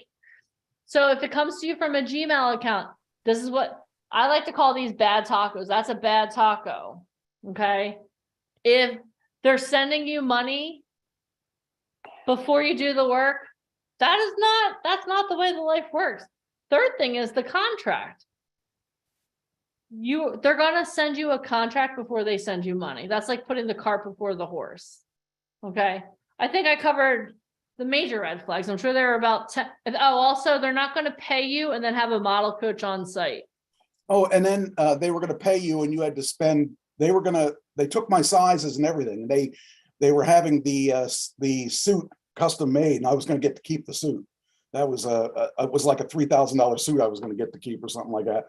And they sent me the money to pay for the suit because they were gonna get a local person to make that suit. They wanted me to pay them up front out of the money that they sent me. And here's the funny part about that is that they kept trying to encourage me to deposit it through the ATM. Yeah, That's, you know. that's the other red flag. is that Okay, they so want you- no one's going to tell you how to deposit your check either, just so you Right. know. And I kept I don't making care. excuses. I kept saying, I got to get it. The bank wants me to come in. This last one, I said, oh, she goes, make sure you deposit this. You can deposit this, on your ATM or your app. So you don't even have to go to the bank. And I said, oh, well, I have an appointment at the bank. And that's the last I've heard of her. So that one stopped talking to me since then. Yeah, so just beware, like, I recently had a contractor come out to my house. I didn't say, hey, thank you so much for doing the work here. Why don't you go deposit this at the ATM? I didn't care. The longer it takes for them to cash my check, the better, you know, if that's interest in my bank account, right? So are you guys picking up on some of the red flags? Okay, keep going, Mike. Thank you. You know, and the thing is, they're out there, and it's a shame that they target us, you know, on computer, on casting. I haven't had any except for Casting Networks. That's not to say Casting Networks is bad, because I think they're very organized. I love their site. I love the fact that you have your resume on there. You can update your resume real easy. So it looks really, I think Casting Networks is good.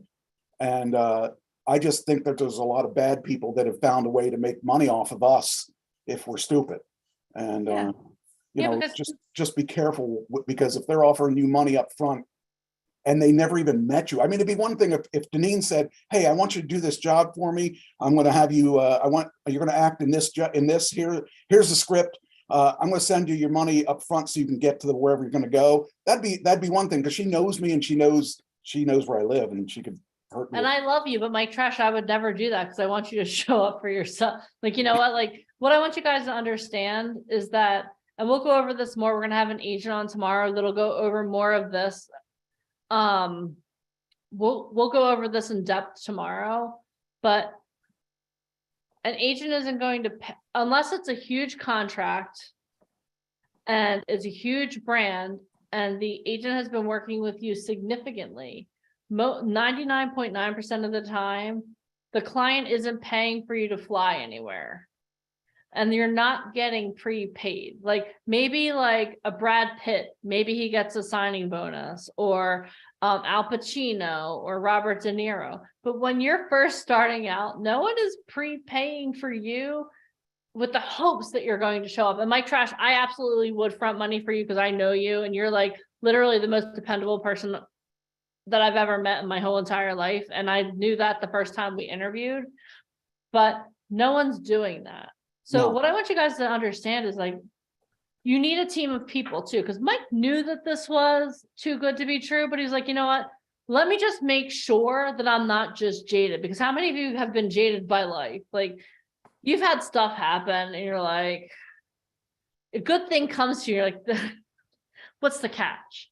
But when you're seeing there are certain patterns of repeatability that you have to be aware of. And this is something, it's one of my jobs is to help vet all of this for you. And if I'm like, I read it and I'm a little bit unsure, I have the benefit of having Michael and Alicia, who are here by my side all the time, or Ryan Colby, or so many amazing people. But the thing is that a lot of times when people get caught in these scams, it's because you reek of desperation. There's a process that you have to go through. There's a process that you have to go through. And if you're so desperate, pick me, pick me, pick me, pick me, people can smell that from a mile away.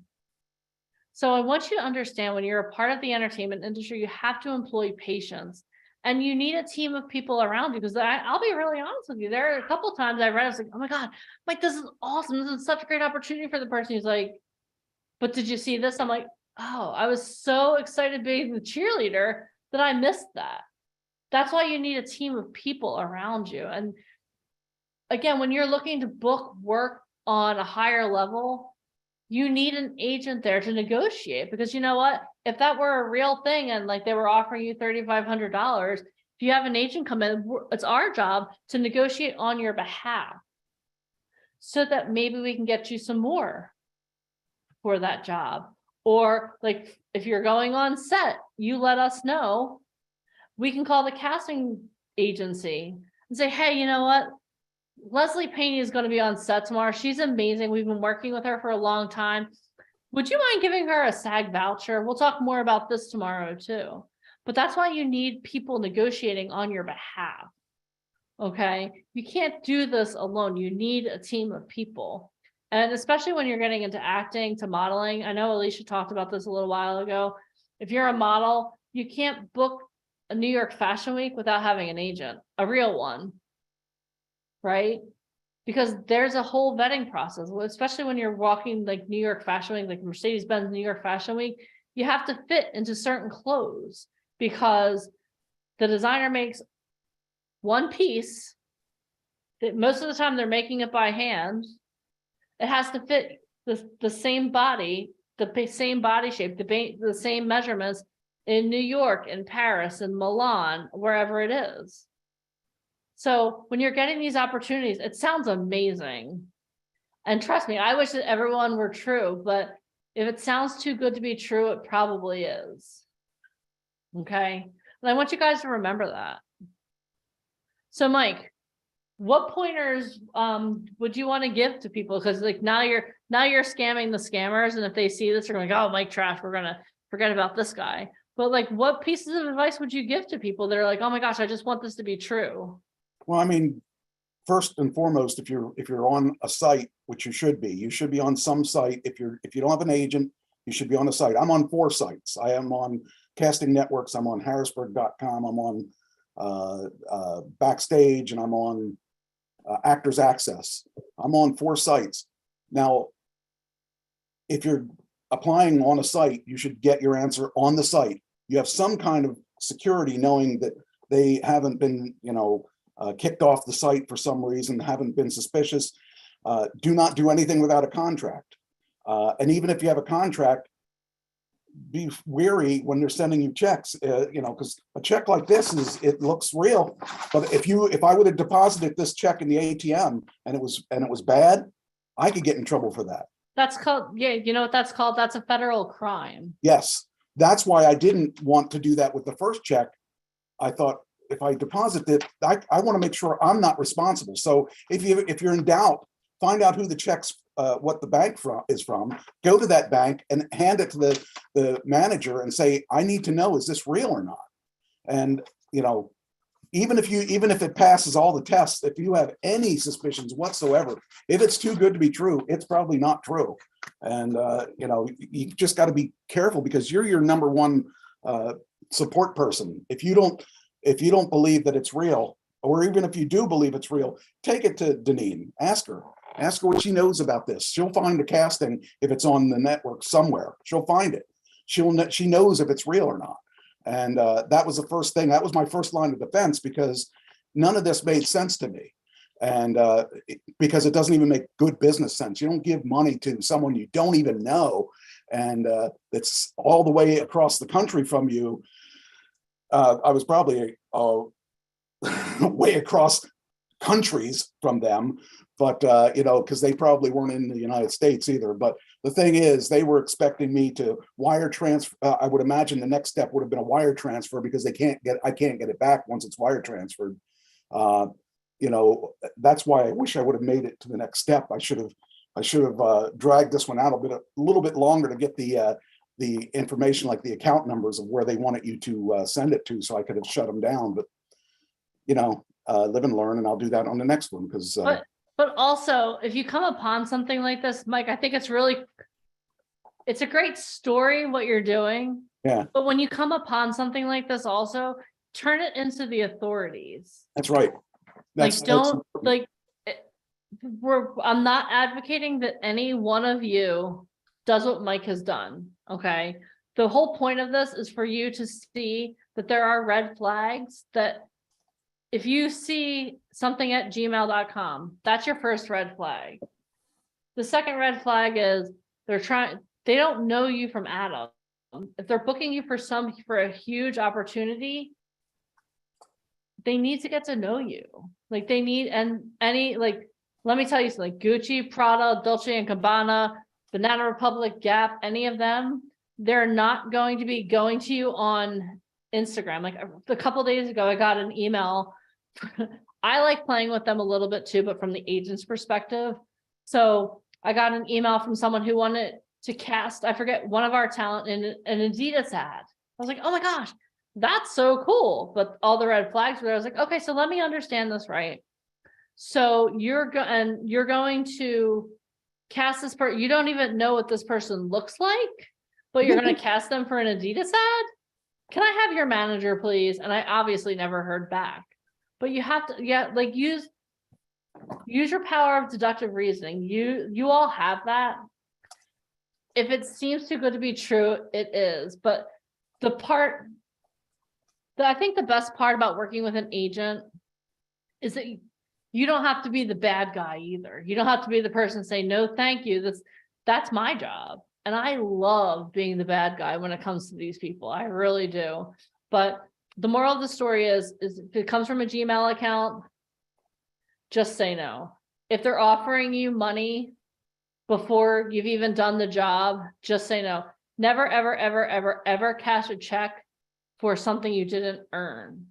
Because it is a federal crime. You could go to federal prison for defrauding the bank. Literally, I worked in a bank for 6 years. You can go to federal prison for defrauding the bank. How many of you want to go to federal prison for a couple of years because you need a break? No, you don't. Okay, so please be wise. And I think as we go forward, you're going to see a lot more of these opportunities. You're going to see, that's not an opportunity. That was the wrong word. You're going to see a lot more of these scams, and they're going to get more and more aggressive. So be wise.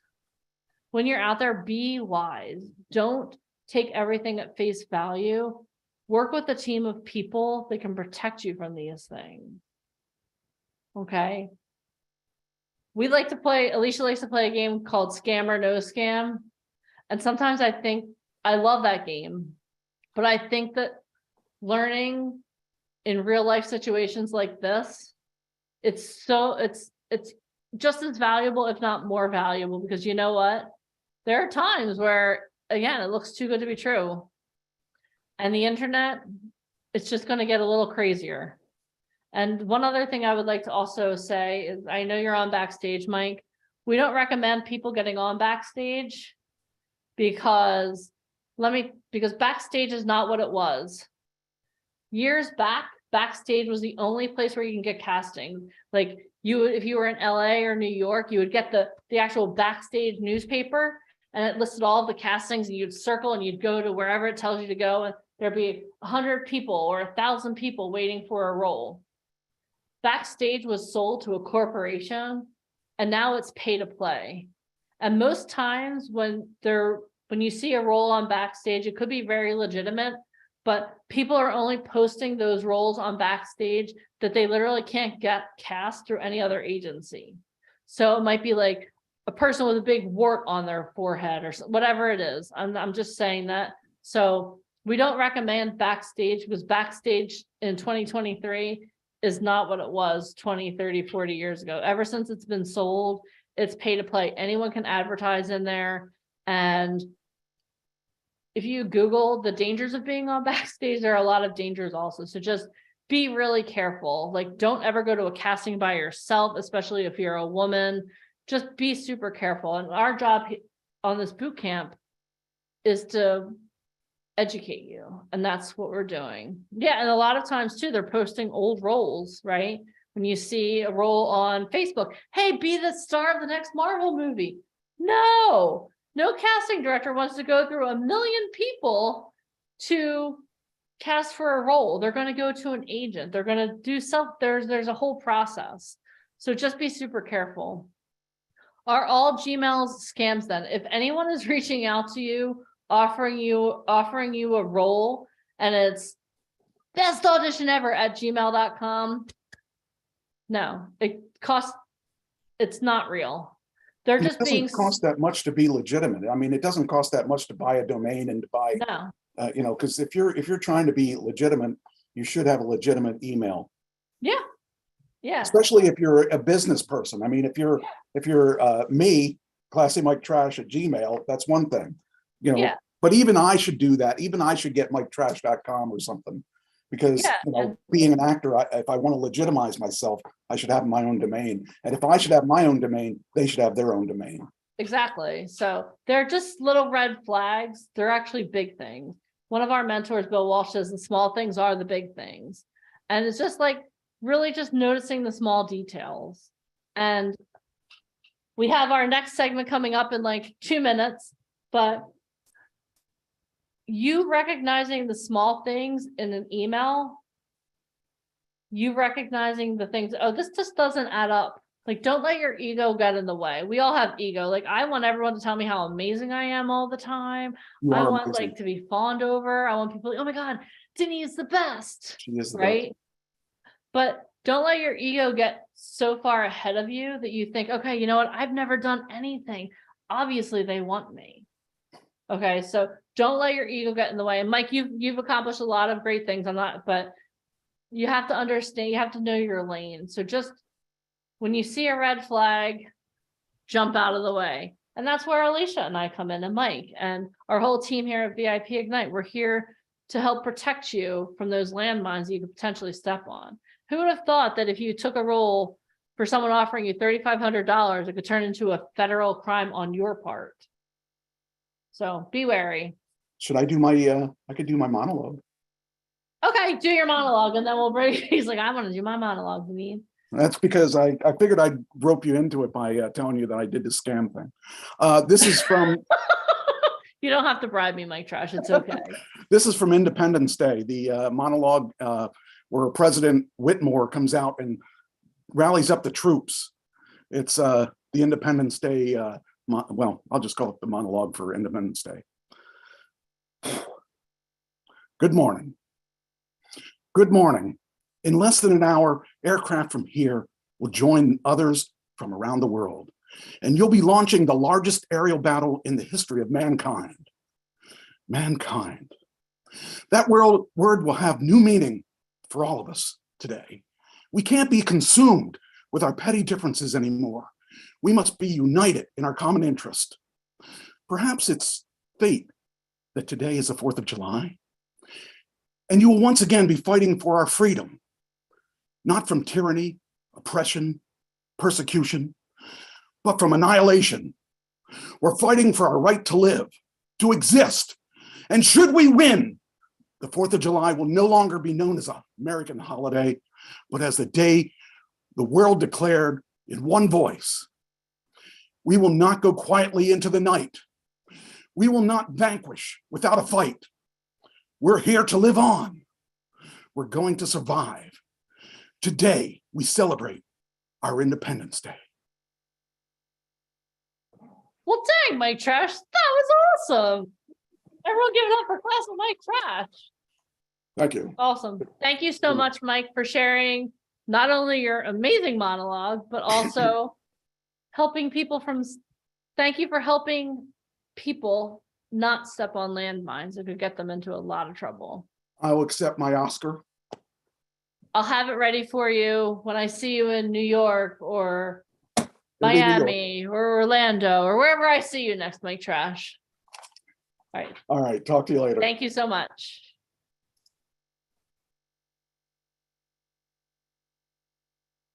All right, guys. Do you feel a little bit more prepared as you're walking through this industry to be like, okay, you know what? I'm not going to let my ego get in the way. What I'm going to do is I'm going to sit, I'm going to read, I'm going to look at small details. And you know what? I'm going to actually get someone to work with who can help me through this stuff. How many of you had some eye-opening experiences just there? Awesome. All right. So the stage is getting better and better and better. I know. I have Miss Alicia K back here. And normally she puts agents on the hot seat, which she'll be doing tomorrow. And she likes to put Ryan Colby on the hot seat, which It's just Ryan. she'll be doing tomorrow. But today we have a model who has volunteered to come on and speak and tell a little bit about his experience. And Alicia is going to put him on the hot seat. Are you guys ready for the model hot seat of the day? If you are, everyone give it up for Miss Alicia K-Back. Everybody type fire. Type fire. Give us fire emojis. Fire emojis if you guys want to hear this next segment. Oh, we've got Get your marshmallows ready. It's getting warm. It's getting warm in here. All right, everyone, please give it up for the one and only Alicia K-Back and Cody. Cody, are you there? I see you on, sir. Nope. Yes, hold I on. am. Oh my gosh. Thank you so much for being here. Hold on. Hi, Cody. Let's see. Hello. Oh, wait, I have to find you. I lost you. I'm gonna put spotlight you. And then, ready? One of us is a model. Are you ready? One of us eats carbs. You pick. Like yesterday, he did eat bread and We we have- have a picture we to have a prove picture. it. All right. Hi. It's been a while. Hello. It's been like Yes. 24 hours since I've seen you. Right? Yep. So this is Cody and I just yesterday. We were in Brooklyn and Yes. and then I got a great picture of you. I had to obviously document it saying, yes, models do eat bread, but so Yes. hello. Hi, guys. Hi. All right, everybody. Everybody, this is Cody. Cody, this is everybody. All right. So for those of you guys that don't know Cody, Cody, go through a little bit, and you know I'm a bitch, but you know what? You love me. But I want to hear about what you had done previous to VIP. And then you came on one of my live calls, right? Or did you go through a boot camp like they are? Yeah, I came through one of your live calls actually. And that's just me doing it. So watch out. But did you see an ad on Facebook or Instagram, or how did this come about? Yes, it was through Instagram. Through Instagram. Through Instagram. And this was back in April of 2020, actually, guys. Whoa. So yeah, it feels like a long time ago, but it doesn't, because 2020 to 2023 is like this. I had a child during this. Right? Yeah, this is Uncle Cody to Caden. Yes. But so you saw this ad and you were a model prior to coming to us. So tell me, like, when you saw that ad, why did you end up coming on a call and what were your thoughts? Like, I'm sure everybody comes on these calls wanting to hate me but I want to know, like, why did you need help? Like, what were you doing and what was it that you needed? Right. Yeah. I think when talent think about their careers, there is a time and a moment where you just feel that you're literally like right below water, like that surface level, and you just need that next level or those next two levels to really reach, your potential. And you need the backing of incredible mentors and people in your lives that are in the industry to really help you propel that. And that's what I was really looking for. I had done an incredible, amount of work. I pride myself in being absolutely professional and diligent and hardworking in everything that I do in the industry. But you need mentors to inspire you and guide you and teach you. And that's really what I was looking for. And VIP Ignite really gave me that opportunity to do so. And that was really the difference, because I say this every time, the access that you have to literally icons in the industry in Hollywood, whether it's in modeling, whether it's in film or TV, whether it's in music, is really unmatched. And it was something in April of 2020 where it was in the middle of COVID. And I said to myself, let me take this chance. Let me actually seize this opportunity that I have in front of me and really learn from the best of the best. And that's the reason why I thought in my mind, you know what, I need this family. I need these mentors to really just propel me even more. And you can't do it by yourself. In this industry, there's only so much that you can do. And you did a lot by yourself, but like you couldn't get to the next level. And sometimes it's the true definition of insanity, doing the same shit over and over and over again.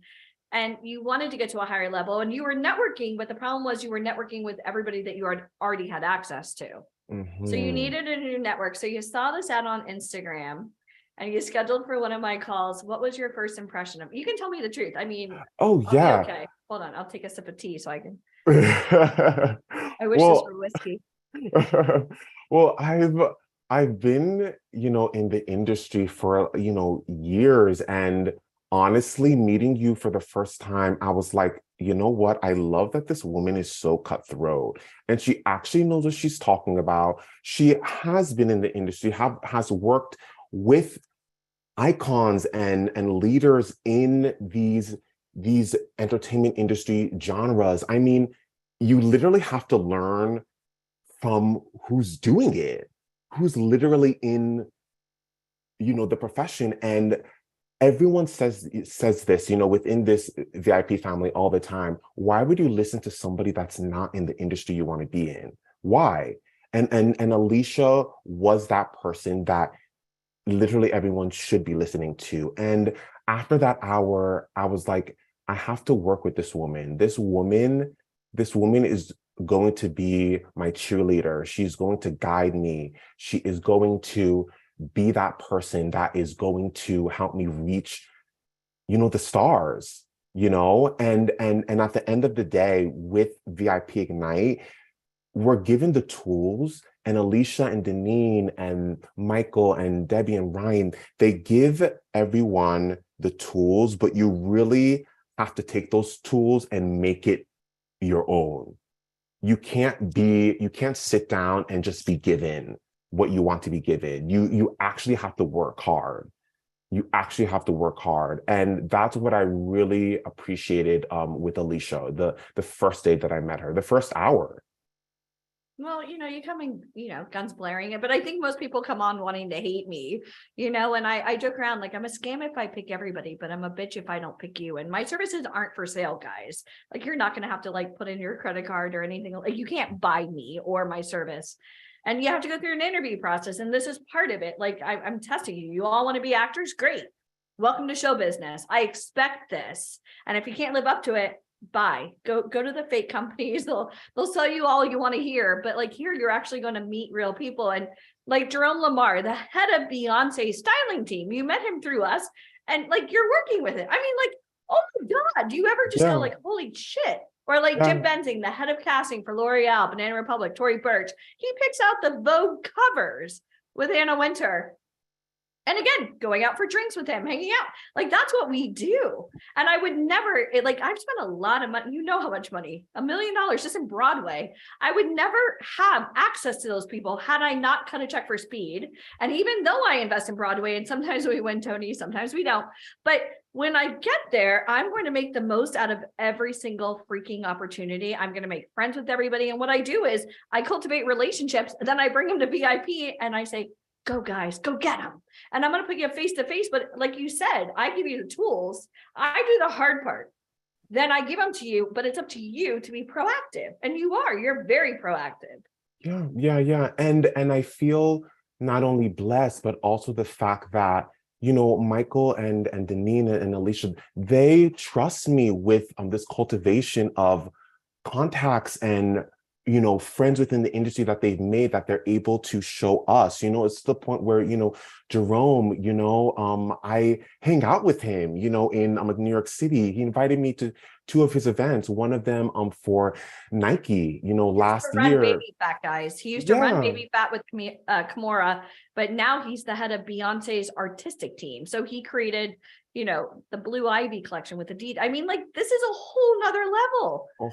Literally, before he came to our last event where he was hanging out with everybody, he was with Rihanna. And I was like, what? And sometimes that's an aha moment for me. And I'm not trying to name drop, but this is the level that we're at, and if I can help somebody like you, you're 1 degree off from boiling, go get them, champ. I trust you. You've been to red carpet events with us. You were at the movie premiere. We were just drinking with Chris Noth, who played Mr. Big, and hanging out with all these amazing people. And I think that's really again, dinner party conversation.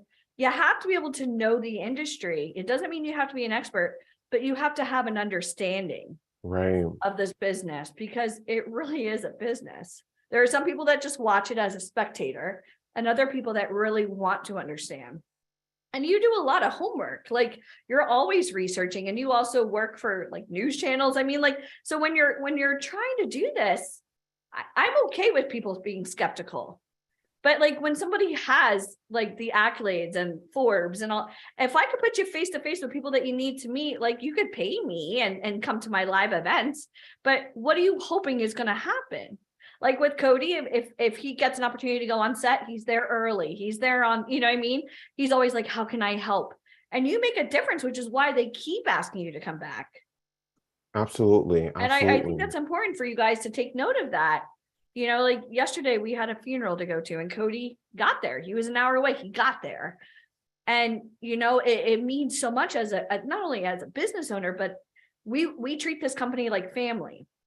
And it was funny because we were filming our movie. When was that? Last year? Was that last year? Mhm. And you were on my Instagram and you're like, oh, I know that lake. Are you like near me? I was like, well, where do you live? And then next thing you know, you're at the house we rented eating Chinese food, you know? And I really want people to understand this isn't unlike any other business. Like we text, like, you know, my family, we've all had family dinner together. And I really want you guys to understand, like, you're not alone here. And it's okay to have bad days, and it's okay to not, you know, have a crap ton of money. But like, if you're really trying to do this, don't let your history dictate your future. And Cody's been doing it his way for so long. It was time that somebody got through to him and said, hey, you want to do more?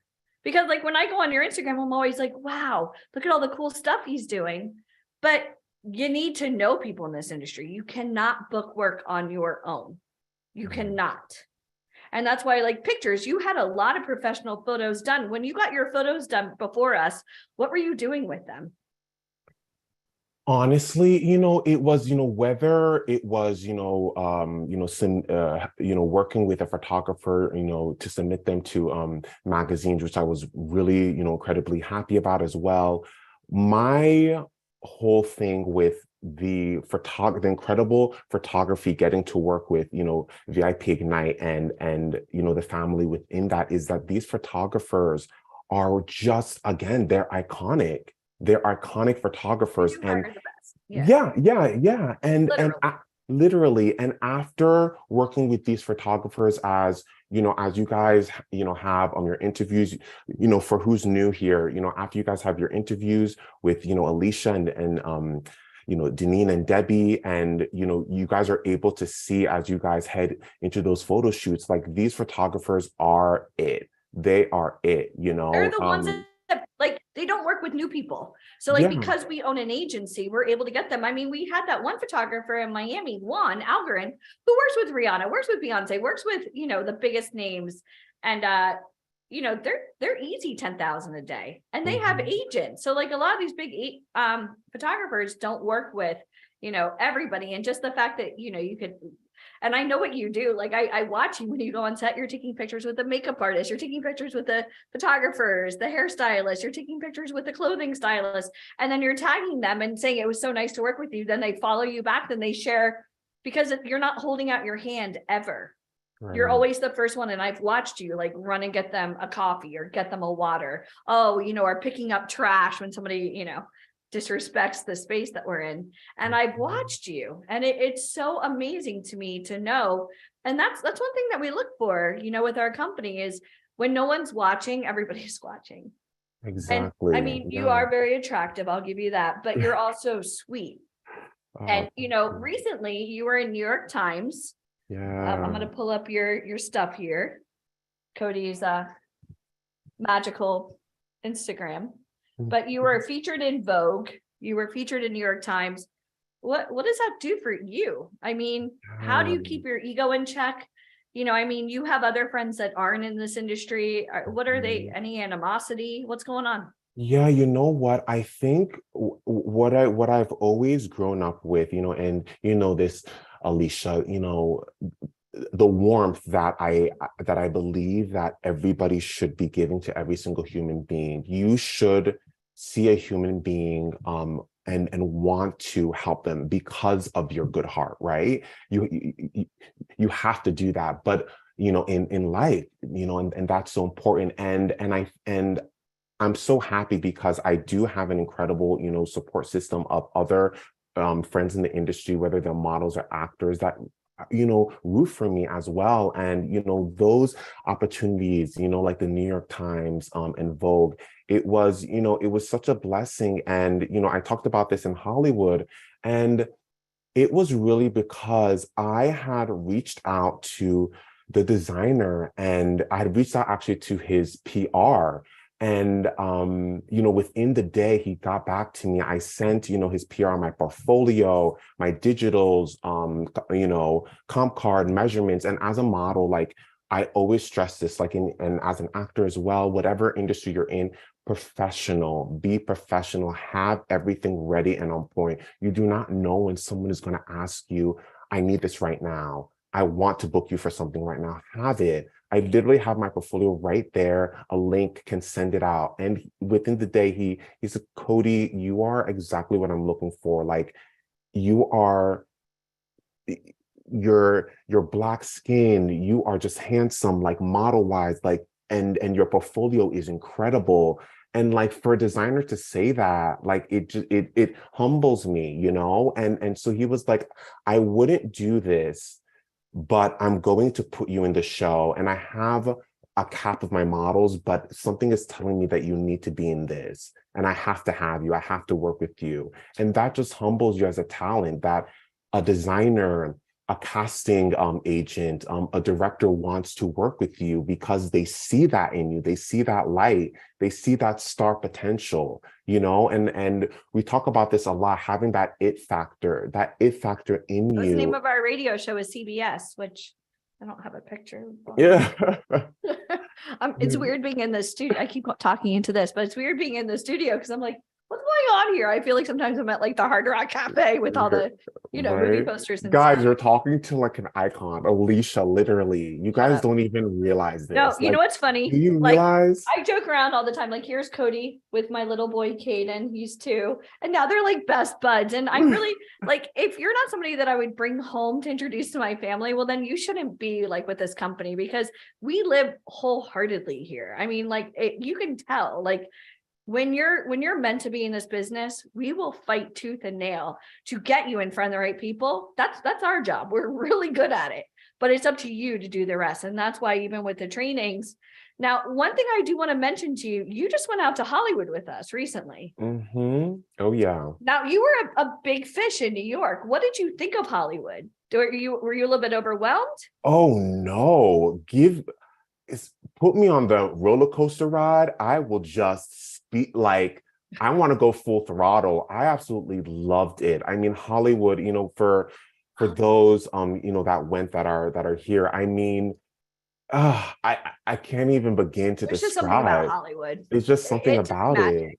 Yeah, it was so phenomenal. And you just take a deep breath and you say, let's go. Like, let's go. And those are the emotions that I had really all weekend. I mean, Alicia, will tell you, this is why VIP Ignite is such a blessing, because the agents that were able, to come out, the actors, We had director. stars from American Gangster and Do the Right Thing. Tomorrow, they're going to be meeting one of our top agents who manages one of the front runners for the hit TV show Wednesday. And like, she literally books $100,000 episodes. So everybody who wants an agent, here you go get them, So like, we're doing, I mean, this weekend is free.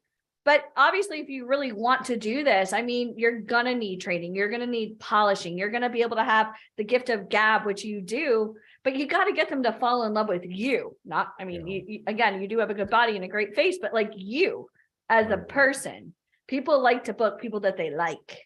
Exactly. And that's what this business is all about. If you're not likable, obviously you wouldn't make it through my interview system or Denise's.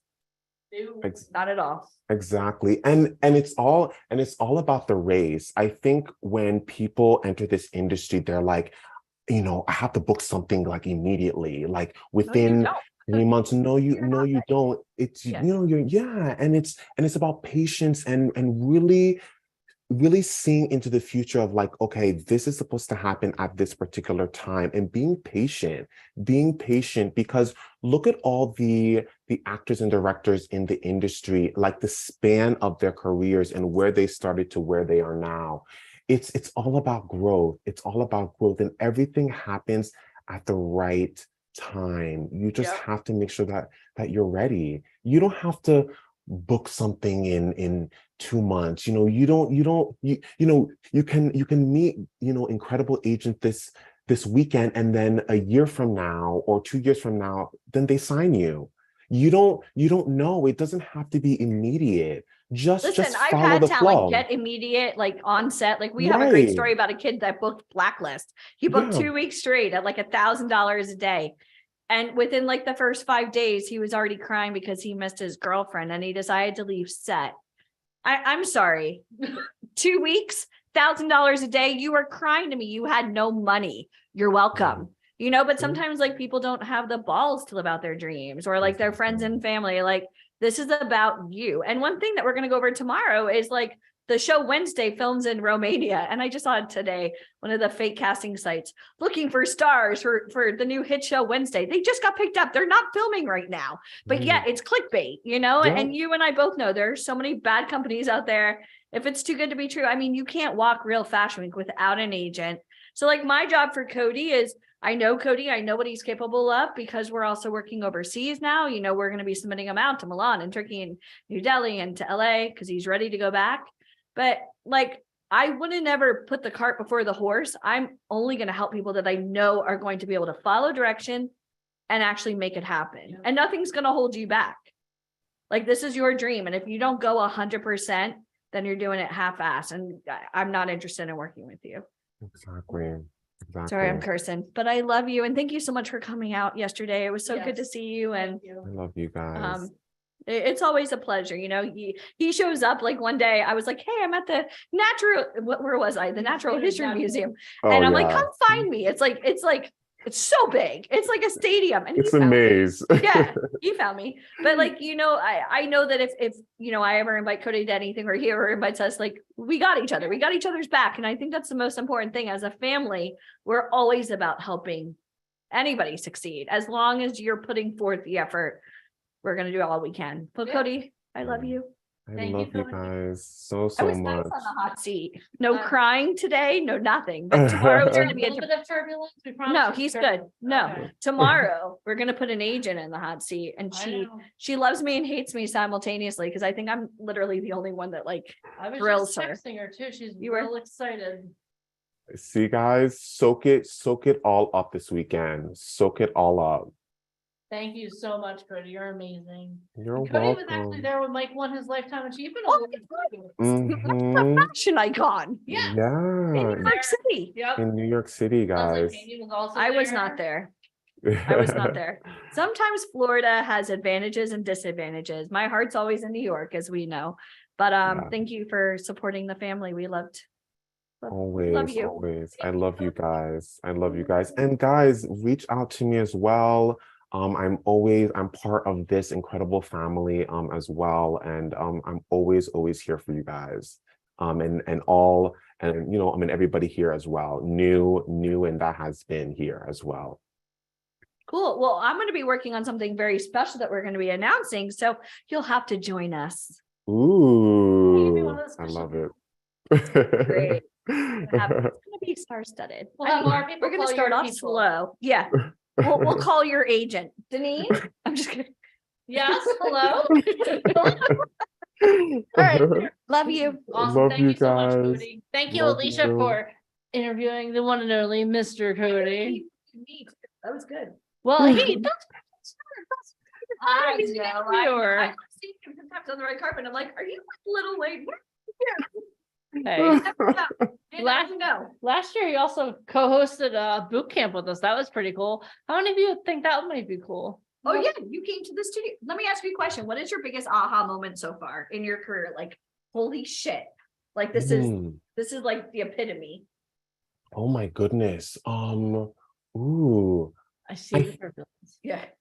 I see it. I Other than can meeting me, envision What it. is the epitome of your career? The epitome, honestly, it's really hearing, especially from the mentors that we have, it's probably hearing the moment that it turned for them, the moment that moment that really made them just reach where they wanted to reach themselves. Actually, that has always been my aha moment. I mean, look at the incredible mentors that we've had. It's just hearing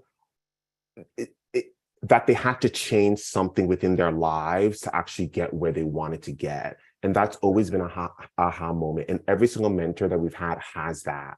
And so when I hear them, when I hear that, I'm like, wow, that is powerful. That is powerful, you know?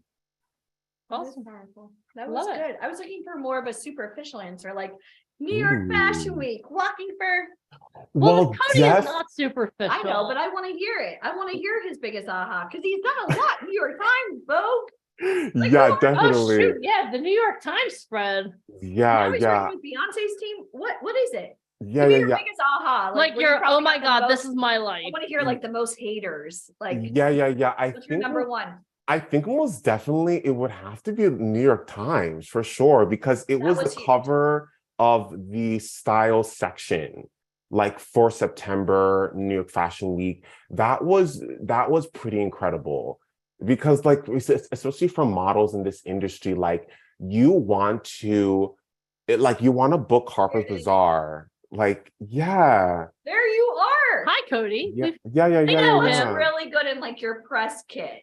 I'm just putting it out there. What have you done before? Yeah. Well, maybe you've seen me in the New York Times. Right. And it's just like getting that Harper's Bazaar, Spain, Elle magazine Spain, obviously Vogue, Lee Official is a magazine that actually is a goal of mine to get, and that is a huge fashion magazine. When you guys have time, check it out. I mean, stars and models they literally end up being like having spreads in there. And so just these incredible magazines, that has been like my We'll put aha it on moment. your vision board and we'll talk about that, because segue into our next guest speaker who loves vision boards. Mhm. Look Yes. at the name. She gets so excited. And you saw her yesterday as well. Well, we love you so Thank you, much. Cody. Love you You guys guys. loved Cody's segment. Type Cody. Team Cody. Awesome. Thank All right, you love so you, much, Cody. Cody. You're welcome. Love you Bye. guys.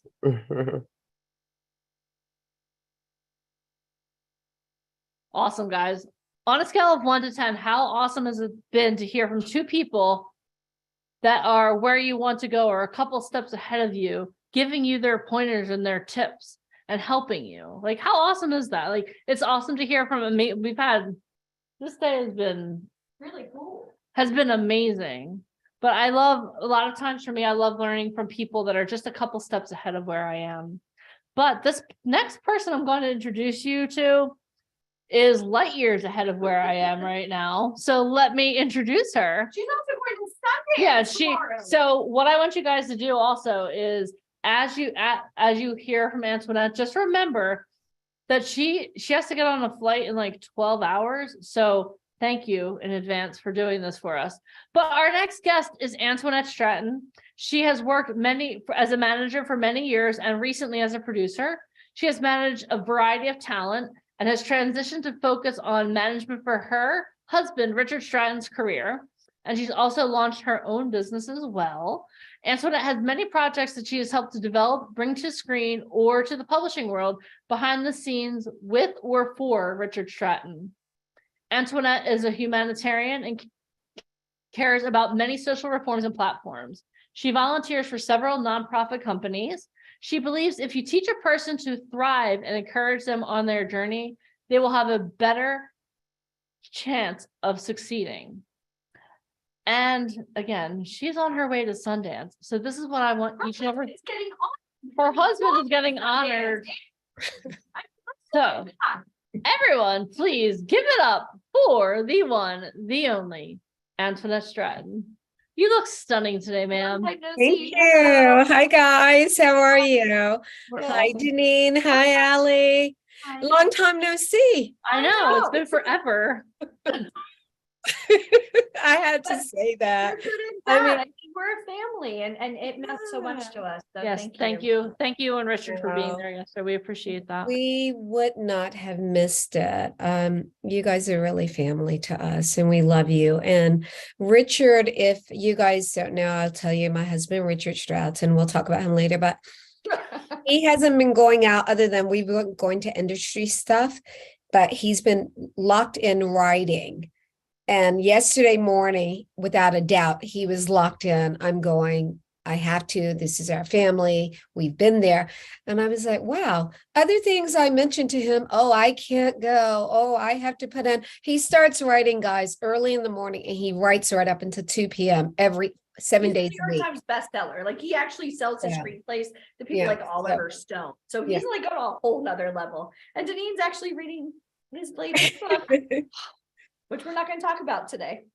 We can't. Defending Alice. Get your copy right now on Amazon. We'll post the link. One of the happiest moments of the last 3 weeks is we were in Barnes and Noble and I saw it. I sent you the picture. I was like, oh my gosh, it was so cool. Yes, we were so excited to see that.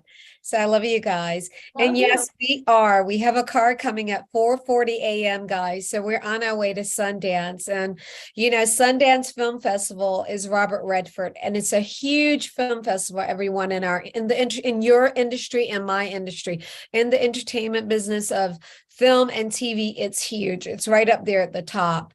And Richard, my husband, is receiving a big award because he wrote a movie 25 years ago, Slam, which won Grand Jury, and it won Cannes Film Festival, Camera d'Or. So Cannes is the highest you can get. So the film is an amazing movie. And Sundance remastered the movie, and they're having a big opening weekend. Slam, his film, he produced also, which I just left that out, right? Is being honored, not the end of Sundance, which is like the 29th, but the beginning of Sundance. And so we have a lot of crazy events to do. The red carpet, we're going to go from there. It's the Q&A. We're going from there to another event, and then they're going to show the movie, and then there's an event after, then there's an after party. So ask me the next week. And, we love this business. You love what you do, but it's a very humbling. You have to absorb these things in this business. You have to appreciate the honor. You have to appreciate something that big. And then not only that, but you have to move on. And a lot of times you're going to be tired. We've been running all day. We have a dinner tonight with the client regarding Defending Alice, the new book out from HarperCollins, negotiating a deal for a TV series. You go back and forth constantly. So that's why I'm all over the place, right? But it's all good. So why did I bring that up to you guys? I brought it up for a reason. And the reason I brought it up is because last 3 weeks have been very interesting.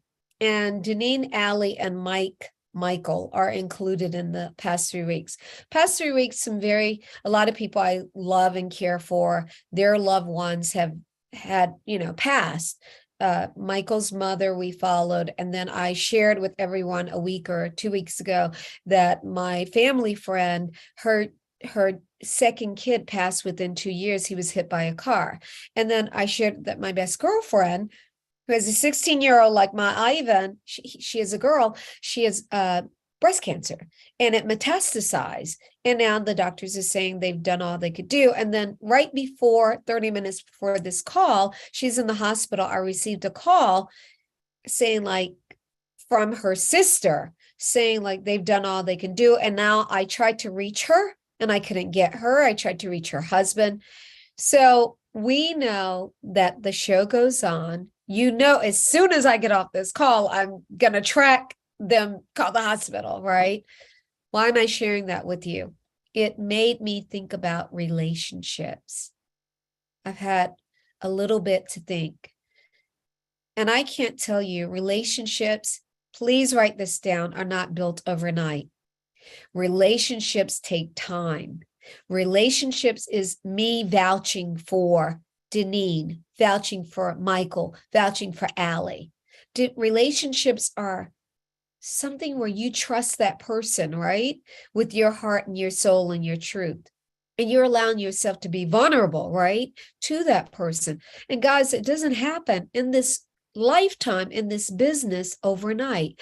I meet someone yesterday and now they're asking me for a favor. Can you refer me to somebody? No, I can't, because I don't know if you're going to act like a fool on the call. I connect you to a big name, and now you get on the call and you're like, and I'm like, oh my gosh. But I know with Allie, I know with Michael, I know with Deneen what they're going to do. I know with Cody what he's going to do. And why that touched my heart is because Allie and Michael have been my friends and Richard's friends over 13 years.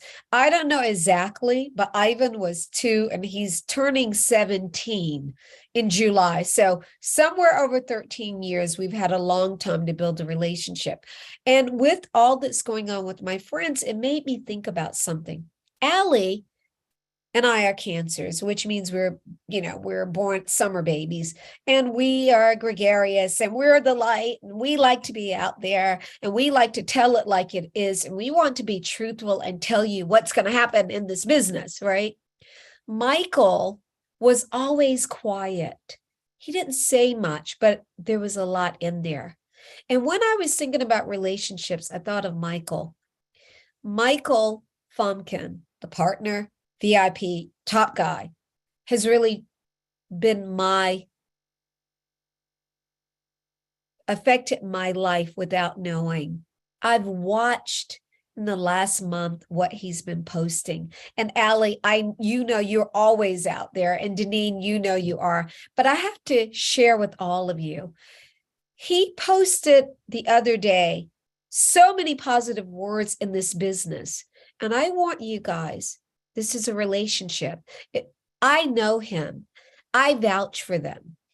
And what made me think about it was all the people I've had who've passed, right? And I started thinking, wow, my relationships, who am I close with? Who do I really trust in this business? And what I realized is other night I came in from a meeting. I went on social media and Michael posted something, and it was what normal people do and what entrepreneurs do. Normal people spend a lot of money on clothes that you're not going to wear. You're wasting your money. Let's be honest. Normal people spend a lot of money at dinner, too much, right? Oh, I'm going to dinner. I'm going to turn up. I'm going to have some drinks, right? And do the math. And there's an amount per year. Normal people go to the movies all the time. Let me see what's out there. And great, I'm in the business too. But let me tell you something. I haven't paid for a movie in a long time because Richard is Writers Guild and DGA Directors Guild. So we get 2 different things. We get screenings of all the movies before they come out because he has to vote on them. But not only that, we get invited to all of the movies with the directors and the producers. Now, we don't get to go to a lot because of our lifestyles, but we do attend some. But I'm not going to spend all of, if I were starting out going to the movies, right? And the list was on. And then there was another list of what entrepreneurs do. They buy books. They read books because it teaches you about the business. They invest their monies. Now, this is me talking. Michael didn't say this, but they get high yield savings accounts so that they have more money, right, on the interest end. They have 401ks. You get it? They're building an investment for a lifetime. And when you're building an investment for a lifetime, you're building your life, you're building your career. And I was so touched by that.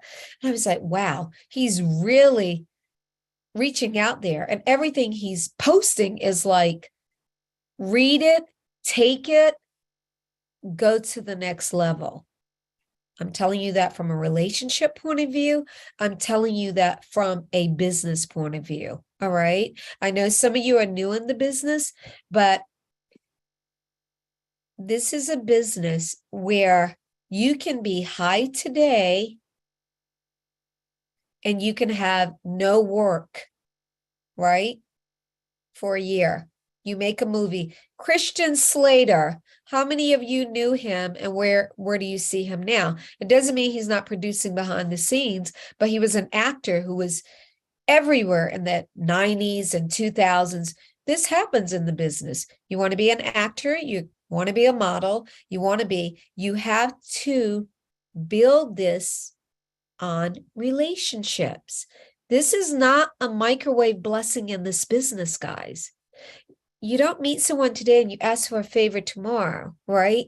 You want to develop rapport, relationship where they trust you, they connect with you. And now if you reach out to me, I really know your character because your character and I connecting with you is powerful.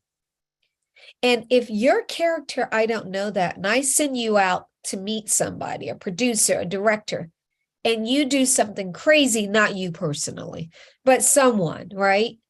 And then the person calls me back and says, you referred this person, what happens then? I can't refer you. And sometimes the person gets mad with me. Let me share a story with you. It's a very personal story. It's a vulnerable story. I've never shared this ever on VIP to anyone, but I'm going to share it today because you need to hear it. And I need you to store this. Sean Penn is a friend. He's been around. Richard has done things with him. I've never told this story. And Richard wrote a screenplay, right? Some years ago. And Sean was slated to direct it. Richard wrote it, Richard created it and produced it, and Sean was going to act in it. Okay. So now they trust each other, right? Sean is at CAA, Richard was at ICM, and we had our agent, which I'm going to talk about, my mentor, right? Who is at ICM. Behind the scenes, some other person got involved, and this other person contacted Sean Penn. Please hear me out, guys. A guy who made 20 million at the time, a movie. He offered him and said he was calling on behalf of Richard, which was not true. Like his agent was Steve Glick, who was head of TV at William Morris Endeavors and then ICM for years. But somehow he infiltrated the business. This is a long story. He was in the business. The guy was known in the business. So it wasn't a call where you wouldn't think the guy was representing Richard at the time, or Sean or whomever. He offered him, we found out later, $7,000.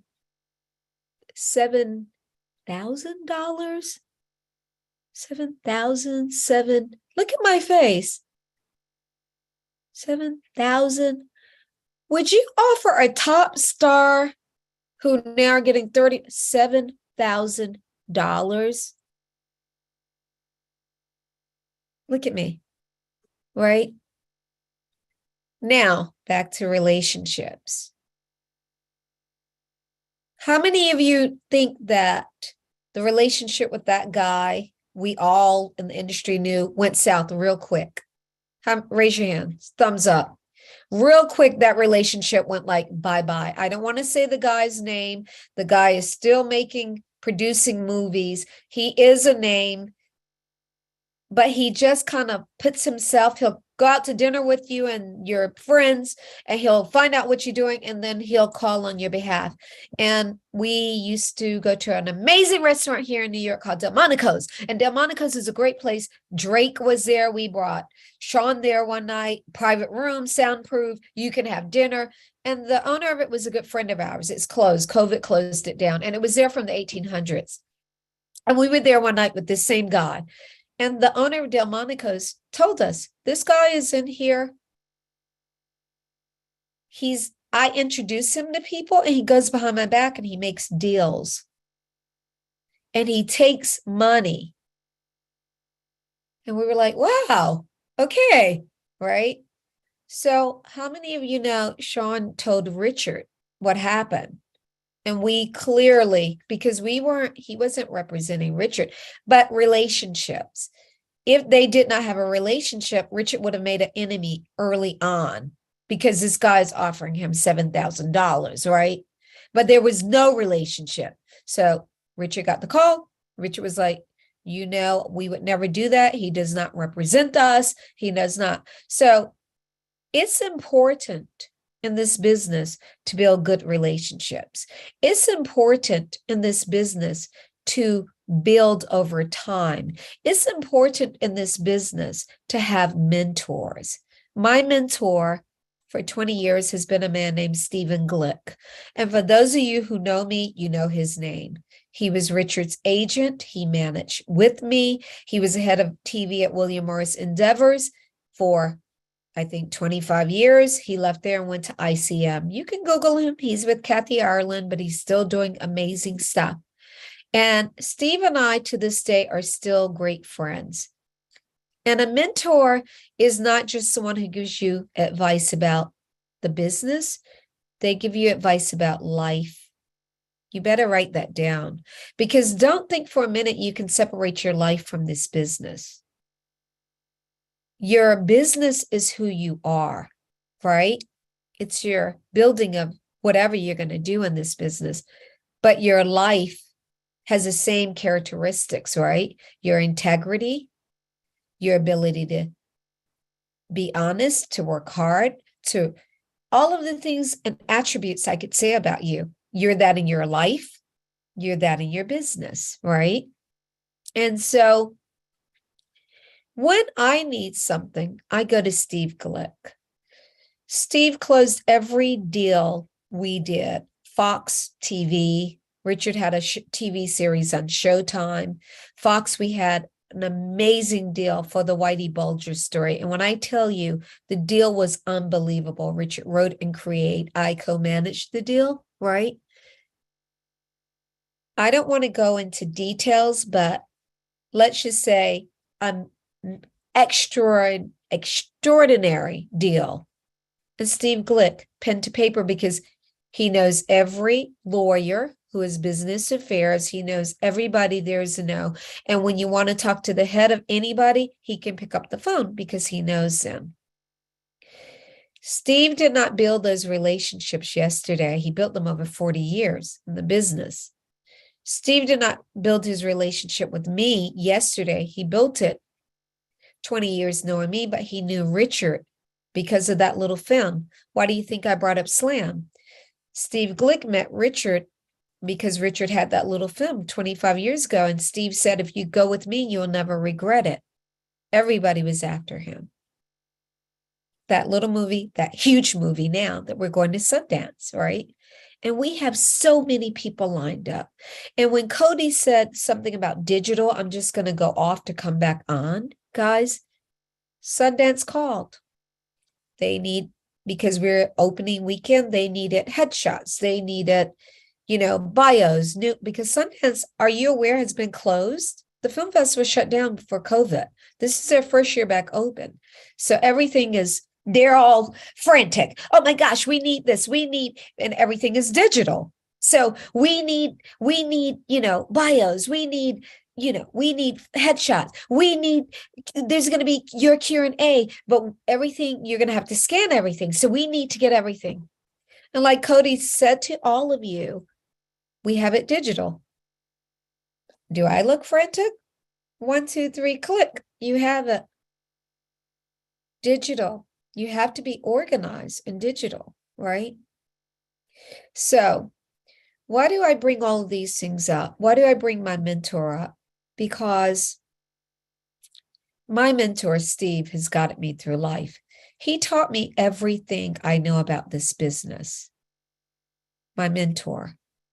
And at some point, some years ago, I think it was 6 years ago, 5 years ago, 7 years ago, he said to me, you don't need me anymore. We did deals together for Richard, for me. And I said, what do you mean? And he said, you don't need me anymore. I'm saying this for a reason to each and every one of you. He said, I have watched you for 14 years. I've been there with you. You've been there with me, negotiating deals, doing the deals, selling, right? IPs, selling books, 7 movies. He says, you can do this yourself. Hear me out. He says, you've been doing it anyway. I've just kind of tagged along. A mentor allows you to become your own free person. A mentor, write this down. They guide you to get you to the greatest level of your life/career you can get to. That's what a mentor does. And the greatest gift a mentor wants to do is when they release you. And they're not releasing you from life. They're releasing you from, I need to be there every time you do a deal. Because sometimes when we're mentored, right, we depend sometimes, right? So what will we do? Oh my gosh, I just closed the deal. Let me call Steve. This is the offer. And a mentor wants to see you do it yourself. And then they will be on the back end, right? To say, if you need me. So that's right. Betty said it right. Wing beneath my wings. That's true. That's really true. So it's exciting. It's fascinating. And they will stay with you, right? He's there with me. You know, I called him during the week. Hey, headed to Sundance. I think if you look on our, if you're our friends on Facebook, and we have some help, but post it Slam. And then somewhere, I think he's at the top saying, enjoy this journey. Enjoy, Richard, what you're going to experience. Have a great time. That's our mentor, right? So this business, I can tell you, is amazing. It's a great business. You can go really far in the business. You can accomplish everything you set your heart to do in this business. And I hope every one of you have a to-do list. I am the queen of the vision board. I'm the queen of the affirmations. Everybody knows that about me. For those of you who don't know, I've always talked about the vision board. I'm not going to go into it today. For those of you who don't know me, I affirm every morning. Pray, meditate, walk, affirm. Affirmations, right? You have to. My goals have exceeded beyond what I ever would think I would accomplish. And I'm not finished. I have a second life shelf, right? I started a new website. I'm starting a new business for me, right? The sky is the limit. But you have to work. You have to have character, good character. You have to honor what you say you're going to do. Everybody here, Cody, wherever he is, knows this about me. If I say I'm going to get back to you, I get back to you. If I get back to you and it's a thumbs up, that means I'm on a coaching call, I'm in a meeting, and I'll do a thumbs up. But that just means I acknowledge you, right? Take this to heart. People don't, some people, they don't succeed. It's not because they don't have talent. You know why? They don't succeed because they don't have integrity. You got it? You have to honor everything you do. When your agent reaches out, do you get back to them right away, or do you wait an hour, 2 hours, or 3 hours? Write it in the chat. Do you get to them right away? Absolutely, right away. There are no excuses in the business. You get right away. I don't care what you're doing. You run to the bathroom. If you're doing something, you with somebody, excuse me, gotta go right away. You know, we can create while we have to step away for a second, right? But you get back right away. When they want to send you on something, do you acknowledge right away, or do you wait 3 hours? Oh, I'm on my shift at my new job. No. If you have to go to the bathroom, I can't see the bathroom. Bathroom will give you always an excuse, right? You go and you get back right away, guys, right? Your integrity will get you everything you need and hard work. And when you say you're going to show up, show up. You're going to show up for the set, be there. And you know, when you're there, you got to be there like, I don't say 15 minutes. I say be there half an hour to an hour early, because you don't know where you're going to run into. You run into a problem. We're flying out tomorrow morning. We're going to Sundance. I have the car at 4 o'clock. Because if there's a fire, I get stuck on the highway, run into traffic, anything can go wrong, right? Be prepared in that sense. And then you too will have those relationships, because these are the things I look for in relationships. And it's not that I consciously look for them. What happens is over time, oh my gosh, I'm hanging out with them. And hanging out doesn't mean I'm over eating that dinner, because I don't have a lot of free time. but it means you're building that relationship. And then you look back, you say, wow, I've known them 5 years, 7 years, 8 years. And it's building of the relationship. And as you build that relationship, you're building life lessons. So back to Steve Glick, my mentor. I call Glick early part of the week. Ask me why I call him. I know y'all want to know. Because we have offers for a project. And I'm negotiating which path I want to take and who I want attached. What better person to have this discussion with than my mentor? Who's my mentor? Steve Glick, who was the head of William Morris Endeavors, right? Hey, Antoinette, we talk about it. When we talked about it and I got off the phone, I had complete clarity on the direction I wanted, who I wanted attached to the project, and which deal I was going to go with. How many of you know, no matter how far up the ladder you go, we all need mentors? How many of you know that? Yes, I'm a mentor to people, but I still need my mentor. I coach people, but I still need my coaches, right? That's why Michael, back to Mike, reading everything he's been writing lately. It's just really been touching me like, wow, right? You need people. And here's the thing. I need you to understand this. In this business, in life, you are building life. You are building life. You're not building a career. You're building a life, right? When I think about it, everybody I usually have dinner with, I see are in the business, right? So I didn't start out that way. I have my former nanny for Ivan, who's 16, had come here from Australia. So that was like 15 and a half years ago. She babysat Ivan. We got her a job connecting with she worked in the industry. We helped her out. We helped her get a job, but she babysat for us.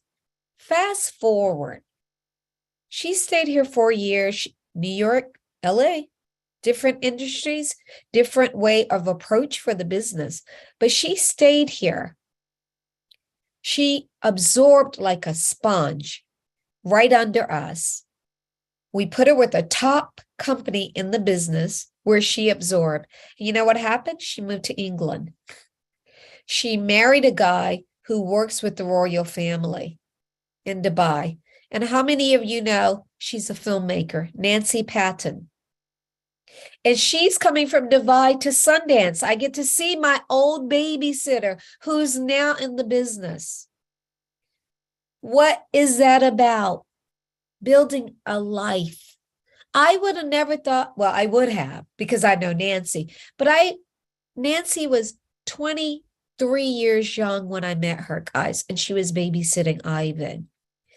I saw the integrity in her then. Back to, this is why you're probably like, why is she talking so much about, your character?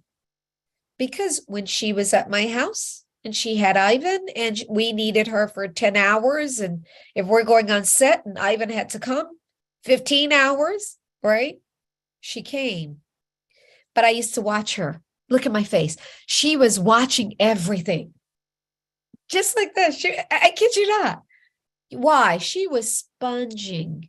We go to dinner. Can I come? Nancy, you get a break from my, oh, no. I want to come with you guys. Oh, sure. Because it's a life. It's a life. She's a director. She's a writer. And boy, did she sponge because she does the very same thing. She was hanging up under us, and that's what Richard has done. That's what I'm doing. I produce. But the very things we do in the business is what she learned. So maybe she'd been babysitting for an actor. She'd be an actor today, right? Think about it. And she is a life friend. She comes back to New York. We do dinner with her. Back to the Delmonico's, the restaurant. We took her there 4 years ago. They took us to dinner. We had a wonderful 8-course meal. and went over and too many drinks because I keep my life very honest. But it was one of those days where we're going to enjoy them. And then the next day it was like, wow, I was up to 3 when I go to bed super early. Oh my gosh, it was in honor of them being here because she was working on they came to tell us she had a new project. She was with Oliver Stone in the Red Sea 3 weeks ago. I get a message on WhatsApp 3 weeks ago. Hey, hi Nancy, what's going on? Can I tell Oliver I'm a friend of you guys? I know you guys know. He's here. Where are you? I'm at a film festival. Where? The Red Sea. Oh, okay, sure. Absolutely. It's going to help you. Where does that tell you? Relationships. Well, if Ivan is 16 years old, I've had 16.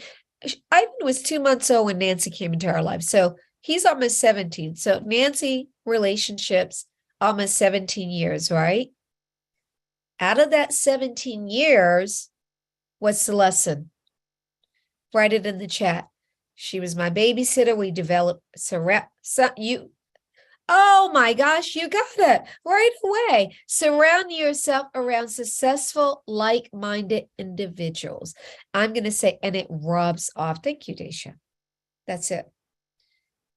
You show me the friends you want to be around, and I'll show you where you're going to be. You show me that you want to hang out on the street corner with Joe and Bob, and I don't know who they are. And I can show you in 20 years where you're going to be. Because it's not just, hear me out, your career is your life. You're building a life. You're building a brand, right? I met Cody during the summer, briefly for lunch. I'll tell you why. I love what he's doing. I was so admiring what he was doing. I just wanted to tell him, and I never meet anybody, but I just met him for lunch to say, I admire you, keep it up, stay with VIP, let them, he wasn't going to leave anyway. Their talent, they can get you where you need to go. And it was just a wonderful, pleasant lunch. Quick, fast. But I saw what he was surrounding himself with. And look at him. And this is just, I believe, the beginning for him. You got it? Show up in your life with excellent character. You got it. Value your relationships. And you will live. It will be a well-lived life, right? Why did I say all of that? Right? When Deneen, Allie, Michael comes into town, I make time for them. Why? Show me who you're surrounded around. I show you where you're going. So there's a lesson here. You want to make it in the entertainment industry, right? Yes, singing, musician, actor, life, model, yes.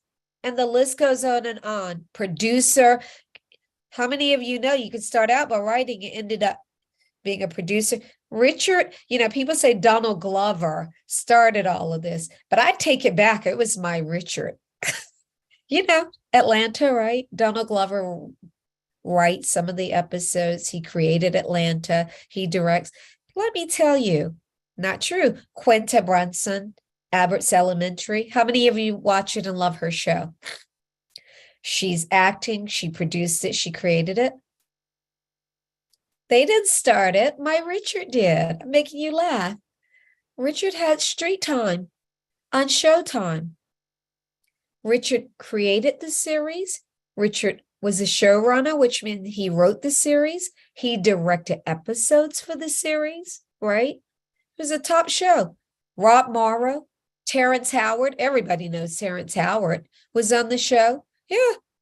So, when you hear now people say, yeah, absolutely. So when you hear people say, oh, this person just, no, he was directing these episodes. And a showrunner is a person, guys, who has to oversee all of the writing, which is a lot of work, right?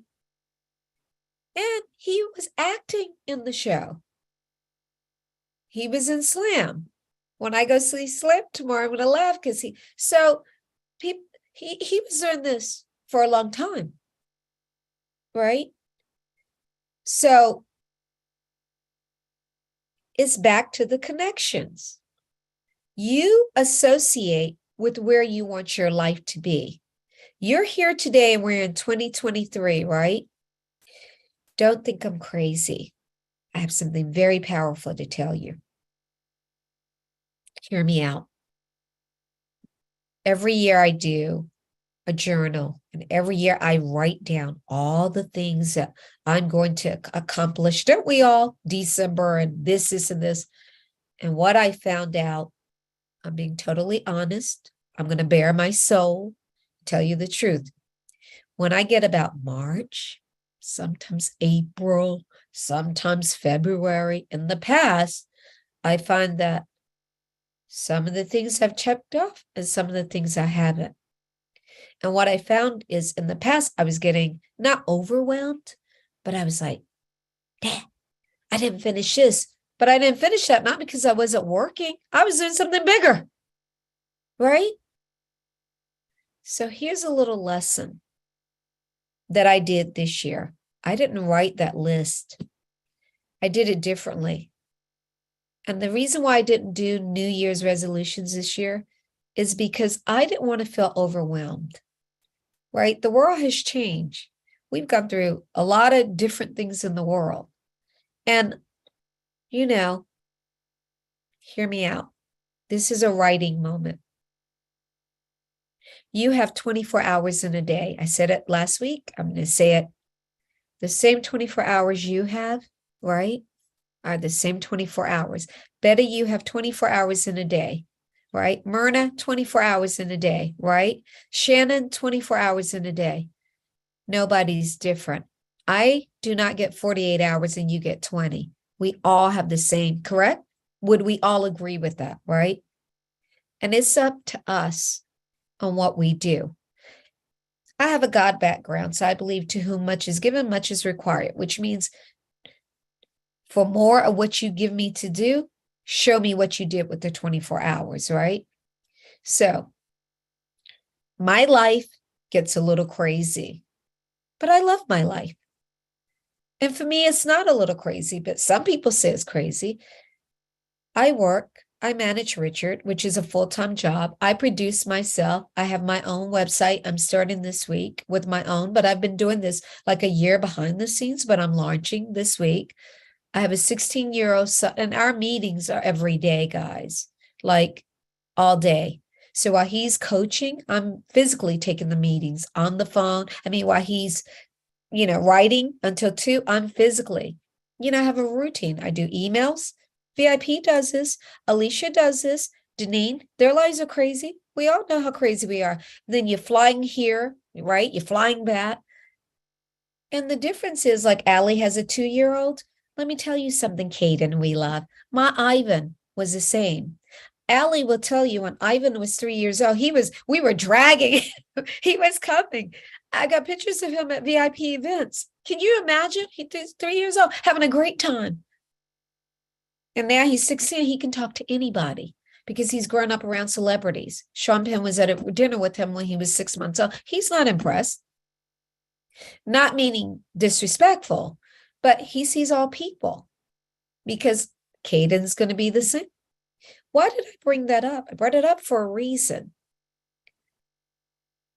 Ivan plays elite soccer. Sometimes I'm taking Ivan to Germany. Sometimes I'm taking Ivan to, right? I got to get Ivan places because some places or picking him up. Some places he can't right now. He misses sometimes a week of school, but he catches up. He's at right. I'm on a panel. I'm a team manager of his club. We wear many hats, right? I have a 31-year-old, Bianca. She needs me. She's with her boyfriend, fiance. Mom, I need this because we grew up together, right? I've got a niece who's been in the hospital since last March with some disease, and I was going back and forth living in the hospital.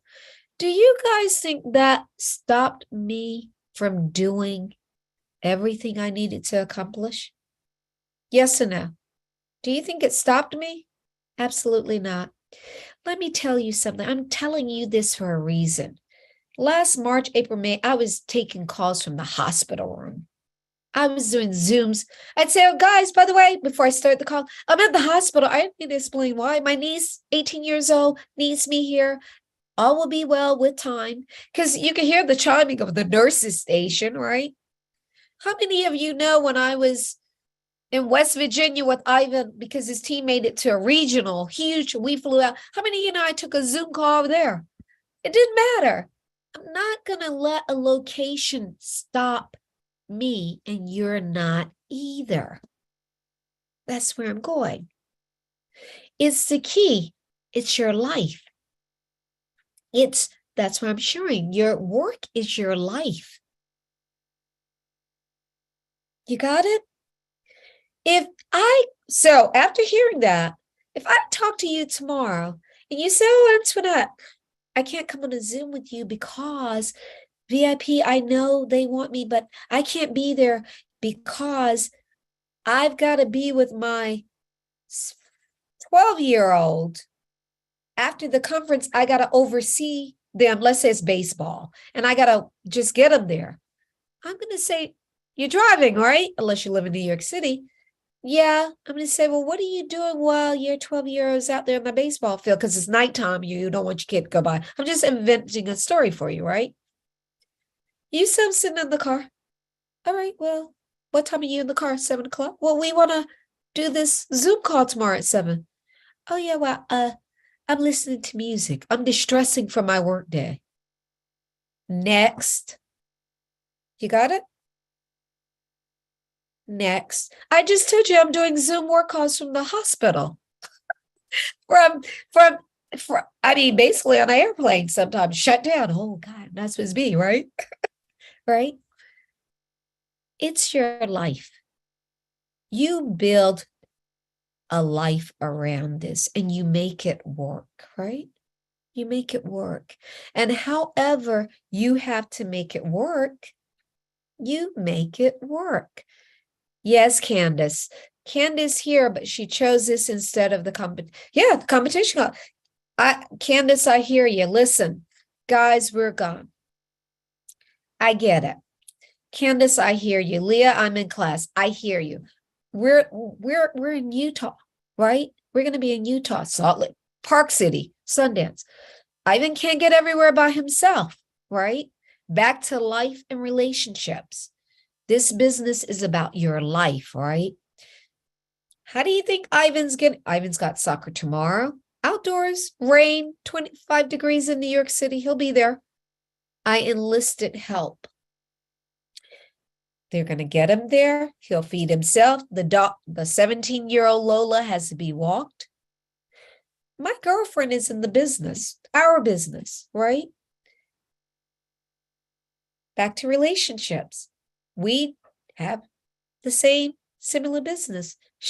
Has Ivan for dinner tomorrow night. You get it? He gets back from soccer. He's showering. She's going to have him 7 to 9. His life is mapped out.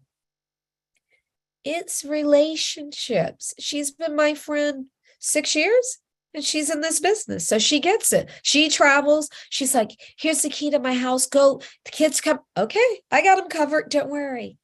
So you cannot separate, right? This work, this career from your life. This is really a career. It's not a career. I don't tell people I have a career. I have a life. I'm in it forever. What are you going to do? I'm not going to, in 2 years, I quit life. No. So we're in it for life. You get it? Do you understand that? Yes, sweet Lola. We love Lola. 17, yellow lab, still going. barks. I'm surprised. I mean, I think Allie and Deneen, like a year ago, we had a call. I'll make you laugh real quick. And nobody was at home. And I'm home alone. Lola is amazing. Richard went with Ivan to a soccer match far, like 5 hours away. And that day, I remember Lola, she waited right until she was great. I got on the Zoom call, guys, and she just started barking. And I was coaching. I was here with my friends and my family. And then not only she just wanted scratches so I let her lay her head and then she wanted, I was just kind of like, you've never been like that. And I've been with VIP forever. Lola, what is it? That day she was a big baby, right? And she just wanted attention, but she happened to want it when I was on my Zoom call. So I was like, guys, excuse me, this has never happened. And she's never done it after. But it was like you're a mischievous little kid when you're on the business call, they go, mom, mom, mom, mom. There are 4 and some of the kids, hey, or they dance by behind the screen.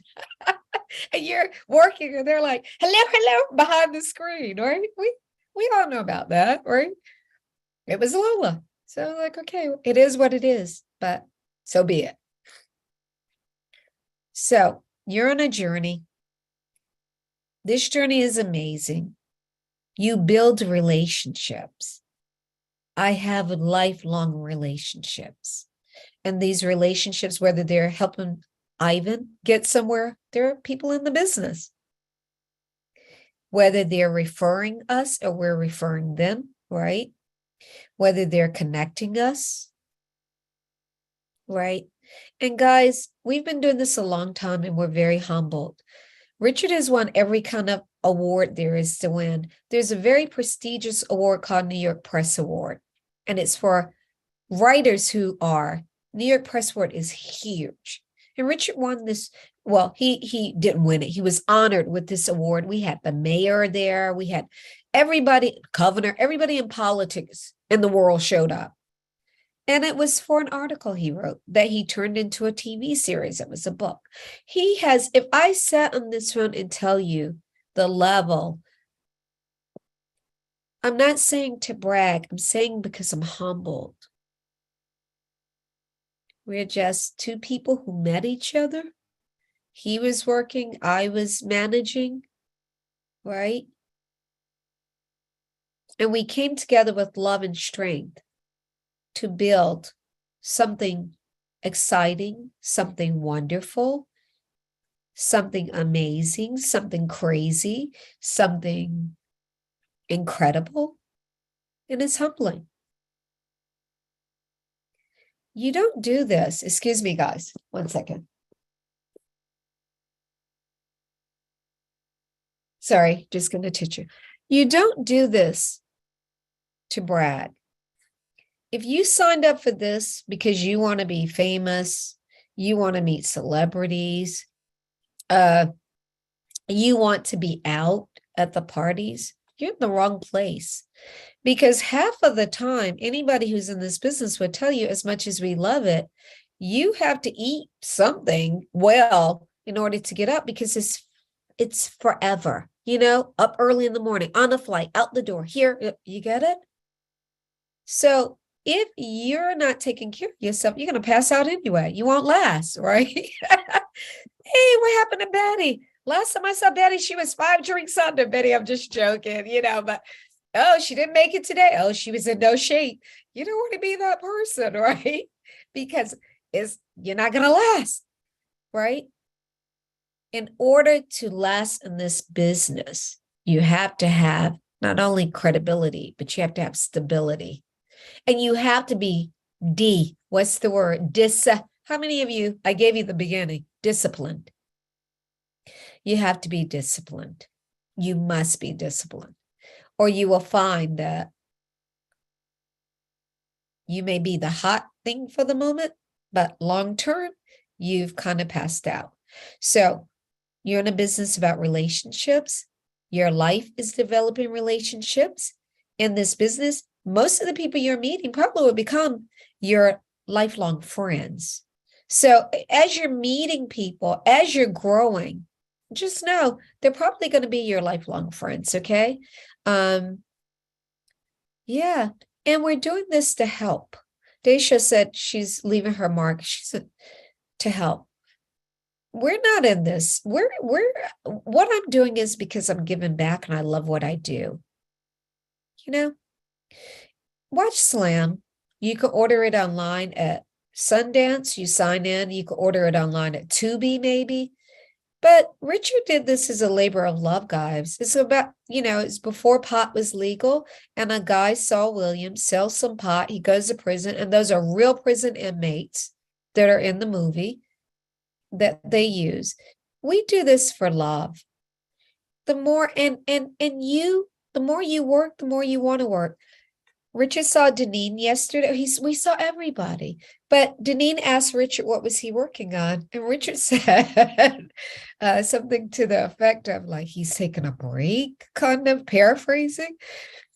And I started laughing. Do you guys think he's taking a break? Didn't I just say he writes every morning, like 6 a.m. to 2, 7 days a week. And I've been with him 20 years and I've never seen him not. He's already got the next book.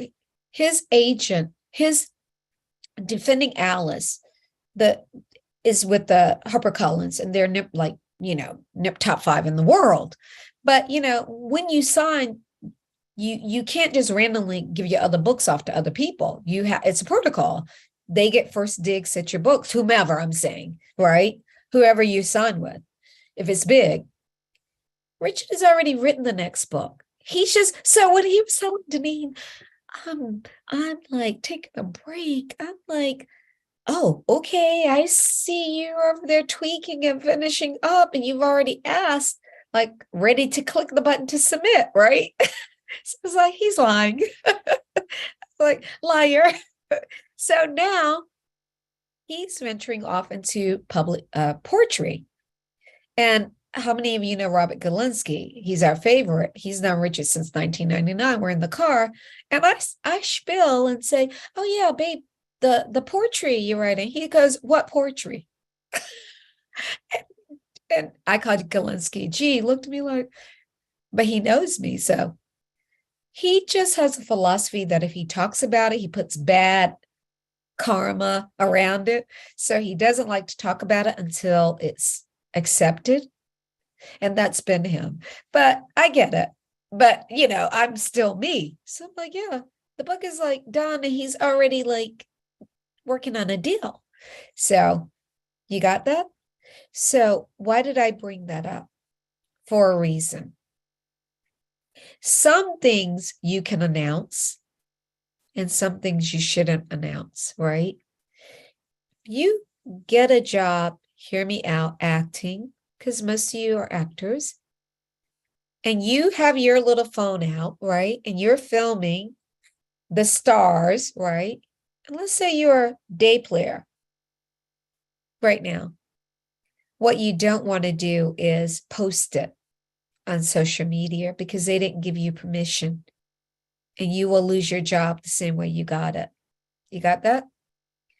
You cannot post what they haven't released. I told Michael, Deneen, and Allie about Defending Alice way before it was HarperCollins. I couldn't tell HarperCollins. I couldn't even tell. I just told the story. And I was telling them the story, and I wanted to so bad say it's HarperCollins. It's an international. The book is all over the world. But I couldn't because they hadn't released it. So I could at least tell the story, right? And it was killing me. I want to tell him. And then I was able to say, right? You cannot release what you don't own. Write that down. If you're acting, you don't own the rights. You cannot release what you do not own. You got that? Because if you are an actor, you do not own the rights. Write that down. Sorry about this. And if you do not own the rights, you can't release it. Whoever's making it, the studio, whomever owns the rights. So you can't go and release your part. Don't do that. I've seen people doing that, and the next day it's taken down, and then they don't have a job anymore, right? I'm going to say this. There is work everywhere. Studios we've been offered something. I heard Allie say, she was naming countries. We've been offered work to make movies in Argentina this summer. Work is everywhere. And it was a huge thing, but we'd have to go a bit, blah, blah, blah. And that particular project, Richard was going to write, I was going to produce, we passed. What I'm going to say to you is there is no lack of work. I've talked to you about relationships. I've talked to you about mentors, because Steve Glick, I talked about for a while, he's still mine, right? I talked to you a lot about, you don't have a career, you have a lifestyle. Told you about how my neighbor, she's in the business, she's got Ivan, but you're building that brand. And how many of you know we're having dinner with the very people that we work with? And sometimes it's sort of like we're having dinner, and my friend, my babysitter, my former nanny, Nancy, who's now a filmmaker, right? At Sundance, met with Oliver Stone. You get it? I've walked you through. And I give you examples, because if you don't remember anything, you say, oh, her babysitter, Oliver Stone. You remember the names, right? So build, work hard. And how I want to say this is, take everything as a gift. Everything you do. Remember what I said? I'm sure, I know Deneen, Allie are saying this. Cody, you're at the top, but it's humbling, right? You, wherever you are, is humbling. Be humble. Be humble, because you're giving back. And when you're giving back, you get more. Does that make sense to you? Absolutely. So what I want to say, most important, is where you are today, if you keep working, if you don't give up and don't quit, you may not sometimes see something for 6 months and then things just blow up. It's not because in that 6 months things weren't happening. They just have to happen behind the scenes, guys.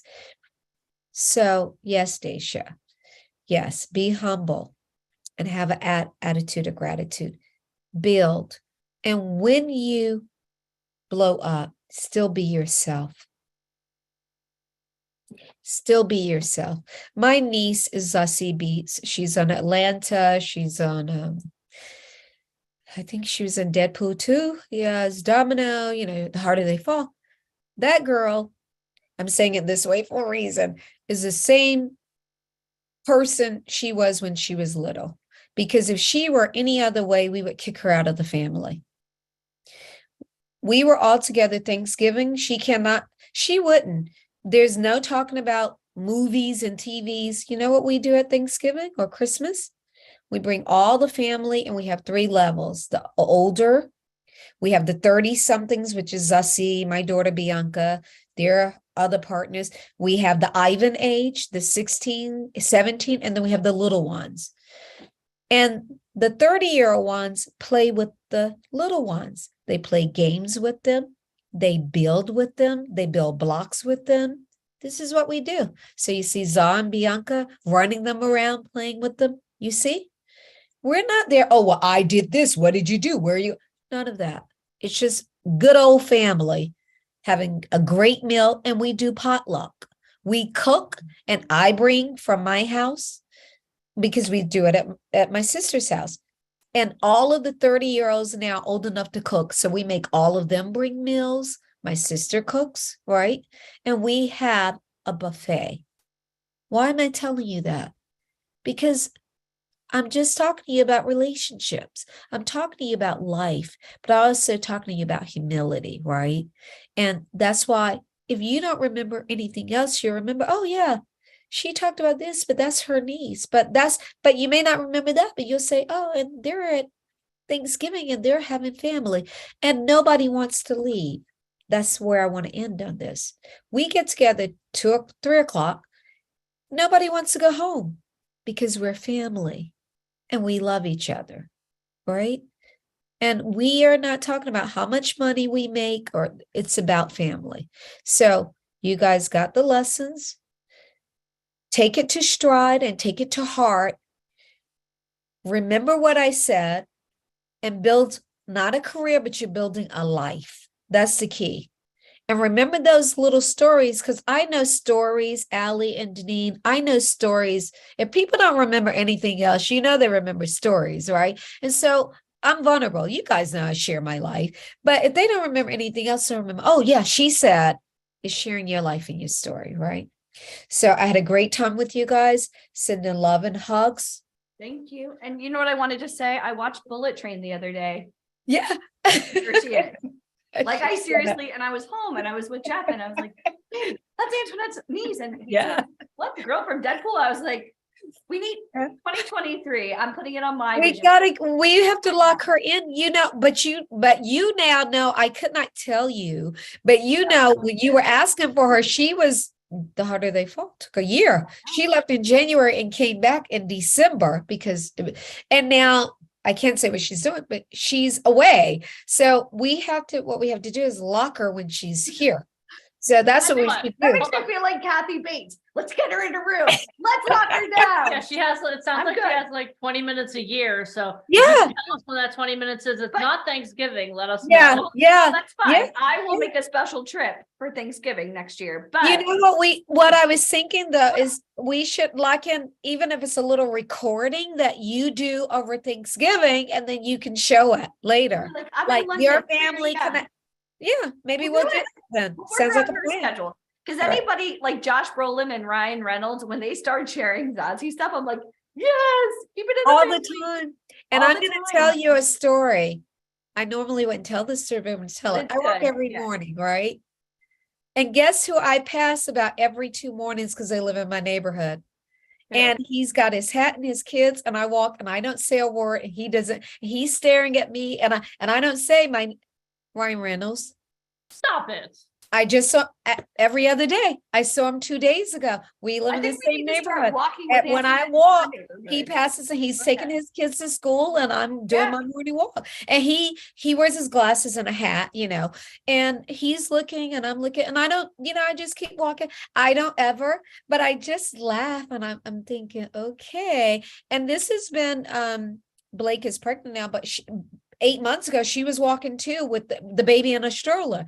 Every She's like super mom. She puts me to shame. She's got and she's always holding all of them. Yeah. I'm like, yeah, dude. no. yeah. But I see him in the flesh every 2 days when I'm doing that morning walk. Right, Every we'll set up 2 a days. calendar. I'll come over for coffee and we'll just right. We Yeah, got then we this. can We got brunch this. afterwards. We'll Come brunch. do part of the walk where we'll come across. Maybe and then you can Okay. stay. Okay. We'll see Love you you Tuesday, guys. Antoinette. Thank you. I love Love you. you. Always. Bye. Let us know that you get to Sundance okay. Have a Take great lots of Oh yeah, pictures. we'll do. I'll send you guys a picture, like we'll do a selfie something and I'll send it. All right. That would All be right. great. Awesome. Guys, All follow right. the journey. We're so proud of you and Richard, and thank you again for coming Congratulations. yesterday. Well, we're proud of you guys too. Listen, I was talking about Michael, but and Allie, I said, Allie, but I wasn't lying when I said I looked at this and I was like, wow, he's talking to me even. It's just they're in the right place. If they want to take their careers from A to everywhere, you can put them in all connections. They're This right is your where they're- destiny, guys. Only you can derail it. I'm gonna put it that way. Yeah, that's true.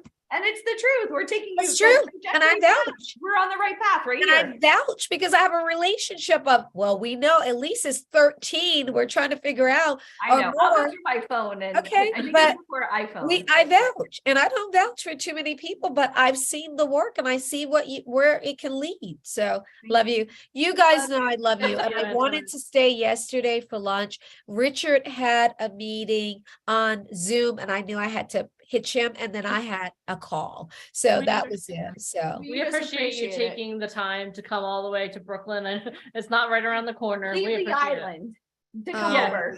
you left the main borough to come to Brooklyn, so thank you. yeah. Thank we you. wouldn't For have a missed 9 it. a.m. So Yeah, we for a love 9 we a.m. love We showers, would- so we thank We you. wouldn't have missed it. We love you. know, Your and we family. appreciate that. Your Thank you. family. I know Michael You're does. really family. And you know that, right?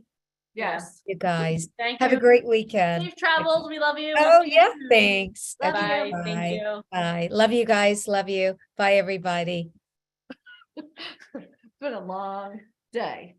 It's been, you know what, it's been an amazing a good day. You day. know what, I feel like you guys have I've gotten so much information too, because what did I tell you at the very beginning of this? You have to be a constant student, right? Every person that you come in contact with, every person that has spoken, whether it's one of our industry experts, one of the talent that we work with, anyone, every person that you run into, you're a student. And you heard this over and over again, like when you go to the grocery store, observe people and how they're interacting. When you go get a Starbucks, observe the baristas, observe the people. You that guys, are- if you went to Starbucks with me, I'd be the psychopath you guys would be making fun of because I'm like real crazy You about would my coffee. you would be praying, yes. So if you ever have an opportunity to go to Starbucks with Alicia, you'll see a completely different side. I of will her. not do the drive-through. I watch them make. Yeah, we Don't asked ask. It's we a whole asked nother- her to do the drive-through. She's like, no, I will want to meet you. We're like, oh, I watch my. them. Anyway, so But I like what I like and I know what I like. It's tried and true. So yes, if you guys love today, let's see some hearts, let's see some love. Type I loved it. Because we started off the day. I mean, obviously you started, and then we had the queen of Queen Brian Colby, who by the way is in the middle of planning a surprise party for one of his best friends, and it's been an adventure. He was texting me. I was like, oh Lord, thank you for showing up today. So we had Ryan Colby who talked to you about model look. So this is what I need you guys to do. I need you to take what Ryan said to heart, and I need you tomorrow to show up with your model look, because we're having a contest. And what happens when we have a contest? That means you win things. So make sure that you prepare your look, because We'll just say we told you so. Like today. Mr. Yeah. Colby's going to be doing the judging. And let me tell you something. I've personally been shopping with him. He's not fun. He's not fun. at He's all. not a fun taskmaster when it comes to clothing. No. Okay. Remind me to tell you guys my story tomorrow about that time we went shopping Oh my God. in the Cherry Hill Mall, and he made me change in the middle of the mall. No joke. Anyway, so I'm still. Well, that's because he's used to that. Like at Fashion Week, it's just everybody just like. The people in Cherry Hill were not ready for that. No, but and it was a anyway, kiosk. You can't try on clothes at a kiosk. I That's what know. happens when you take them out of New York City. You That's bring what them- you take him when you you brought take him him out to public. Jersey. Yeah, it was probably like his He lives first in Jersey. kind of. I mean, he's city borough, but you know, bringing them to a mall. But what did you Don't. expect? Okay, anyway, so he's And going to then- be judging your looks, and then the winner is going to win a very special prize. Also, tonight, what I need you guys to do is work on your monologues too. I dropped the link in the group here before. I think I could do it. Let me see. I don't know if it's still saved. Oh, look at that. It's still saved. How cool is that? So that's the link again to the monologues. Download it, pick a monologue, work on it. Okay. And what did we talk about too? If we want you to participate, we're not looking for perfection. You miss 100% of the shots you don't try. So make sure you do your monologue. Okay. And how many of you would like the opportunity to be mentored by Alicia for a year? If you think that would be amazing, drop some fire emojis in the comments right now. It's like double worst product. Gird your loins. Because we're going to be working on something very different. We're very Yeah. excited about it. So what we're going to be doing, and I'll just give you guys kind of a little bit of a background. Is Alicia is doing these calls on Wednesday nights. They're called dinner party conversations. It's a new coaching program that we're launching. And if you would like the opportunity to be mentored, I'll answer the monologue questions in a minute. If you guys would like the opportunity to be mentored by, And I've got some pretty powerful friends Yeah. that may show up for a mock dinner party. I'm gonna have like a glass of wine. I'm not even kidding. And it's gonna be like dinner party conversation where I want you to have natural conversations, and I want these casting directors and agents and whoever I bring on to like you for you. And I feel it so sometimes when people are on stage, they freeze or it's so much pressure. But if it's a dinner party, we're just gonna let loose and you're gonna be yourself. And I'm really excited because I've already mentioned it to a really good friend. She finished her New York Times bestseller, and her book is getting optioned to be a movie starring Katherine Heigl right now. So what? I know I didn't Huge. even know this. dinner party conversations. So if you, and Shenanigans. you know, she's always looking for, I mean, I'm telling you right now, we've got some great people that are gonna be lined up for this, and it's gonna be Wednesday night. So if Yeah. you're interested, type dinner party. Who wants to come to my dinner party? Now, I don't care what you wear from here down, but just try to look presentable. And, again, I'm Ladies, okay do your makeup. with you having a drink, or even if it's just water, but I want it to be like a real dinner party type atmosphere, because we're going to do it on Zoom. Yeah. And it's going to be amazing, and no one's going to have to leave their homes, but it's also easy for our guest speakers and some pretty cool people. Yeah. So I'm excited. So if you want to be a part of that new coaching program, and the first way to get involved with that is to come dressed in your model look tomorrow, and then also to have your monologue prepared. Now, I see a lot of people freaking out. Do I have to have it memorized? We're not asking you to be off book, so you don't have to have it memorized, but be prepared to perform it, because if you don't, we're gonna allot a good amount of time tomorrow to this, because our goal is to help you be successful. Okay. Our goal is to help you be successful. You heard from Cody, you heard from Leslie, you heard from Mike Trash, you heard Antoinette Stratton vouch for what we do. And our goal is for you to be successful, but the only way for you to be successful is to show up for your own success. I'm going to say that again. The only way for you to be successful is for you to show up for your own success. So find a monologue, prepare it. Make sure you come. Thank you. Who is that? Good job, Shannon Halou. Good job. High five. We see you. We're like, thanks, Deneen. I have her on speed dial too. I have so many of our talents' phone numbers in my phone, and I love the fact that no matter what's happening with the company, I mean, like, we've been traveling so much, and then obviously life got a little bit derailed last week, but I tell you what, this is such a family, and I'm so excited for you guys to do your monologues, because I feel like it really gives them a chance, not just to listen to us. I mean, we're cool. We are awesome. But now we're handing the baton to you, and let's rock it. And again, we're going to have them judged. So people are going to be judging your monologues. And again, don't take that as, oh my gosh, I'm going to start sweating. I'll just say you're welcome. Yeah, you're going to get some constructive criticism.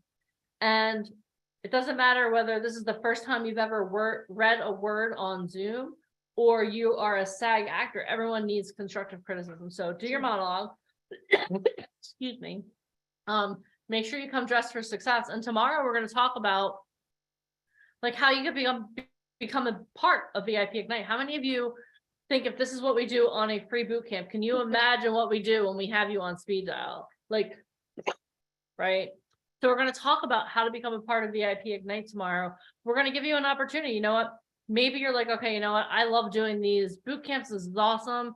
And I would love to be mentored by Alicia virtually. That's awesome. We're going to have that opportunity for you. But Be maybe careful what you wish for, because I'm pretty tough. But maybe also you want to come to New York or to Orlando or to Miami. Maybe you want to come out and be in person and get a fully immersive experience.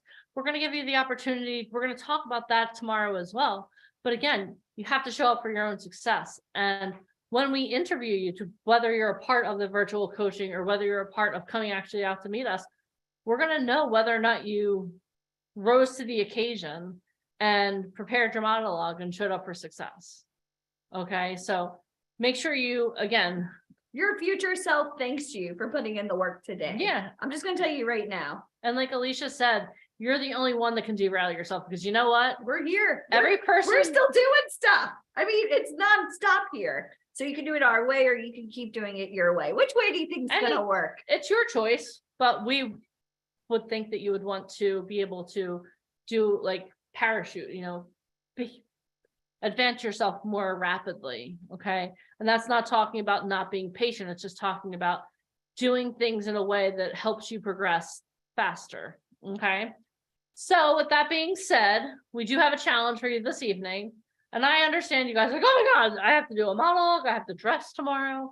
But this is what we want you to do. And we're going to share this with the speakers today. We're going to share this with Mike also, because it'll mean a lot to Mike to hear what you guys have to say. But what we would love to know is, like, what was your biggest aha moment today? What was your biggest takeaway? Why are you grateful that you showed up for yourself today? Yeah, you didn't do it for us. Yeah, you did it for you. we're gonna watch a football game later. We're gonna have a great night. I'll be drinking wine. She'll be Having drinking my own wine. dinner party conversation. So She'll be talking. Cody, Ada, Mike Trash, anybody, I have your phone number. I may just call you. So answer. God bless you guys. God is like, have your people call my Like, people. Ada? All right, so again, so if Diane or Ariane can share the link to the group, I sent it to you guys. What we want is for you to go into this Facebook group and share your video. Okay, share your gratitude video. And Candace, I understand that you've been real busy. Tell Eamon hi for me. I love your kids. They're like my adopted children. You know, every time she goes to a photo shoot, she brings my little boy's stuff and he's still playing with all the stuff that you got him. And I always say, Aunt Candace bought it. My kid has so many cool, like, godparents, aunts, uncles, Uncle Colby, you know? I don't know about It's Uncle Colby. Well, he did art direct. The day Kanan was born, we had a photo shoot Yeah, and Colby art directed it on FaceTime. Just putting it yeah, out there. My kid's probably cool. yeah. He is pretty cool. So this is what we want you to do is in that, and it'll be the hashtag grateful challenge. So grateful challenge is the hashtag to use. Just let us know, like, why are you grateful that you showed up today? Okay. Why are you grateful that you showed up today? So in order to win the Remember amazing that. prizes, what? And remember why you're grateful, because not about us, but it's going to be your why. So when you're like cursing us out at 4 o'clock in the morning and you're rushing to get to set, well, you were grateful. Let's talk about why. Why were you here? Yep. Remember that. Yep. So do your grateful video. And tomorrow we start precisely at 10:45 a.m. Eastern Standard Time. What time do we start tomorrow? Type it in the comments. 10:45 a.m. Eastern Standard Time. Same link. Same link, same bat channel. We'll see you tomorrow morning at Same bad 10:45. jokes. Well, yeah. And we're also tomorrow, just to let you know what you have to look forward to tomorrow. Tomorrow we have someone who turned down $3 million for a role, despite the fact that he was recently homeless. That's our first speaker. Yeah. Our next speaker is one of the most powerful agents in Hollywood. Yeah. Then we're going to be judging your monologues, and then we're going to cap off the day with a big old cherry with Mr. Ryan Colby. Yeah. And just so you know too, Ryan was sending me text messages. I know he was only on briefly, but he was like, wow, there are some really cool people on this call. I can't wait to get to know them. So you have to show up tomorrow. Okay. Like Alicia said earlier, you're the only one that can stand in the way of your own success. So, And we'll be also going over how to join the company. And if you're already part of the company, we'll be going over some more stuff tomorrow. So you don't want to miss a second. Stay on the entire time, because tomorrow we're going to somewhere just slip it in, and then you'll have to be on till the end, because Debbie Davis is on right now and she's literally doing a roll call, an attendance report to see who Right. can be trusted on set. So, all right. So with that been being fun. said, you don't have to go home, but you can't Can't stay stay here. here. We'll see you tomorrow at 10:45 a.m. Eastern Standard Time. Make sure you tag myself, Alicia, and Michael in all of your videos, because we want to see them. Let's blow Michael's socks off. Is that cool? Can we do that? All right, guys. We love you. Have an amazing night. We will see you tomorrow. And make sure you join the Facebook group if you're not already a part. All right, guys. Good night. bye, everybody.